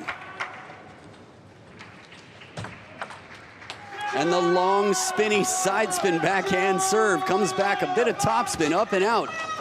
2 points away. The 21-year-old American on the receive. Right at the baseline, pressure on Brugla. Perfect placement. The defending bronze medalist from Rio, world rank number 4, Thomas Brugla, with his back against the ropes. And Jens does it. Jensen Van Emberg pulls off the upset of his career. He moves on to the quarterfinals. Absolute disbelief. He has taken down the defending bronze medalist from Rio 2016, an opponent that he had never beaten before. And on the biggest stage, right here, has moved on. You can see tears in the eyes of Coach Vlad in the corner. And a humble victory in the end. Jensen saying, thank you so much. Danke, he says in German, thank you. Hugs in the corner, and Thomas Brugla, a tough day at the office, but look at the intensity in this hug. Tears of joy and celebration in the American corner. I love you, man. Nothing says it. The words, in case they weren't enough, the tears, the emotions all around. And again, to the German camp, Thomas Brugla played an outstanding match. Some of the best wheelchair table tennis I've seen, from hand switches to Tetra shots that come back over under pressure, counterattacks from behind the table and lobs, but tears of joy with Jensen Van Emberg and Coach Vlad in the corner. The young American makes his fans proud and moves on to the final 8 here in Class 3 at the Paralympics. What a dramatic, epic battle. Congratulations, gents. You've done your country proud and fans around the world. And again, for Thomas Brugla, fans in Germany, you're still very strong throughout classes 1 through 5. We'll be sad to see Thomas Brugla go, but we know it won't be the last, because he showed some outstanding play out here at Tokyo 2020. Wow, was that a thrilling match.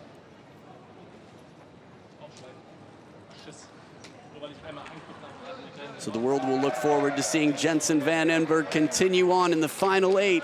3-2, a battle that could not be scripted better for TV, for movies, or anything else. 48 points to 40.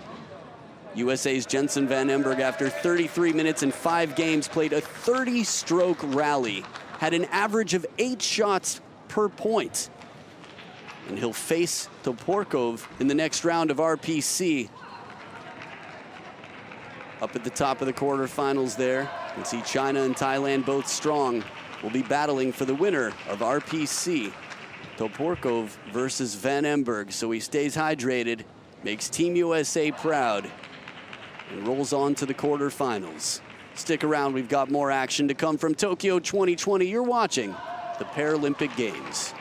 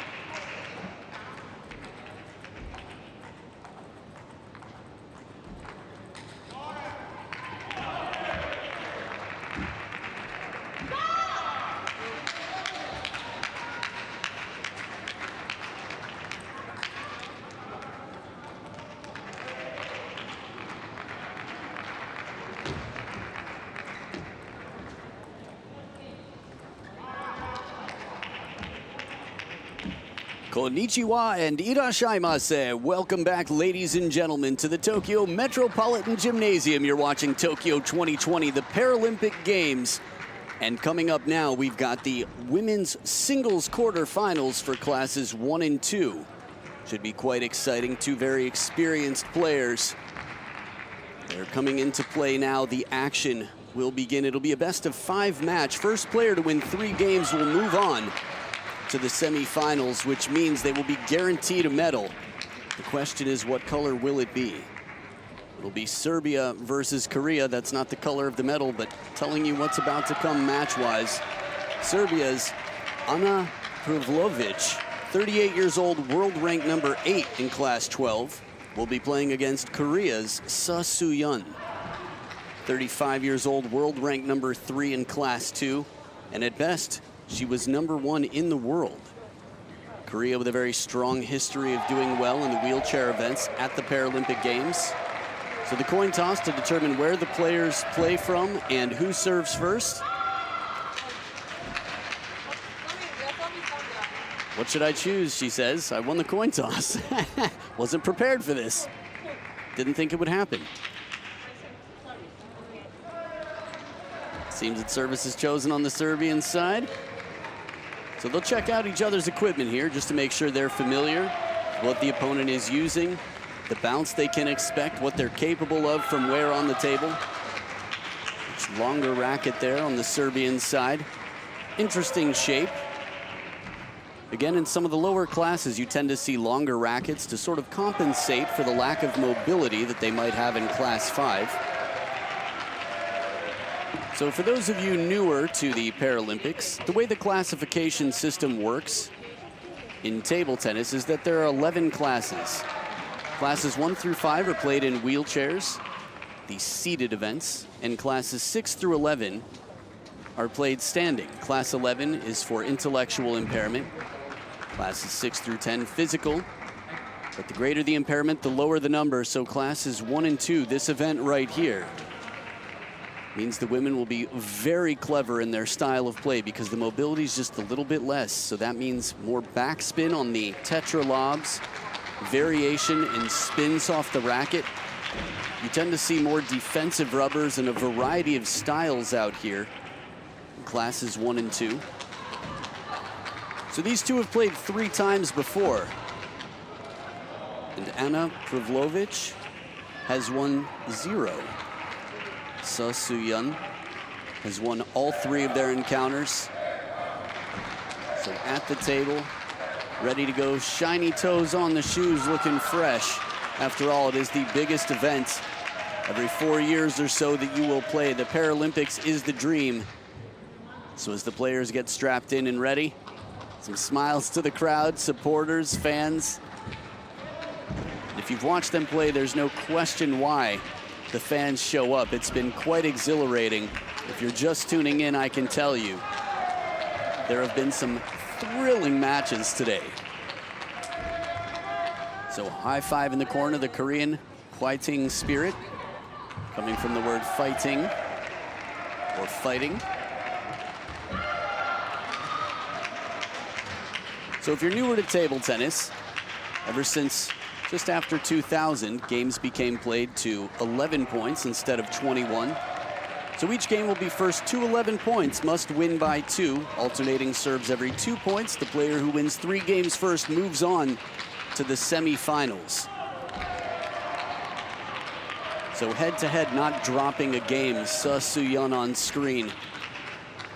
And the ball that the players will be using, world-class, made specifically, stamped for Paralympics in Tokyo 2020.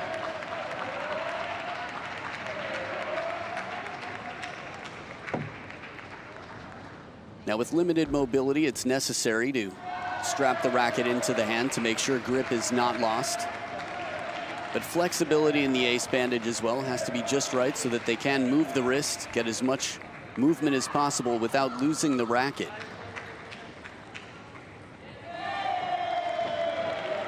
Making sure she gets it just right, the tension.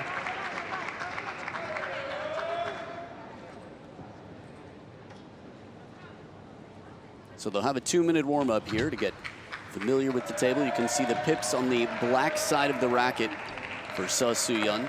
And we've got a righty versus a lefty, so normally you would play forehand to forehand first, but with a righty versus a lefty, unless you choose to go parallel, typically it's not a forehand to forehand rally. Saudi Arabia's Mariam Al-Mursal was beaten along the way, but undefeated, the Korean player comes to the table. 1-1 over here. China's Liu Jing with 3-0 victory, but a victory over a Thai player is not something to scoff at. Igarashi Kumiko of Japan, our umpire for the match. The reason I bring that up in terms of scoffing, a word I use almost never, and hello to Higashijima Masae, our assistant umpire from Japan. Simply because Thailand is very strong at the Paralympics in table tennis. While Asia typically in table tennis has a rich history of being strong over the last 60 years or so, from China, of course, dominating the sport, to Japan and Korea, Thailand in the Paralympics has been outstanding. So it'll be my first time to call both of these players. We've got spinny rubber on the backhand from Seo Soo-yeon. It appears to be pips on the black side for Pavlovic.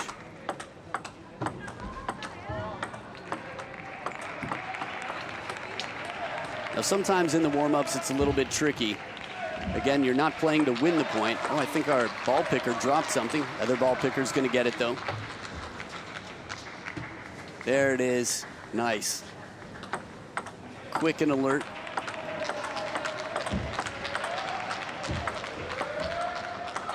So in table tennis, the cross-court shot is the easiest to play because it's, well, the longest shot, so you have the greatest margin for error. It's where the warm-ups are typically done, but in practice, players want to be practicing their parallel shots. They come out to be very useful. So the right-handed player, the strong favorite, Seo Soo-yeon. But the left-handed player with an advantage, playing left-handed. Pavlovic will start off with the serve. Best of 5, love all. Tetra lob just long. First point to Seo.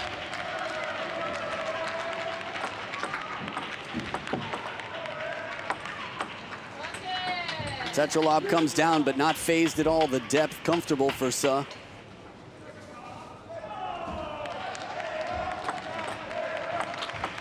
Fast long serve and a third ball attack. Flawless start. So clean and comfortable, very smooth in that stroke. Deception with the fast long underspin serve from the backhand.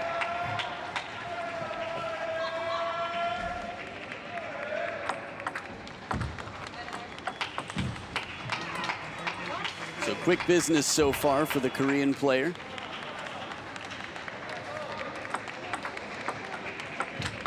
Oh, ripping backhand on the lean. No, I missed something. One of the points obviously earned by Pavlovic.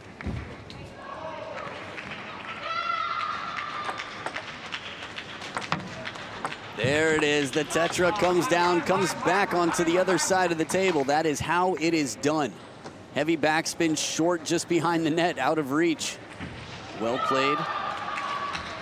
Seo Soo-yeon checking her elbow to make sure everything's good. Tough to play those really short balls. But no Tetra this time. Good placement on the serve, deep to the forehand. Now, if you're new to the broadcast, serves have to come off the back of the table eventually. Oh, nice fake. Turns the body sideways, goes inside out down the line. Watch this brushing shot.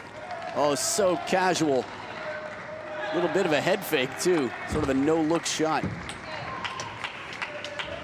And out of reach as it bends. Pavlovic looking to get back in, gets settled in position. Middle to middle, fast long serve comes in and the pressure comes right back.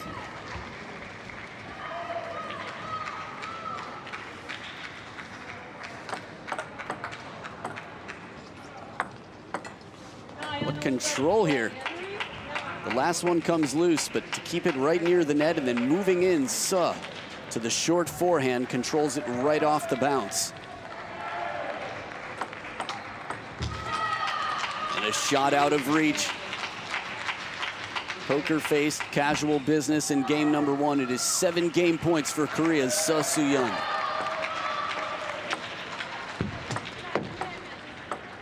Interesting. They're still playing.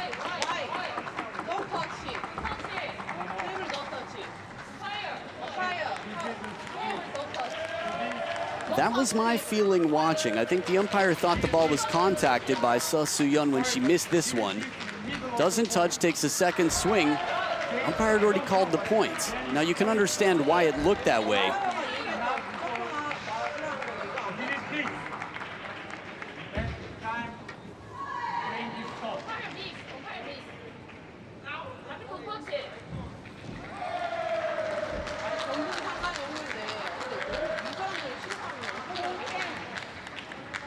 So what the umpire says is what goes.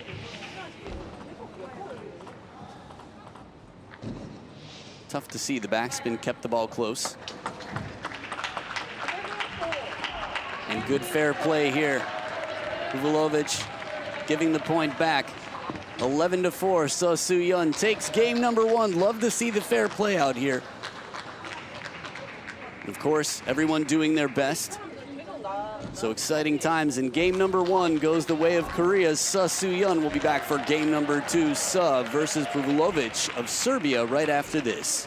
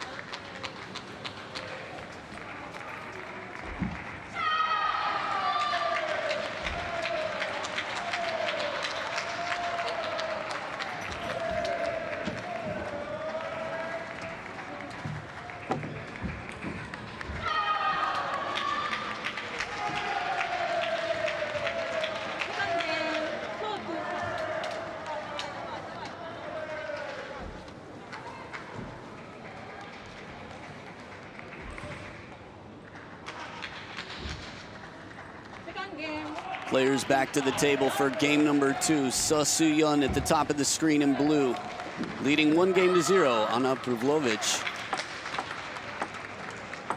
of Serbia with the perfect placement here. Good touch shot short to the forehand, out of reach.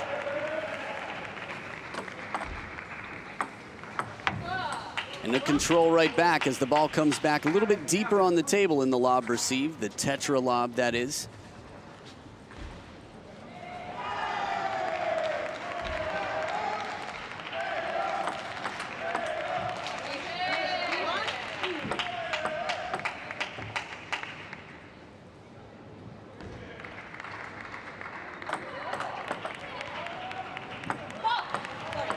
Perfect shot just on the other side of the net, and it hugs the net, cozies up and cuddles for the rest of the bounces.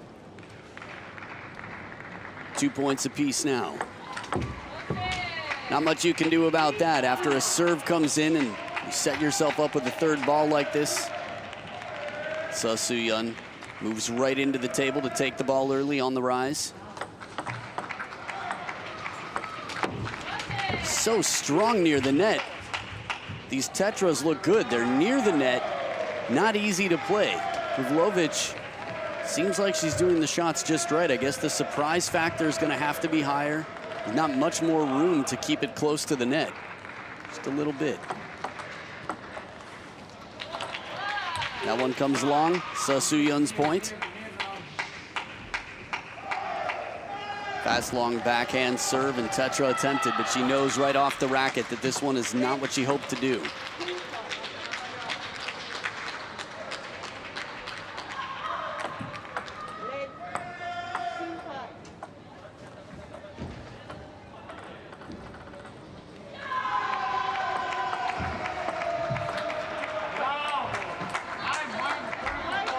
Pavlovic back within 2 points.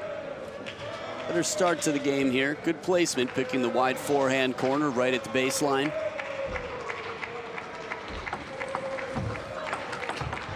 Swatted backhand. And again, over the table, just too strong. How do you stay out of these rallies? Pavlovic is going to have to keep the ball deep and surprise her opponent with wide shots. And there's the wide one. Right off the bounce, plays it short after a long tetralob. The drop shot was quite impressive from Suh. But that angle, quick decision, and it pays off. Pavlovic within 2. Little fortune off the net here, Suh Soo-yeon. But again, the hands, soft hands, good control. Again, pips on the black side, the forehand for Suh Soo-yeon.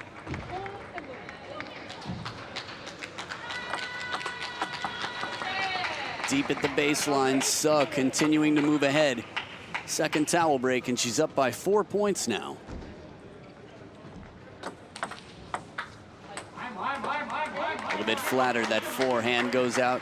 Pavlovic staying in the game, 1 point at a time, making her way back in.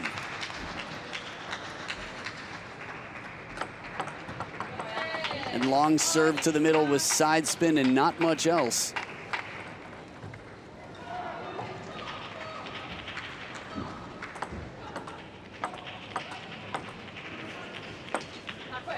There it is, the side spin with the backspin to make it kick off to the side.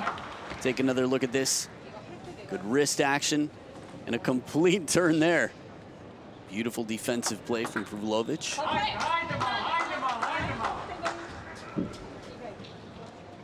So the Serbian battling her way back into within 2 points. Suh Soo-yeon with some big serves here. And makes the first one count. Fast and dead, comes back into the net. Quick apology from Pavlovic, not intending to hit it away from her opponent. 3 game points for Suh. On the wrong side of the table, Suh Soo-yeon takes the game, a 2-0 lead. And a much closer game number 2. The pattern that has been created here means Pavlovic could be back for game 3 with an even tougher battle. But Suh Soo-yeon in the lead, 2-0. We'll see what happens in game 3. Stay right here, game 3 coming up after this.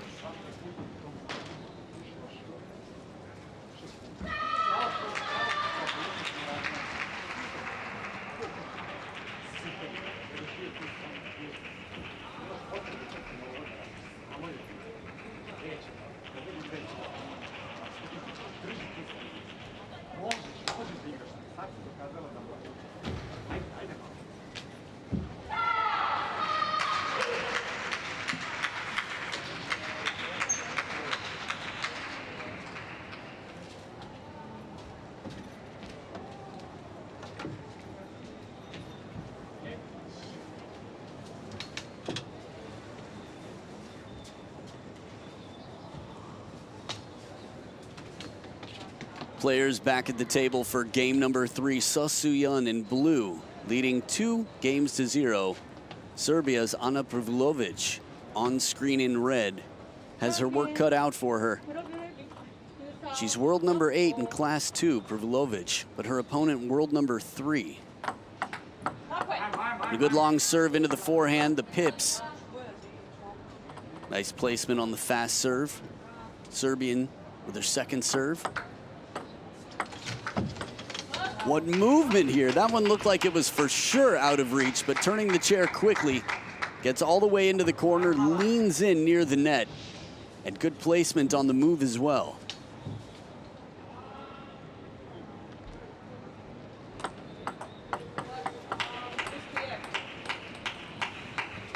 Definitely close to leaving the side of the table, but she plays it, doesn't raise a hand. Short serve, will it come off the table? It sure will. Perfect short serve. That's what it's all about. Not easy to keep a ball that short and still have it come off the back of the table.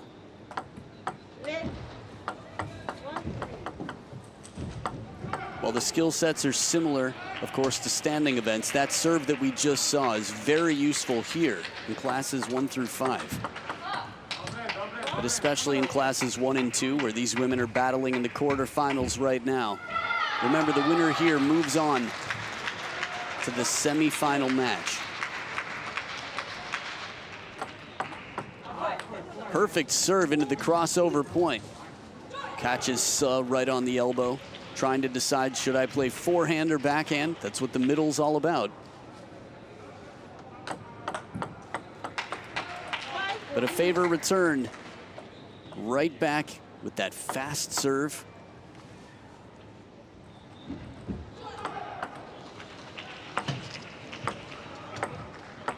And no touch here. The ball comes back, perfect Tetra shot. Prvulovic within 2 now, serves on her side. Ooh, Omiyage. Welcome to Tokyo, a gift. 3 serving 6.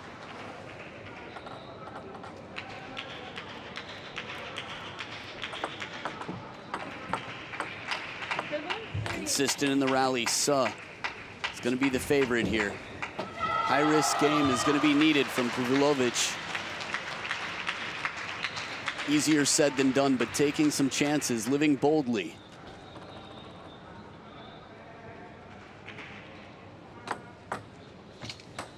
Fast long serve for the outright point, and Suh 3 points away from a quarterfinal, moving on to a semifinal match.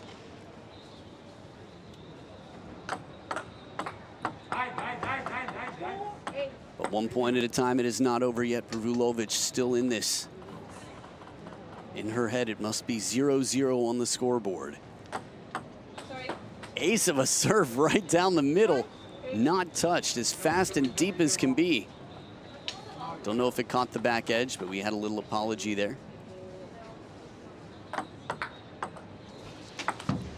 Placement again on the Tetra, control, and suddenly she's right back in this. Just 2 points down.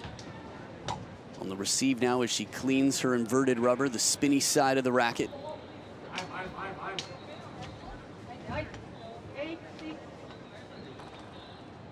Now Suh Soo-yeon, the defending silver medalist from Rio. And a well-protected serve here sets her up with a 3-point lead. This is only Suh Soo-yeon's second Paralympics. And a timeout on Prvulovic's side. If not now, then when?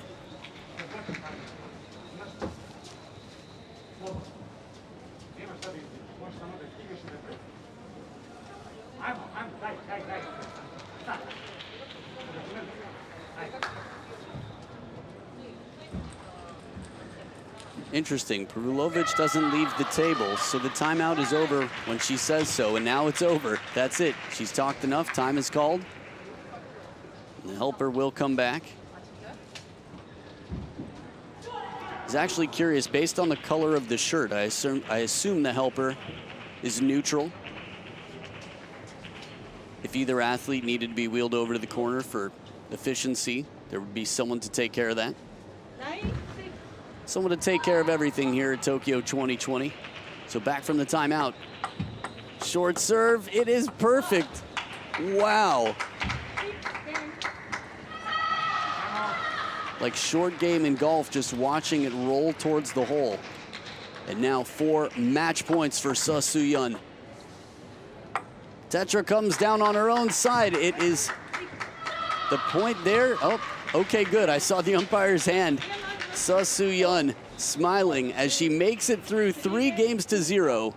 Outstanding play. Just checking for confirmation. Anna Prvulovic.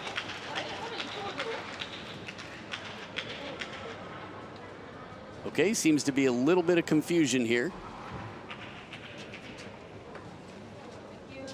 Okay, that was it. Thank you very much. Congratulations, you heard. A good match indeed. Suh Soo-yeon looking very strong. The world number 3. Again, defending silver medalist from Rio 2016. Moves on to the women's singles semifinals. So she is guaranteed a medal. The question is which color. If she wins one more match, she will at least match her silver medal and be looking for a gold. Can she do it? Well, You're watching the right place to find out. The tests will only get harder and harder as she goes. 11-4, 11-7, 11-6. Congratulations on a quarterfinal finish for Ana Prvulovic of Serbia. But she has met her match here in the quarterfinals. And now it will be time in Tokyo until the team's event. Again, the Serbian player has a lot to be proud of. And Korea, with some very high standards, has delivered. Match stats on screen, Suh Soo-yeon, 33-17, nearly double the points of her opponent, an 18-minute victory. Quick points, only 3 strokes a rally. Longest rally, 6. Other than that, pretty straightforward match. Congratulations, Suh Soo-yeon. Waiting for the winner of Rossi and Oliveira on the other side, Italy versus Brazil, to see who will join her. RPC and China in another semifinal, the other semifinal, the only one. So one of the final 4. And 5 of respect, something between a high five and a fist bump. Again, with the measures being taken for safety right now, sometimes people don't know exactly what to put up. So a little conversation in the corner to reflect on what happened. But the tournament will continue. 2 more matches in the first session to follow. Stay right here. You're watching Tokyo 2020, the Paralympic Games.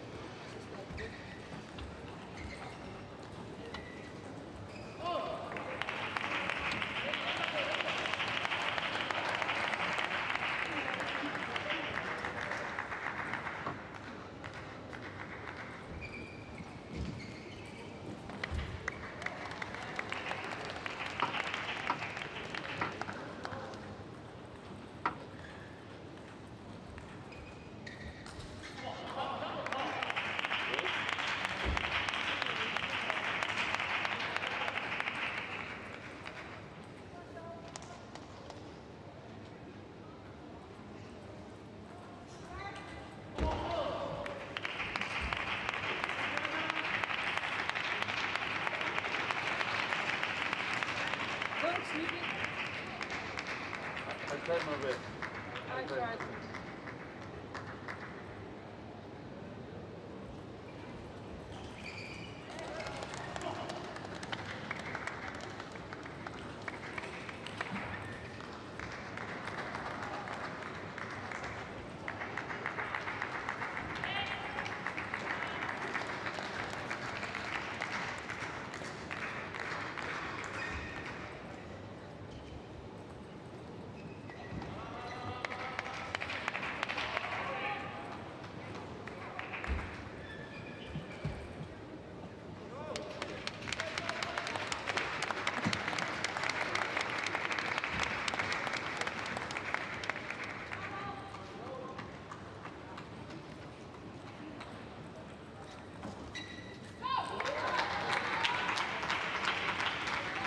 Konnichiwa and irashaimase. Hello and welcome to Tokyo 2020, the Paralympic Games. This is Tokyo Metropolitan Gymnasium, where the magic of table tennis is going down.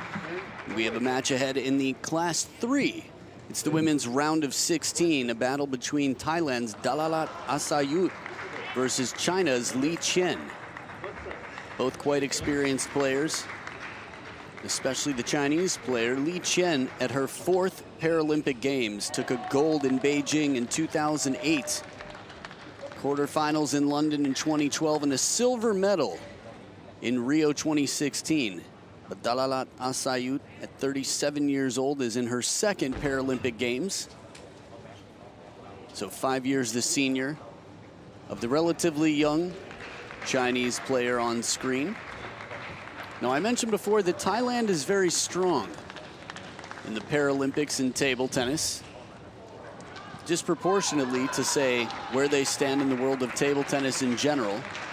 Although a few names stand out. Love the Hello Kitty in the hair, just recognized. Got it on my cell phone case, so shouldn't have been that surprising. But that's the beauty of art and style. Sometimes it's subtle. So for those of you newer to the Paralympics, the classification system to determine where the players play, which class they play in, is based on the severity of the impairments. So classes 1 through 5 are for players in wheelchairs, all seated. And the more severe the impairment, the greater the impairment, the lower the number. So Class 3, middle of the pack. You'll see quite strong mobility from both sides. Good forehand to forehand here, getting through. Oh, okay, a loss to Anna Karin Alquist. I was gonna say, that would be really something there. Giz Aldantash from Turkey, also a very strong player. That's a good win for the Thai player, Dalalat Asayut. And on Li Chen's side, a 3-2 victory over Patel of India. And Lee Mi-gyu, a loss. Korea's very strong, especially in the wheelchair events. Over the years, I've met many a Korean player from the wheelchair, very strong. Ernesto Rivero of Venezuela, our umpire for the match.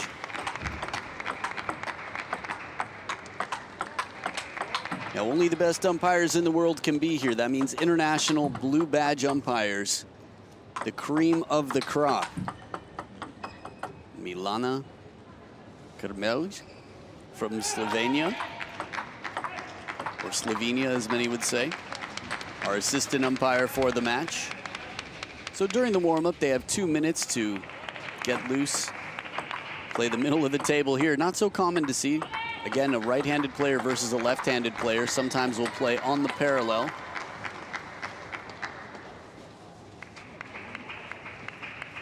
Now, before the match starts, they'll often check each other's equipment to make sure they're familiar with what it is that the opponent is using. For example, you can hear the pips on the backhand side. Dalalat, the top of the screen in yellow.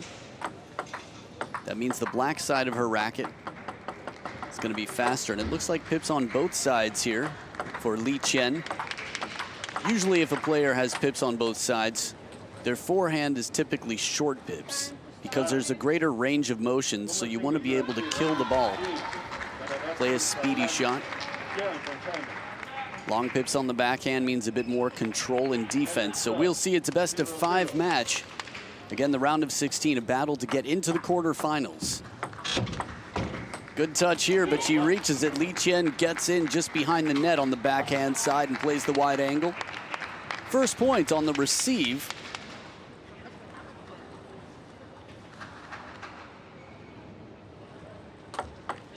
Oh, very close to an ace, but it exits the side of the table. So they're going to replay that.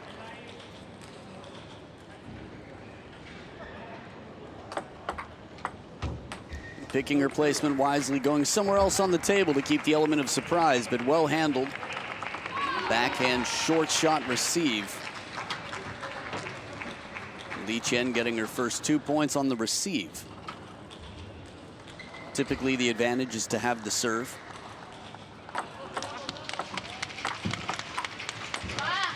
Good cover of the backhand corner. Dalalat on the scoreboard now.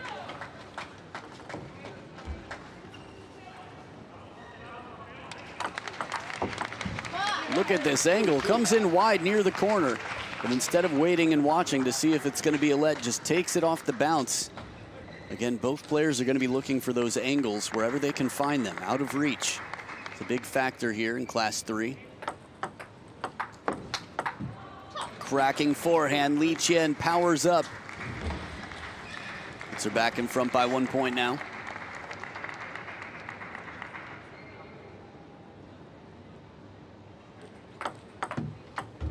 These angles, outstanding touch.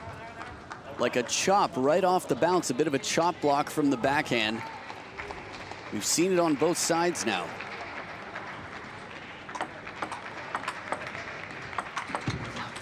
Reaching up high for that higher forehand opportunity. Li Qian converting the point. Puts the pressure on early. Full extension there. See the arm fully stretched. It's interesting, depending on where the ball is played. Again, in the seated events from the wheelchair, there needs to be that versatility.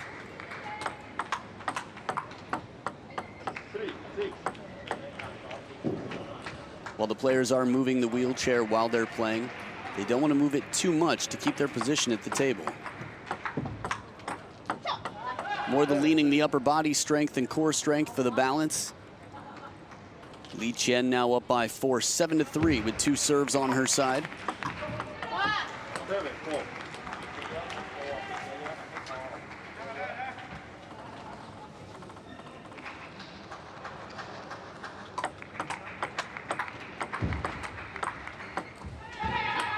And a bit of side spin on it. Li Qian mixing it up, keeping it confusing with that spin. Second towel break, neither player going for the towel right now.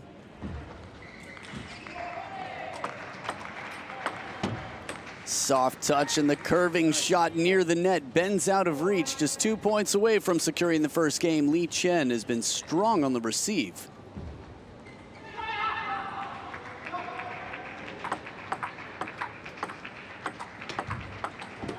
Beautiful angle, a strawberry from the baseline, comes around the outside of the ball to bend it. Get the curve on that, pressure low to the net too. Shot had everything, 6 game points. Fighting to survive, Asayut saves a game point, covering the backhand corner.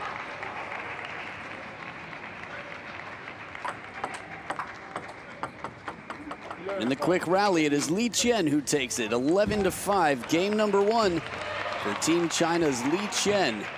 And we'll be back to see if Thailand's Dalalat Asayut can put the pressure on and turn things around. Game 2 in a best of 5 women's singles Class 3 round of 16 coming up right after this.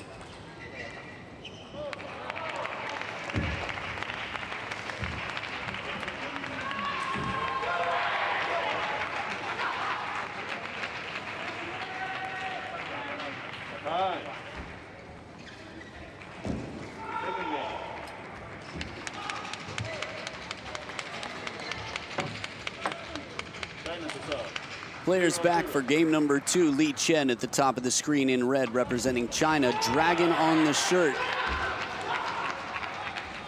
And a lead of 1-0. Pendulum serve to start.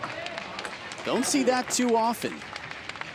One of 2 players that I've seen use the pendulum serve effectively in the wheelchair events. Wow, what a counter. Fast, long serve, surprising off the backhand side of the racket, but it didn't surprise Asayut.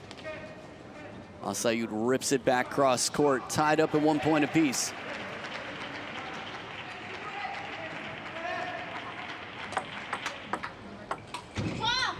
Good reach there to the corner. The serve was definitely close to the corner. Tough to tell where, if it was going to come off the back or not, but she played it as you should. Asayut with some high-risk play right now. Looking for that parallel forehand, but always tough to do in this one, just catching the top of the net. Beautiful angle with the backhand. Again, it's the forehand side of the table, but she plays it out even wider to the line. Asayut ahead by 1. A bit of a tomahawk attack here. The racket head up. Again, from the seat, from the wheelchair, the racket's already a bit lower. So you're going to get some different shots with that racket head up high.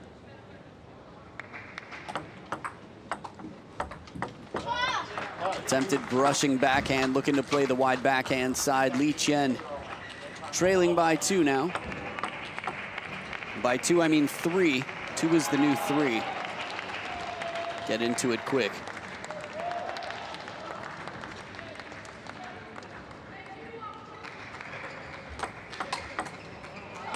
Powered up, recognize the opportunity as the long serve comes decisively to the forehand side.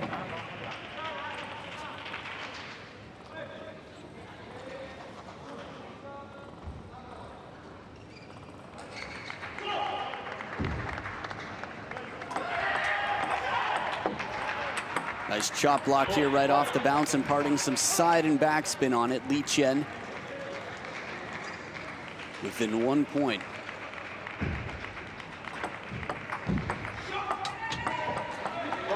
Good touch here, testing out the short side of the table, or the short forehand, that is. And a timeout on the tie side. Coach calling for it to make sure that Asayut captures this opportunity. She's already down in games after an 11-5 domination in game 1, more than twice that of her opponent. Asayut has started strong here, but needs to put some pressure on by getting a game in the bank.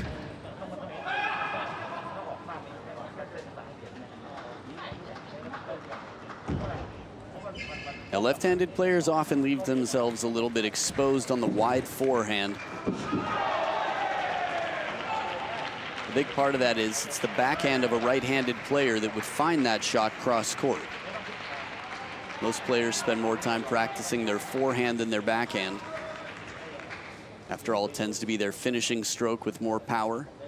But in the control game near the table, especially in these seeded events, that backhand can be crucial.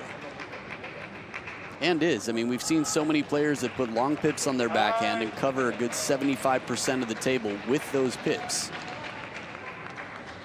They'll move the backhand over to the forehand side of the table for control to knuckle the ball back. So back from the timeout, Dalarat Asayut.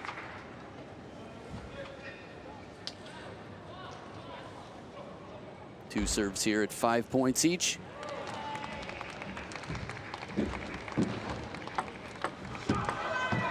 And a short serve received very well. Short right back. Li Chen well prepared. Quick reactions to get in for that. Oh, what coverage. Out in front, the underspin comes in. And perfectly read. Asayut, watch this. There's the underspin shot. Actually was dead coming off the pips, but the motion suggested underspin. You could almost read the label in that replay. The advantage of slow-mo replays.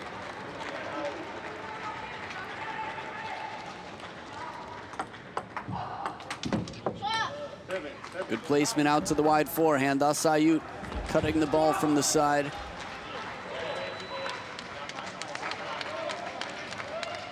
Dead even again at 7 points apiece. 2 serves with the tie player, Asayut. But that power leans to get around that, covers the middle with the forehand, and Li Qian sits up by 1.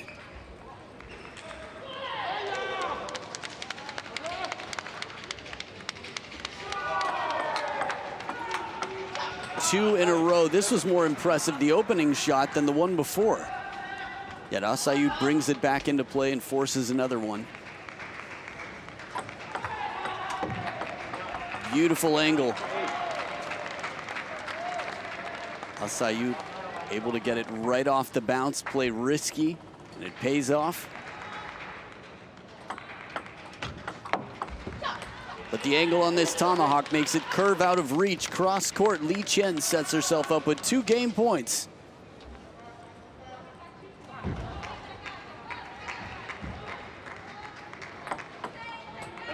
Side goes just off the side of the table, very close. The idea is players shouldn't be able to serve something that is out of reach. And a fast, long serve for the point. 1 game point saved. Asayut with their second serve here.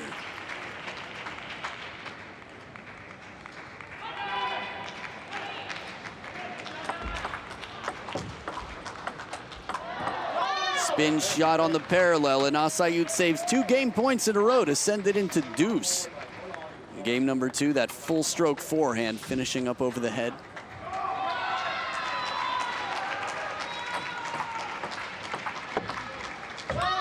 Just missing the edge wide. It's Asayut who survives, covers the table, and earns herself a game point. 3 on the trot, and the serve now on her side with game point.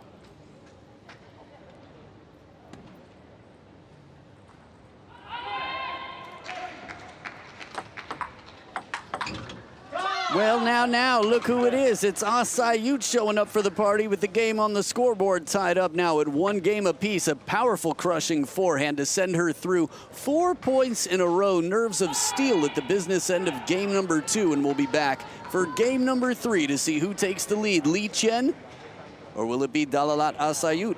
Momentum on the tie side. Game 3 after this.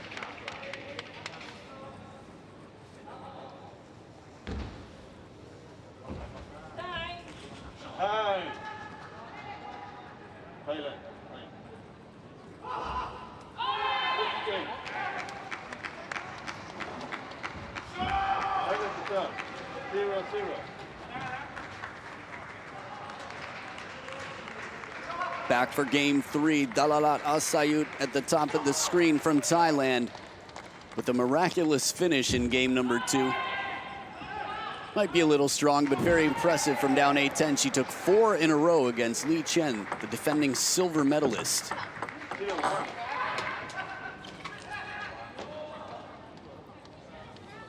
One point quick at the start of game 3. Now mentally, these players are both very well adjusted, I would say. It could be quite frustrating after having 2 game points to not be able to capture one, then win the first point back in game 3. But fast pressure down the middle with the pips. Asayut takes the second point.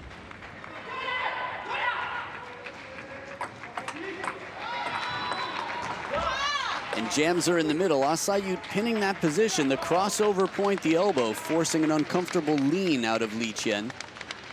That or for her to play the backhand, but she chose the forehand.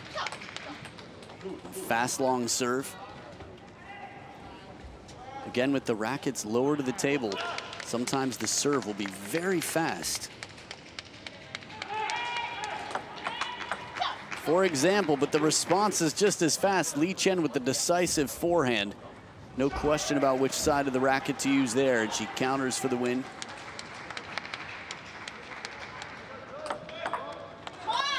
Nice adjustment here on the placement into the middle.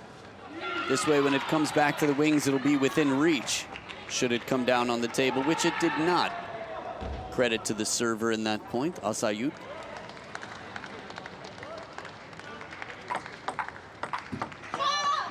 Middle to middle, Asayut looking strong right now.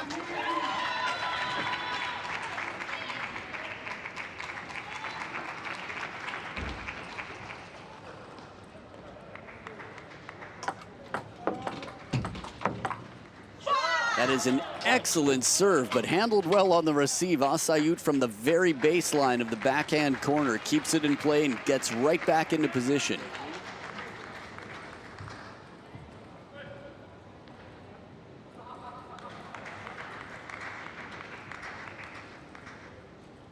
Five serving 3 now.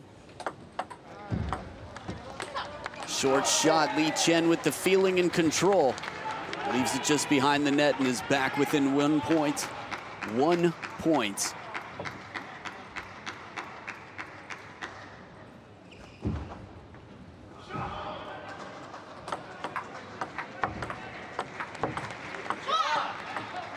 Smart play. Too fast to the middle, gets the backhand out the long pips and then goes wide to the backhand side. Knows that it's likely her player wants to switch to the forehand when she's covering the elbow with the backhand after those two. These patterns comes from experience playing, recognizing what your opponent is likely to plan to do next. Crushing forehand, Li Chen rocks back right into the body. So dead even, 6 points apiece. Asayut with the serves. Beautiful side spin, the chop blocking receive.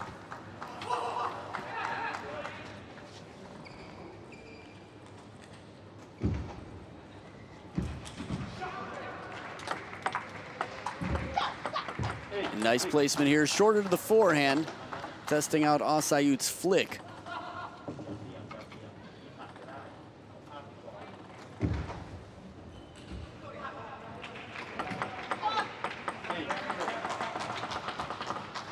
An omiyage, a gift for Asayut.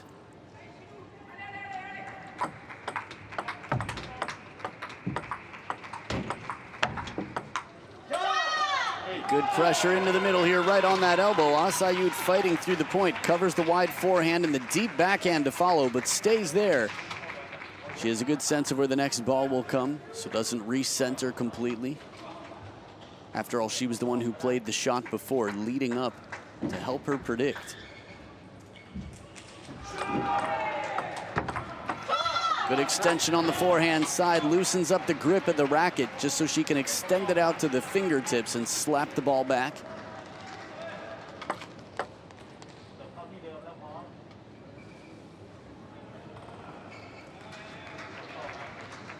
So 3 in a row for the Thai player on screen in yellow. Dalalat Asayut, second serve. Ooh. Caught the hand. Comes down short to the other side, celebrates the placement here. Wow. Seemed to catch the hand based on the sound. And there it is, 11-8, 5 straight points in a row. In game number 2, she was down 8-10, Asayut, and won 4 in a row. And from here, 6-8, takes 5 in a row. And now it's an uphill battle for Li Chen of China. We shall see, Asayut or Li Chen. Who's it going to be? Game 4. The battle continues right after this.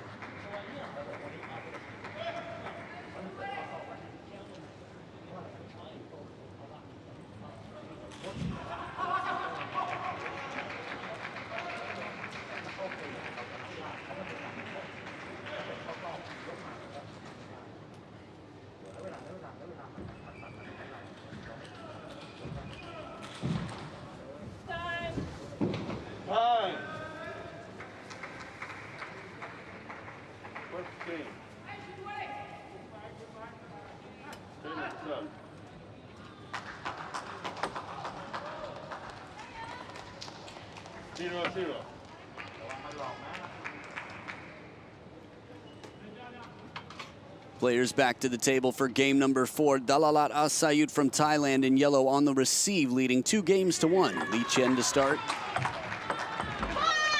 Good coverage of the forehand, but Asayut sets it up well and brings it back to the backhand corner for the point.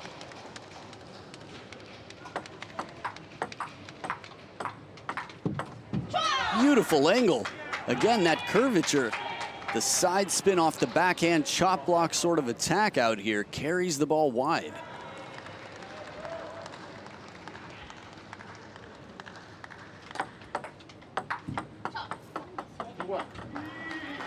Lee Chen on the scoreboard now. Again, it is hers for the taking if she wants to send this to the decider. Killer shot down the middle after a fast long serve. Thumbs up from the corner indeed. 2 thumbs up, not much more to say about that. She got both Siskel and Ebert's approval on that one. Talk about international references. Here we go, 1 serving 3. Beautiful forehand on top of the bounce. Moves in, takes it on the rise. I would call a timeout right up. Here we go. A timeout with a 3-point differential back against the ropes right now for Lee Chen. We've seen greater comebacks, though anything is possible. Some wisdom in the corner, bit of conversation.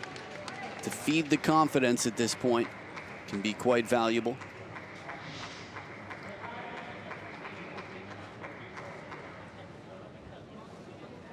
Executes that just perfectly, reads the side spin coming in, works with it to play to the same side that the spin would naturally carry the ball.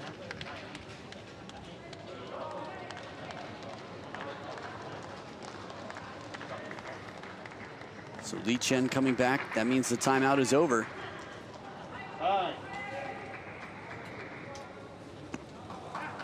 The Thai coach actually recognized it and started sending his player back before the player was warned. Or before the player was called back, but typically how it works, the player that calls the timeout can end the timeout within the first minute before the clock has run down.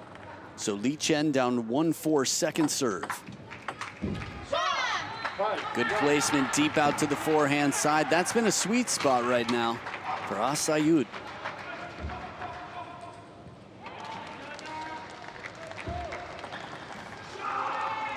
Gets the point out of her opponent's timeout to help give her the advantage.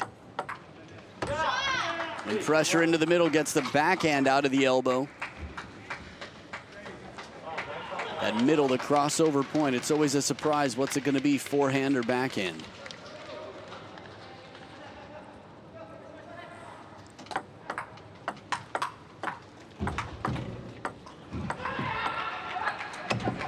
What a quality point here. The pace, the placement on both sides. A little bit of a smile of, man, I played well.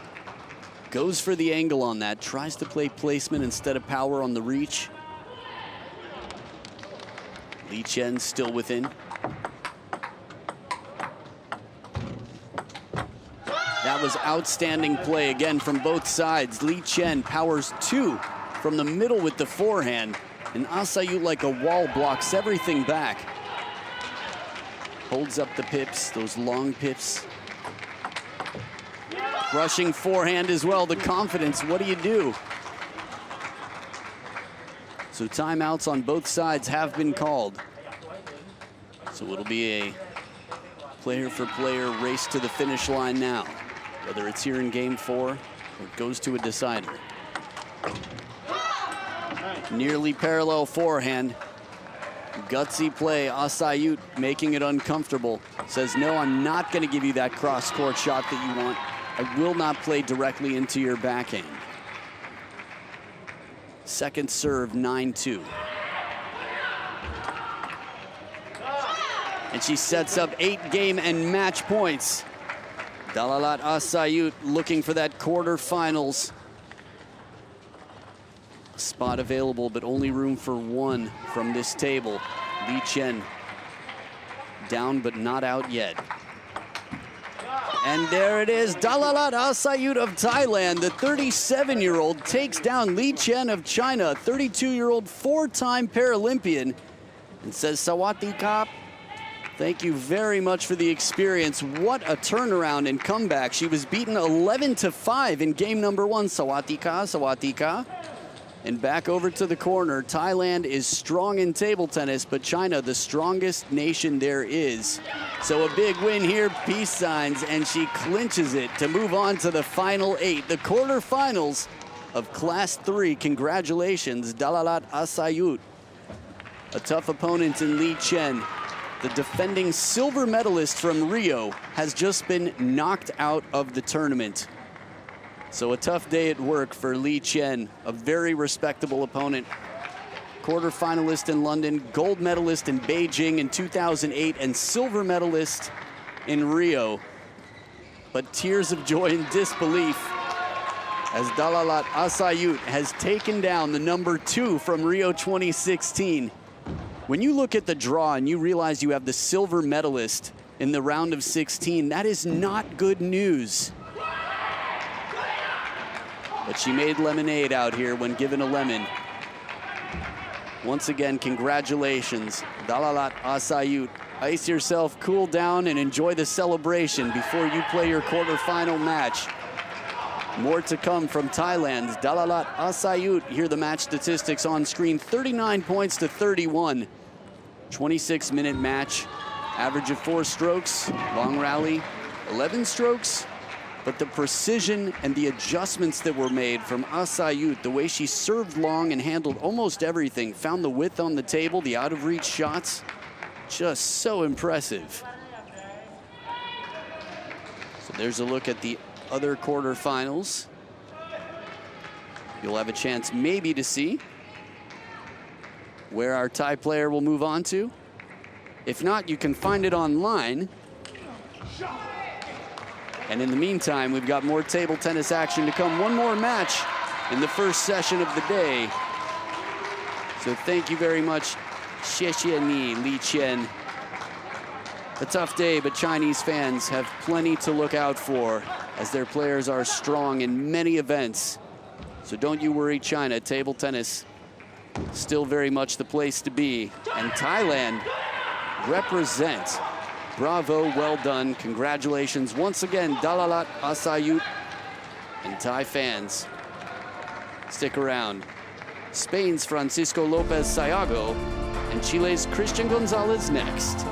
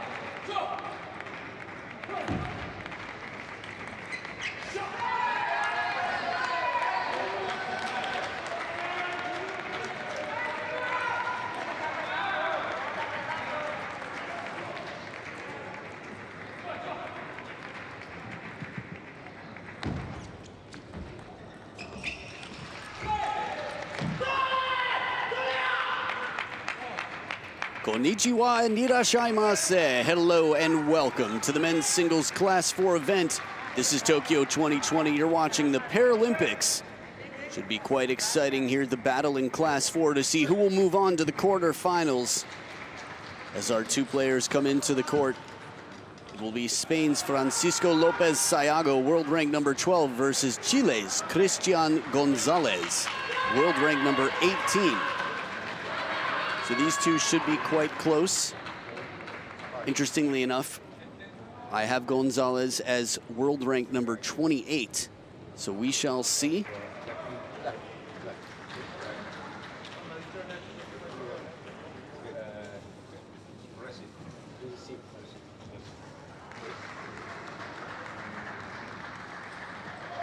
So still getting pumped up, maybe listening to his music in one ear and listening with the other ear to make sure he chooses the proper side of the table after the coin toss goes the way of Spain's Lopez. So Francisco Lopez Sayago, 38 years old, world rank number 12. They've played 2 times before, and in both of those encounters, it was Lopez who won. Cristian Gonzalez, at 41 years old, has some experience in the games. It's interesting to see the way players prepare differently. From music to yoga to some superstitious traditions. Within the Chinese national team, I know there are a lot of superstitions that are kept.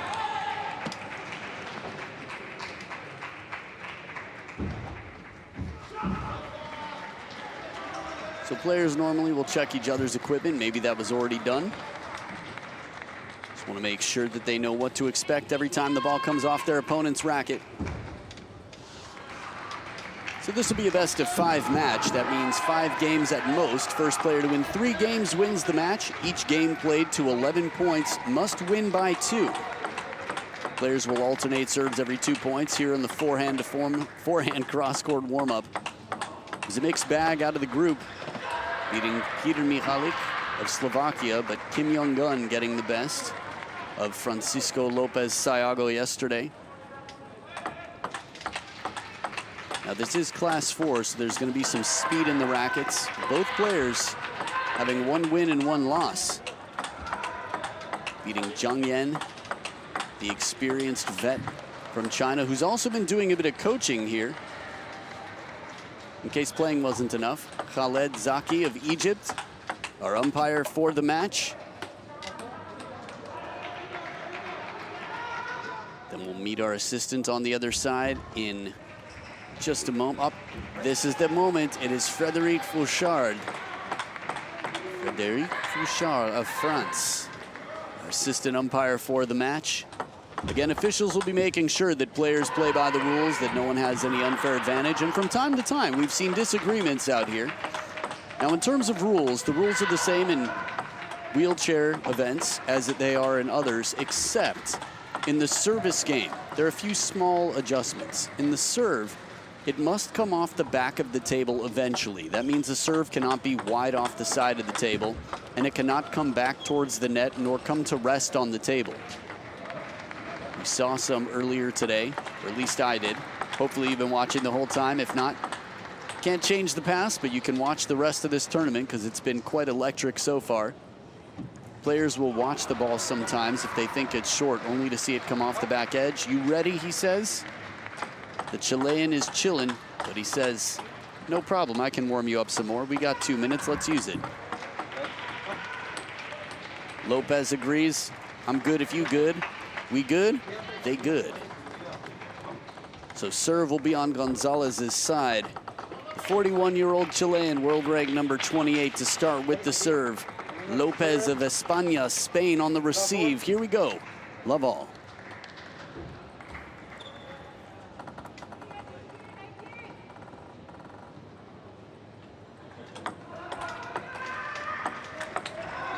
Killer backhand earns himself a higher ball after the heavy topspin and heavy side spin.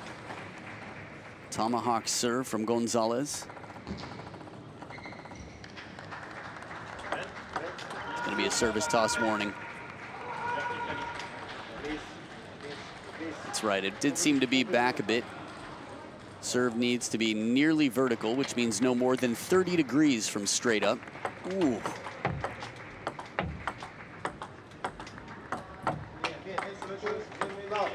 Serves are something that these players spend years and years building habits around, so it's not easy to quickly change.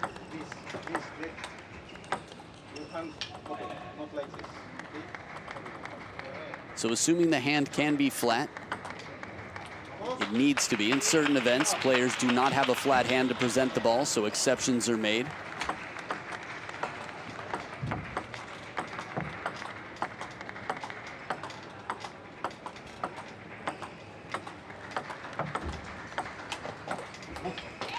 Good spin from the middle, right at the baseline. Gonzalez from middle to middle takes the turn.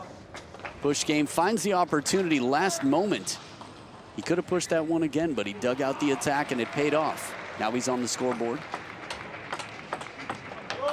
Much better service toss, but Lopez follows up with that backhand. Bien indeed. Very solid shot there from the Spaniard in the red and yellow.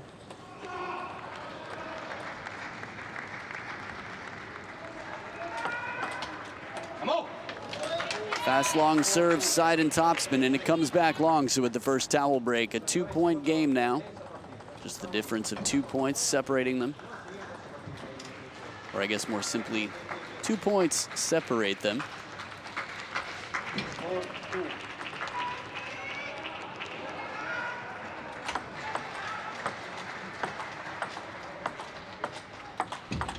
It's a lot of spin coming in from Lopez. Gonzalez handles well. Even the serve, tricky to receive. He does a brushing reverse tomahawk serve. But in that point, went traditional with the forehand side of the racket. Simply the tomahawk serve and the placement to follow up.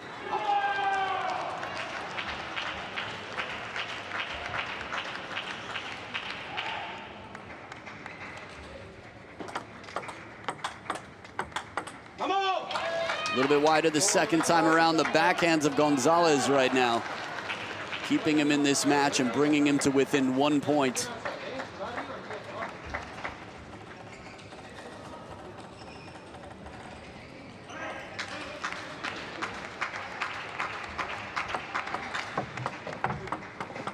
Fortune off the top of the net for Lopez Sayago.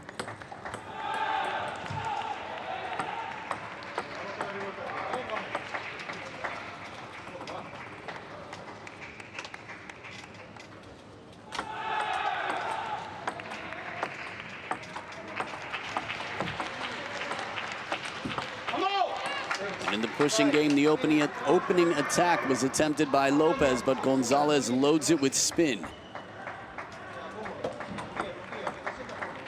Again, the range of motion less than, say, a lot of standing players, so quick wrists.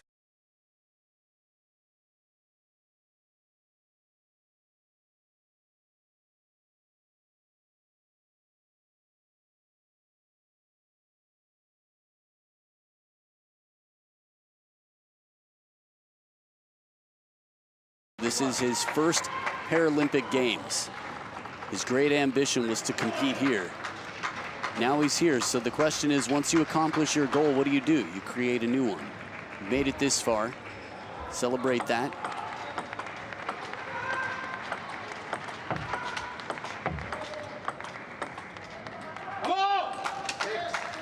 And now win every match, or more specifically, win every point you can. So Gonzalez within 1 point, a second serve here, a chance to tie it up.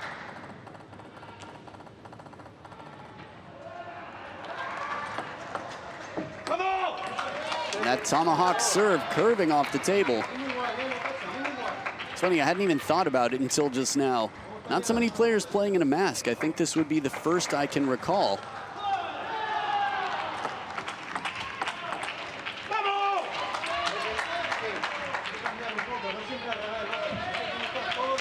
Now, interestingly also, in terms of colors, players aren't allowed to wear white uniforms. If there's some white on it, okay, but oftentimes players with too much white on their shirt are asked to change the shirt.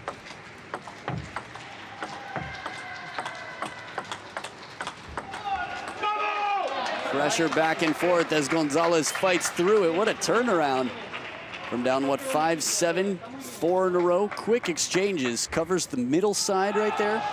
Covers the elbow with the backhand side of the racket, rather.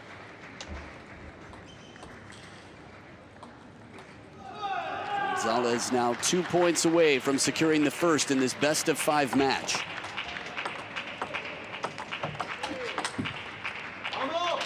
Good spin from Lopez. Keeps the pressure on.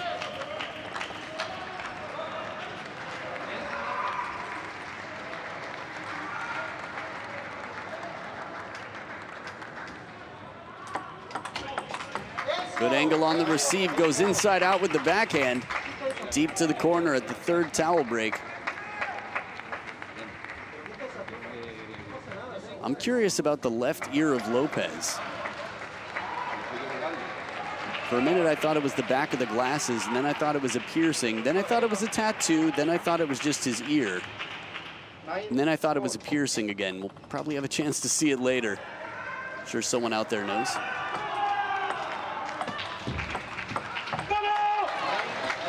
Talk about that more in just a bit, because it is game point for Chile's Gonzalez. Christian Gonzalez 1 point away on the receive.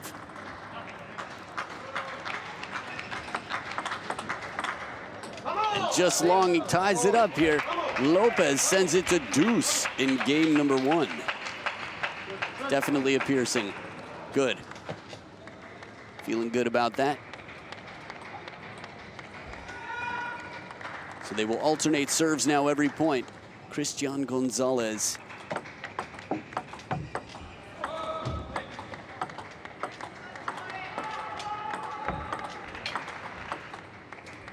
Working it around the table in the push game, a patient point. No explosive power came out. Simply control did it.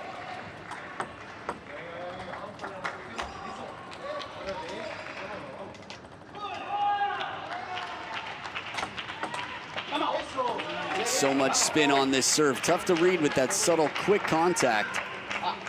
He's got a very quick motion leading into that serve and very little after motion to leave clues for his receiving opponent. Second deuce.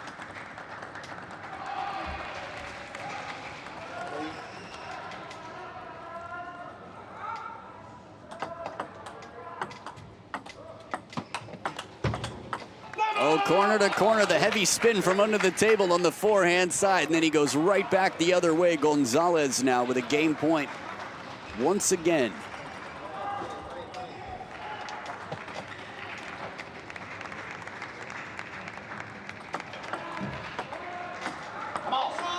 Jammed up right on the elbow. Quality placement on the push from Lopez.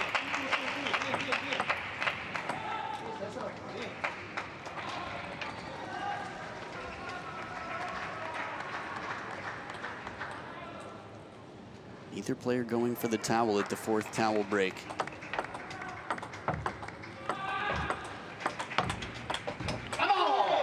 Doesn't miss the line by much, but the pressure pays off on that heavy spin shot from Lopez. He earns himself a game point. He's been chasing a lot this game. He's got the serve on his side as well. It's only game one in a best of 5, but a very important game. And the pressure out wide, the backhand to the wide forehand corner. Lopez Sayago takes game number 1.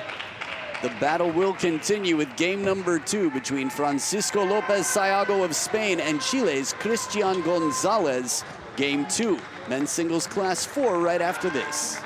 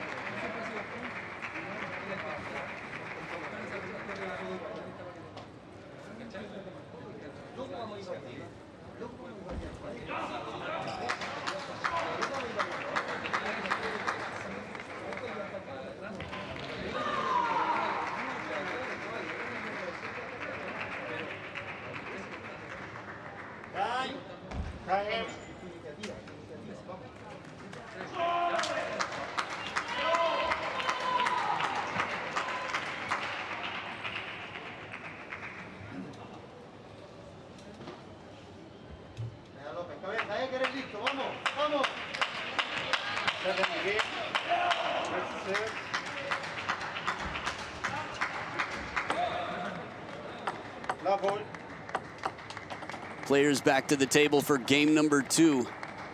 It's Lopez with the serves and the lead. Will break off the net. Some fortune for Lopez, but Gonzalez, after a very tight game number 1, had a few game points. We know that he's prepared out here.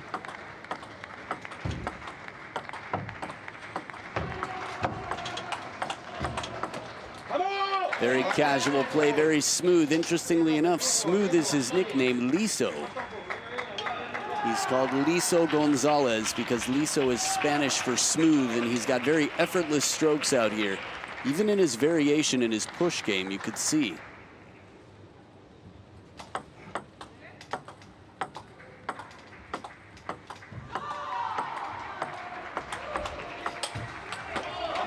Smooth backhand, but then the forehand tries to crush it down the middle. It's funny, it's all relative. You can see a smooth player.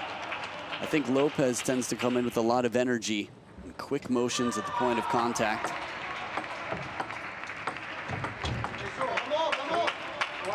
And in the touch game, Lopez controlling the table right now. A 3-1 lead after a narrow margin victory in game number 1. Pressure with the backhand as well. He's able to turn the racket and play in front of the elbow with that backhand quite quickly. It's the more efficient stroke. Time to recover. But cleaning up this one from the back of the table. Gonzalez pumping himself up. Liso getting psyched.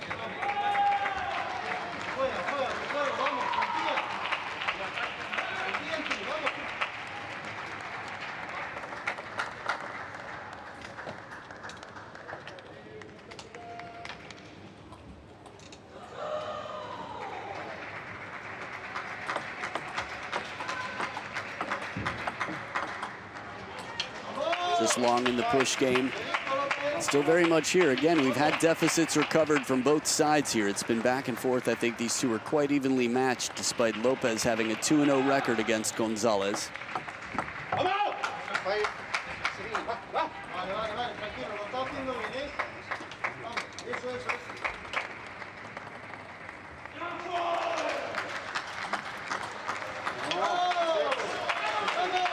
Heavy spin serve deep to the backhand here. Lopez goes up by 3.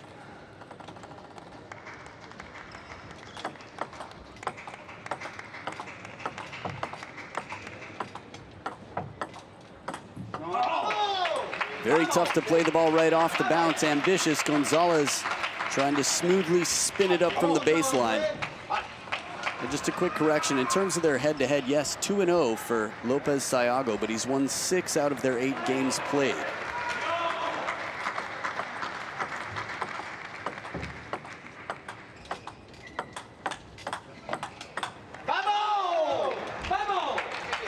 And while he's running away with this game, the last time they played, it went down to the wire, went to a decisive 5th game.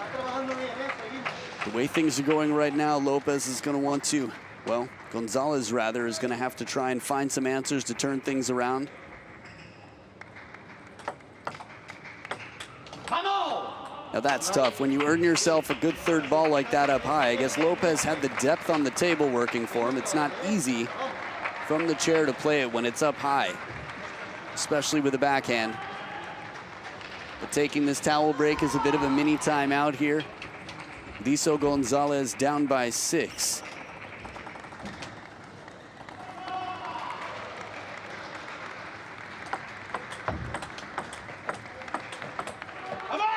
Good coverage from Lopez, but Gonzalez persistent with the pressure from the backhand. And he goes cross court safely. By 1 point, closing the gap. Ooh. 5-9. Omiyage. A gift for Gonzalez. Serves back on his side. If he takes these 2, I wouldn't be surprised to see a timeout on the other side. Although considering their head-to-head, there might be some confidence to save the timeout for Lopez.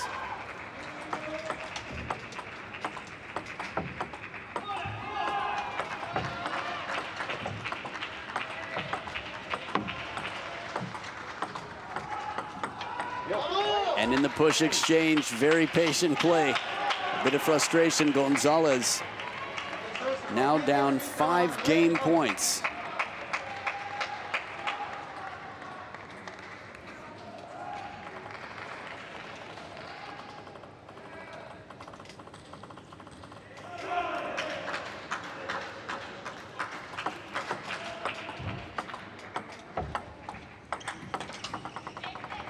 A little bit off the top of the net, acknowledging the fortune. A clever play to set it up short to the forehand side and then down the middle off the top. Just off the top of the net, but still saves a game point. 4 more to go for Lopez. Heavy spin countered back. As he twiddles the racket here, he saves another game point. Gonzalez comes back to the table.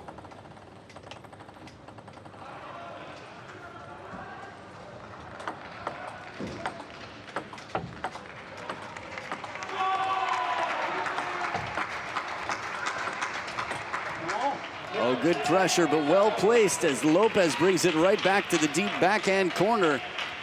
And Spain right now looking at Francisco Lopez Sayago up 2-0 over Chile's Cristian Gonzalez. Game number 3 in the best of 5 coming up. Stay right here. You don't want to miss it. Game 3 could be the last. Game 3 right after this.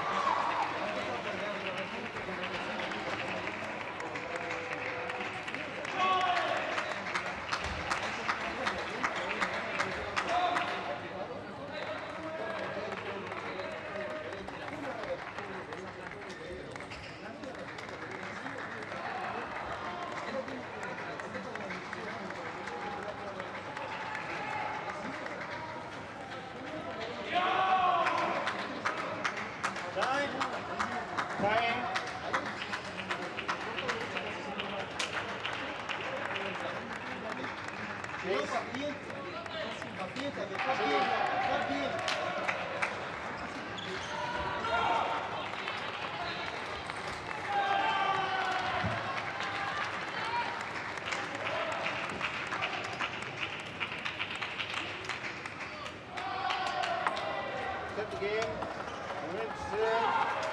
Love Back for game number 3, a 2-0 lead for Spain's Francisco Lopez Sayago at the top of the screen.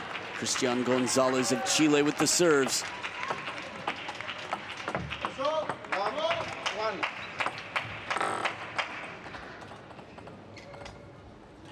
Liso Gonzalez looking to smoothly come back. Must win 3 games. And he must do it in a row.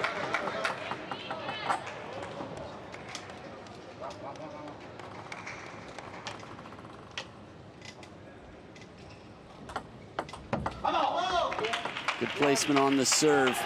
Down the middle, but hooking into that elbow.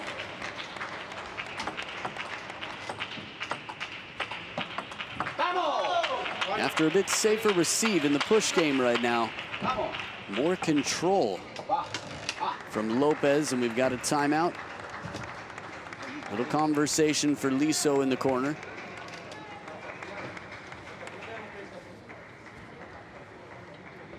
I wonder if his daughter Catalina is watching right now.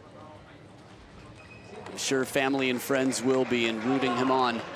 I know Chile has a very strong fan base for their table tennis players. What's it gonna take here? We know he's smooth. It's just a question of surprising the opponent when he's gotten the attacks. I feel like they've mostly been blocked back. Lopez has been very steady in the counter game. Most players aren't going, neither player really going for kill shots unless they see a clear opportunity.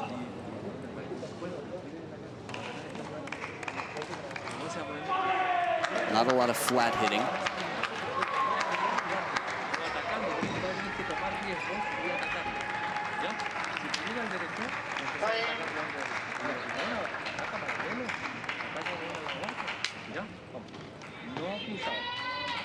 I couldn't hear much of what was said, but it did sound like there was a little conversation about changing it up, surprising the opponent, mixing up the placement. 1-3. We shall see.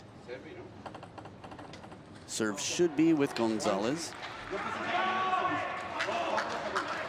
He served game 1 0-0, game 3 0-0, and now it is 1 serving 3.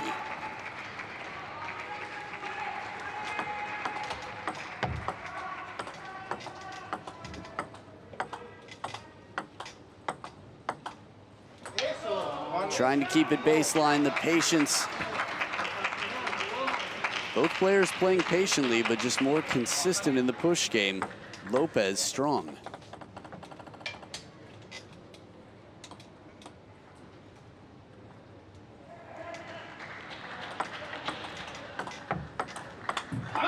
And the heavy topspin from the middle uses the backhand effectively. Lopez at the first towel break, dangerous. I mean, game 1, we saw the way it went. It could have gone either way. Both players just back and forth. Excellent control. The forehand of Liso here on screen is very strong. Both wings, smooth, comfortable to attack.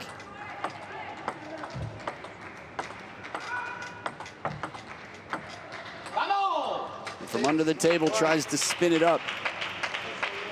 Bit of side spin. If you can contact the ball the way he did or tried to, it's going to come down and take a kick off the table. But it's Lopez with a bigger lead now than before.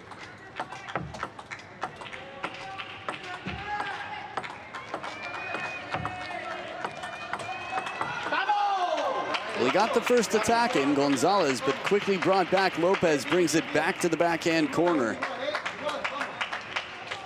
Despite a very narrow margin victory in game 1, Lopez starting to run away with this.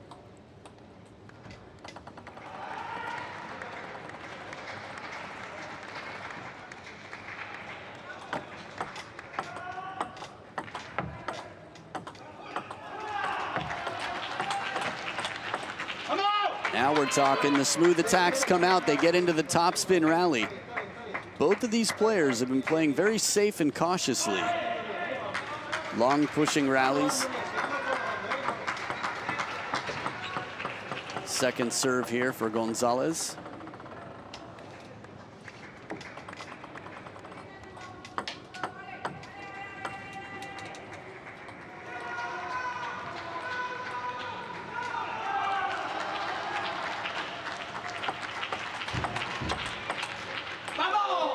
Good side spin on that first backhand attack, and then he follows up with more pressure.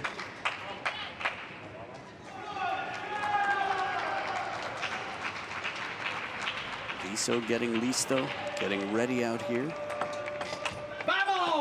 And the long serve with side and top spin, that tomahawk serve. Mostly side, tough to read though. So Gonzalez lifting up as one would if they thought there was underspin on it. 7 points in front, second serve.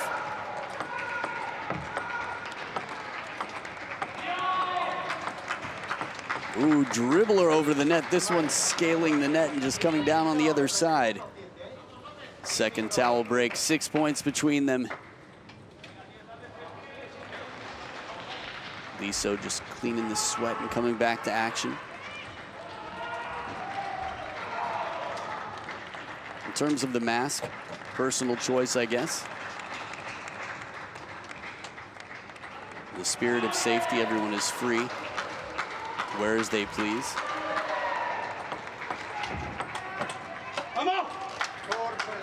Very smooth backhand. Covering that elbow, bringing it deep to the corner. The top spin game we haven't seen a lot of here in game number 3. It's been a lot of pushing and waiting for opportunities, and the point ends quickly when someone attacks. But here going for the parallel shot, it is now 6 game and match points for Francisco Lopez Sayago to move on to the quarterfinals.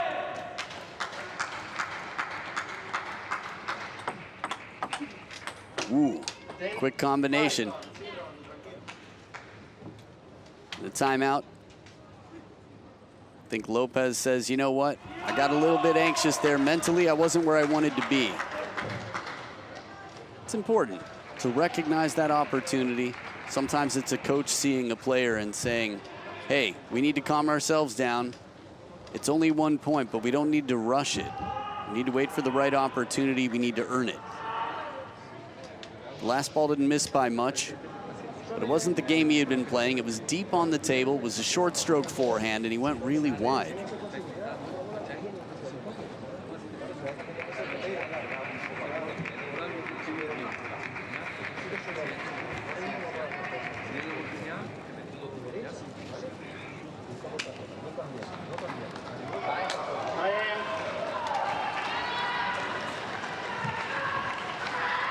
Time is called because the player that called the timeout come back to the table,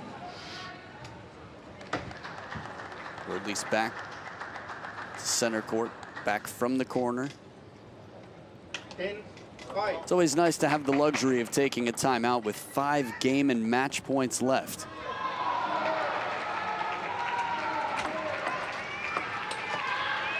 Looking for the ripping forehand, just missing the contact as it catches the top edge. It's funny, thinking about having a timeout and then 5 match points left. It's like eating a sugary marshmallow cereal, but saving all the marshmallows for the end. And you just have a bowl full of marshmallows. That said, 4 match points left for the receiver from Spain.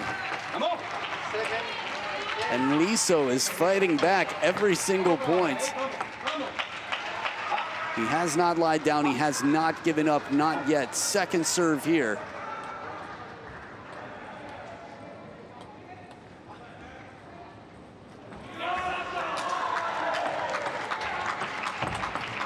And a smooth backhand as well. It could have been 3-10 he was down.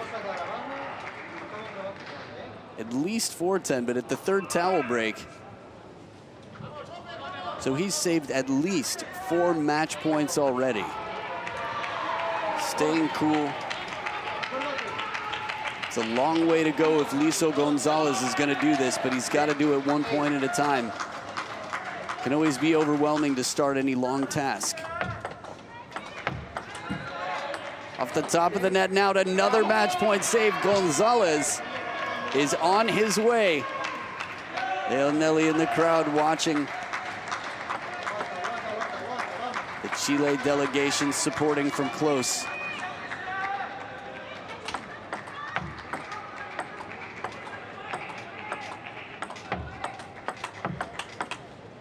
The pressure does it, the last opportunity here at 10-9, he makes it.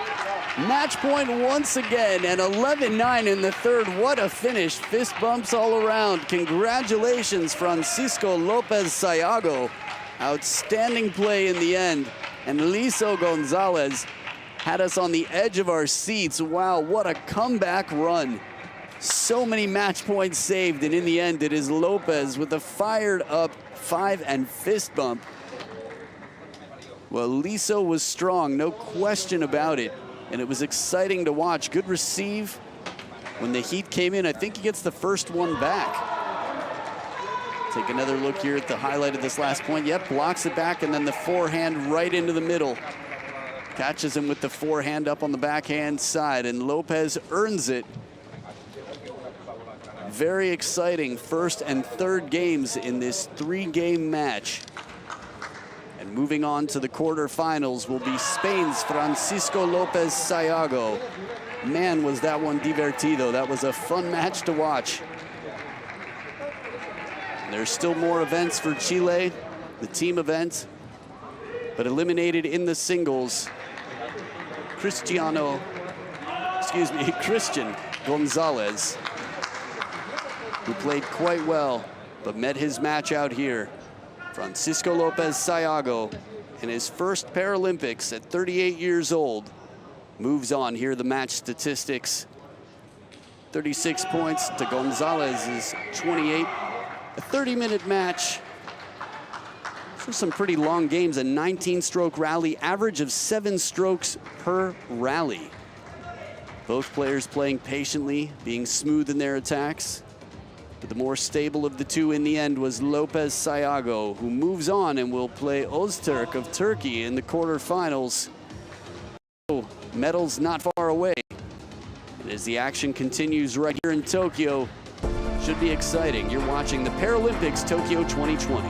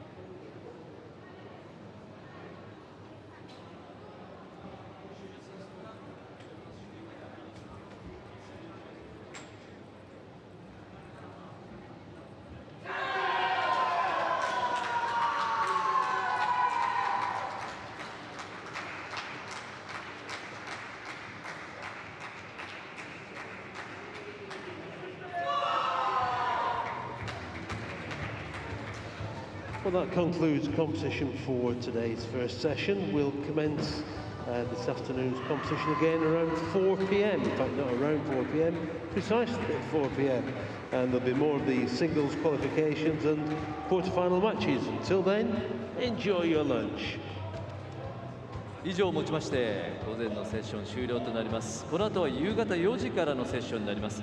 男女シングルスの予選といよいよ準々決勝を予定しています。